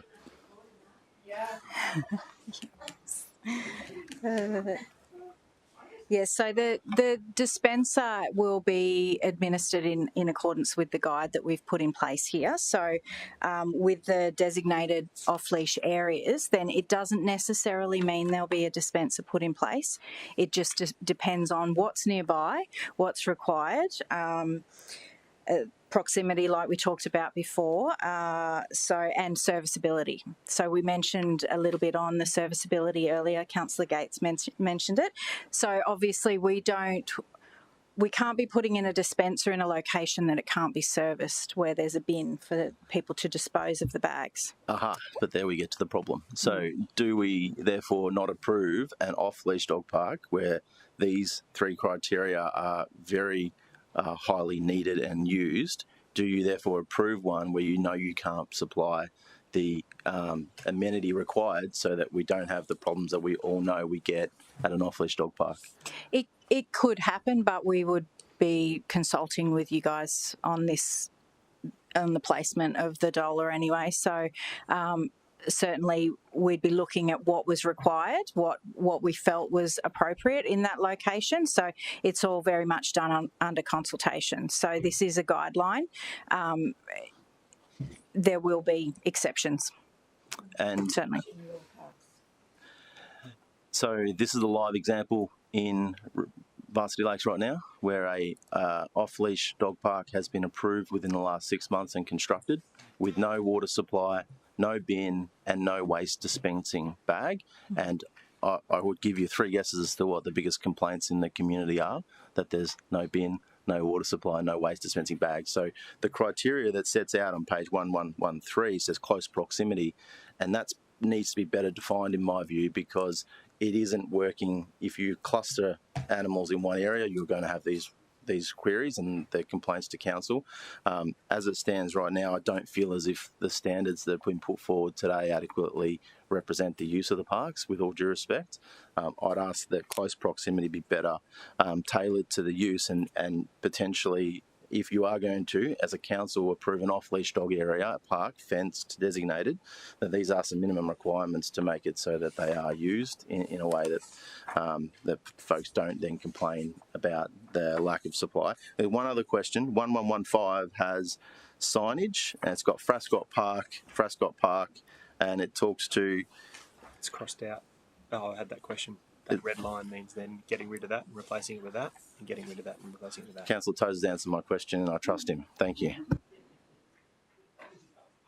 Councillor Gates, do you mind if I finish to the bench, like I said, and I'll come back? Councillor Tozer.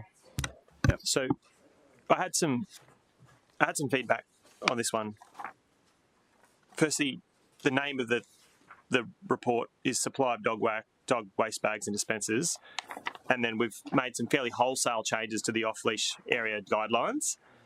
And so without wanting to be unnecessarily critical, the name of the item really does need to reflect what's actually being done here. Basically, the recommendation of officers is to further review the dog dispensers, and this is actually about the off-leash area guidelines. So these are read by members of the public all the time. It's really important that the title of the report is accurate. I don't think we've been particularly transparent about what's happening here. So just want to start with that.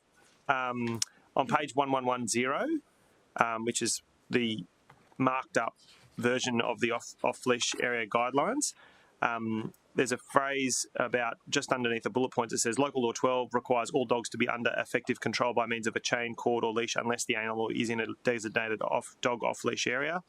Am I correct in saying that owners of dogs still need to have them under effective control inside the off-leash dog area?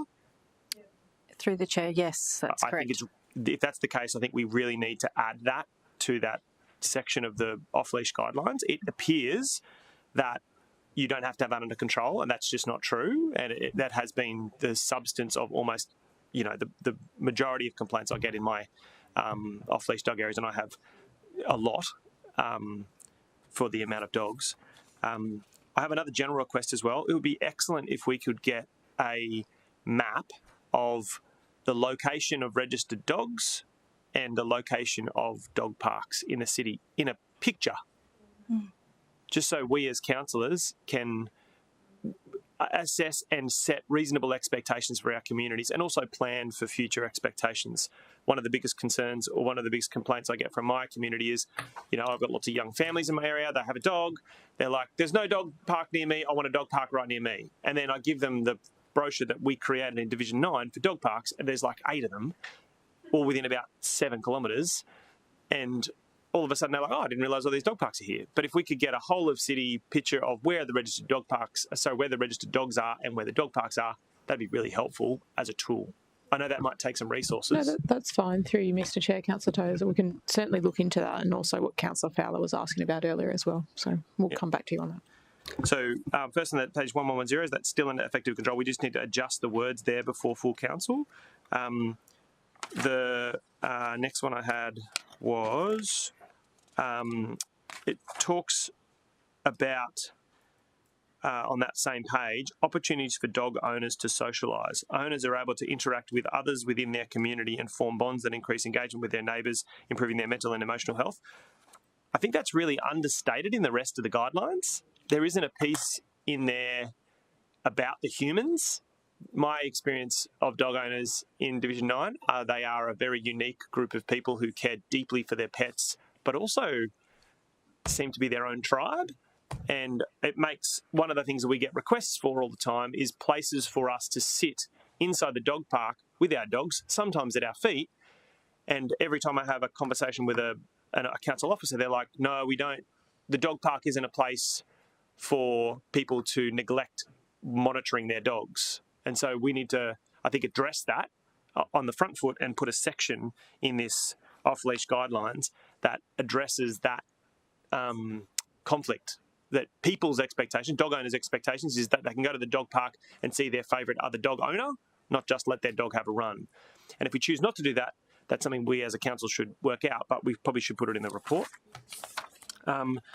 The page on page 1115, I wanted to clarify what my advice to Councillor Doran is that the idea of small and elderly dogs and large and boisterous dogs, we're now abandoning that approach. Is that correct?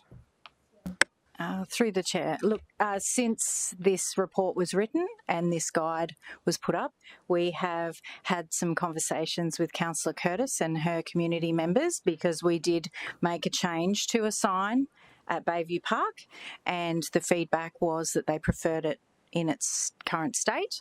So the recommendation here would be that we perhaps consider any particular sign that you might see on this page here that might be applicable for your area and your community and what they would like to see.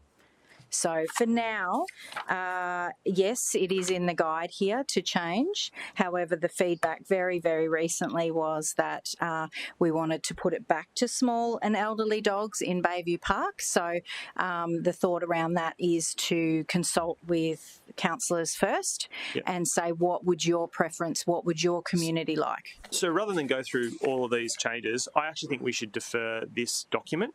So we should talk about the dispensers and the resolution. I'm not on this committee, but I think the resolution should be we support the review of existing installed dispensers and bags and a report back to the Planning and Regulation Committee. But one should be, we shouldn't have that resolved today, and we should just defer the dog off-leash area guidelines to a future Planning and Reg Committee after consultation or a workshop with councillors. I know my community cares so much about their dogs, and we just have some passionate people, and last thing I want to do is resolve something that isn't quite right yet. So, are you happy to facilitate this EGM, because I'm detecting a common theme here that this isn't going to get up as it is today?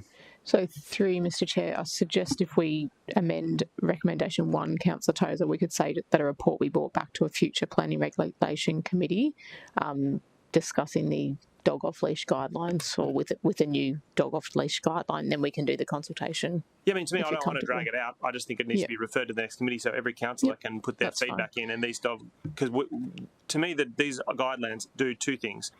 They're a mechanism for council officers, respectfully, to say no to requests that are made by councillors.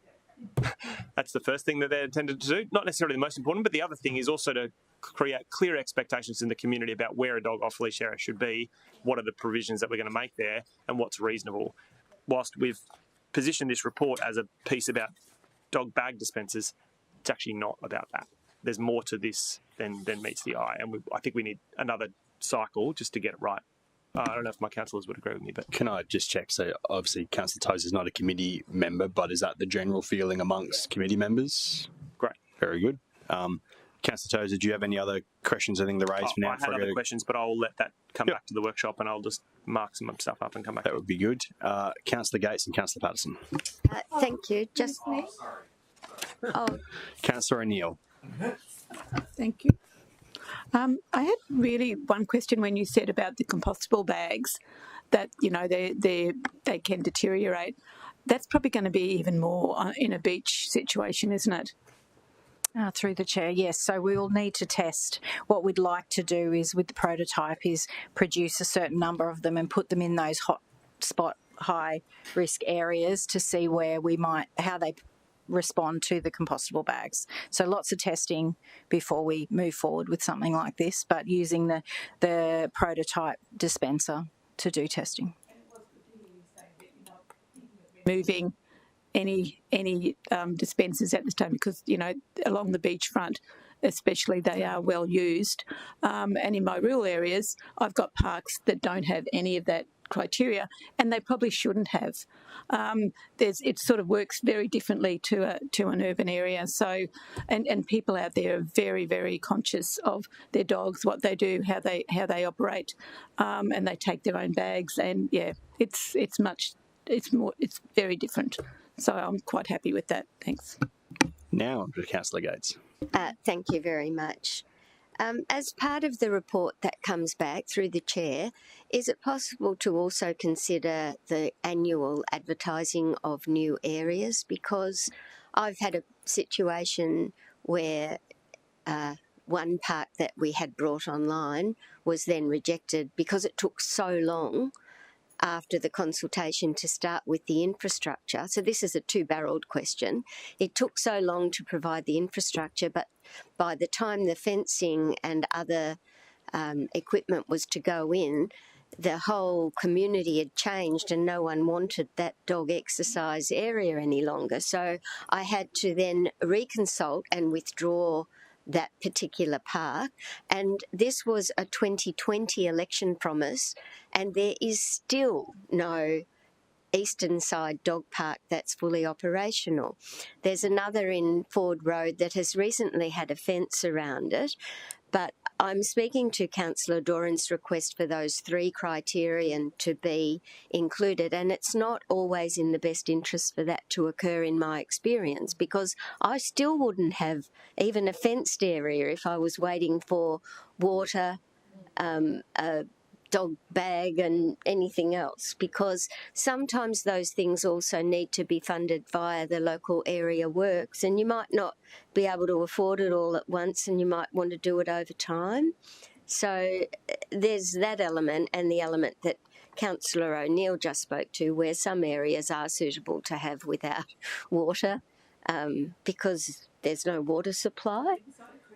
Yeah, so it's just that report needs to be, in my view, considered holistically, and once a year is not a great opportunity for the community engagement that community and lifestyle, or whatever it's now called, I don't know, environment, it is the local law process where we introduce new leash-free areas, but it would be good if there could be reference to it, because just once a year is problematic. Thank you. Anything else we'd like to put on the EGM's agenda for this one? I'd just like to raise it now, so it is raised in a workshop. The element on signage I find confusing. The message I've always received back is it's up to the dog owner to make sure that their dog is socialised and that they can. So how do I know whether my dog fits into active and energetic or is calm and small? You know, I mean, it just sounds like we're setting ourselves up for problems with that. So I'd like that looked at during the workshop. Thank you. Okay, so are we happy with the deferral this way for now? We've given the EGM and the officers a fairly long list of things to come back to us on. EGM, we might have a discussion about if coming straight back to committee with a report, or if there's another way to facilitate this to make sure we don't possibly run into the same problem again next round. Through you, Mr. Chair, we were proposing to do a workshop with councillors on the parking pin reviews that we discussed during budget soon, in the next sort of couple of weeks. So we might be able to actually link the two, because they'll both be tied to local laws as well. So if you're comfortable with that, we can work on that. So if I could make a request of councillors, then that the more review that could be on that workshop, the better, so that we can hopefully progress this along next meeting. So can I have a mover for the change recommendation? Councillor Gates, seconded Councillor Martin. All those in favour? Carried unanimous. Moving on to our last item.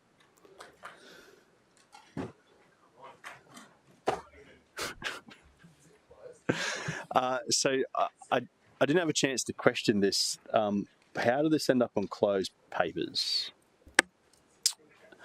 Through the chair, generally the mobile program has been closed historically due to the reference to the contracts and the information about incident data and footage releases. Right. So are you able to possibly point to which pages are inherently confidential?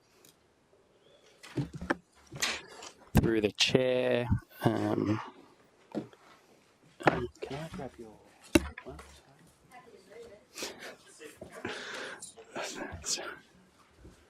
I think there's a couple of questions. Sorry, so get the right document. While they identify that, do I have any questions from councillors on this report? So I've got one question. Councillor Dora and Councillor Tozer, any questions from you on this report? I have had a very good briefing about this the other day, and I actually feel pretty good about the briefing. Okay. 140. Right. Yeah. So EGM and Matt, it probably doesn't matter too much because it only looks like we have one question. But for future reference, if there is a couple parts that are confidential, can we put that as an attachment at the back and leave the rest of it open? Through the chair, yeah, we can do that. Yeah. I hope so, because I think I've asked for it 10 times now across all the committees and we still haven't seemed to got there yet. Like, this doesn't need to be confidential. If there is, from my reading of it, there might be one page or half a page that is confidential. Just make that a one page on grey at the back and the rest of it an open. Okay, Councillor Curtis, your question for the report. Just a super quick one for you, Chair. The forward schedule for deployment of the mobile anti-hooning trailer, is that available for us to see anywhere? Through the chair, not yet. That's something we're going to develop if the recommendation is supported. So the safety camera network will work with each division. We'll gather data from QPS. We'll get crime data from our crime profiles. We'll work with yourselves on information we're getting from the community, as well as information from internal stakeholders from the city to come up with a proactive program of redeployment based off data and intelligence rather just from community requests. Okay, so, and then the intent would I could access that off like the city website to see where it's going to be. Sorry, not a public one, but as a councillor, I could access that and know where it's scheduled to go for the next 6 months. Through the chair, yeah, that's 100% correct. And we will keep some wiggle room in that as well. If there's any emergent needs that pop up, we'll be able to adjust the program accordingly. We start with one and it rolls on. Councillor Farrell and Councillor Martin. Thank you, Chair. Just a comment first before a question to say thank you to Matt and his team. So recently we had a lot of spate of break-ins at the Helensvale Scouts. It was really quite severe, and the team came on board with all different departments of city officers, and we did a crime prevention through environmental design audit. It was significant. We had QPS there, and the report and the recommendations is phenomenal. So I know that was mentioned in this report, so I just want to say thank you for that. Thank you. And in relation to the CCTV and the forward program, which I think is amazing, are we looking to really do that plan while it's flexible, as per one deployment per month, or are you happy if there's clusters each quarter, or what does that look like from your side? Yeah, through the chair. We're happy for either. We want to work with each of you individually to see what's fit for purpose. I don't see a need for one per month. That might not necessarily suit your community or your needs. Yeah. It may be clustered per quarter. I think we work with each division to see what's fit for purpose. Okay, thank you. Councillor Martin. Just a question on the CCTV trailers, but they're solar, but do we have any that are battery that would last days and days? Because I think when I've looked at this in the division, often shading precludes us from utilising it. So I understand, are we future-proofing in that it could take a power feed or could have a battery that would last days and days, so we're not limited by the trees? Through the chair, no, at this point they are solar powered only. So yeah, we do look for vegetation cover to determine the right location. We get 99% uptime from these units at the moment. So our feasibility process is successful, and 90% of our feasibility assessments lead to an accurate area we can put these units. We will be reviewing, the contract runs out in 2 years, so we will be reviewing the contract to look at the future model and direction for these. So that is something we could look and consider, but from this point in time, solar is the best option. Any other questions? Councillor Gates, happy to move it still?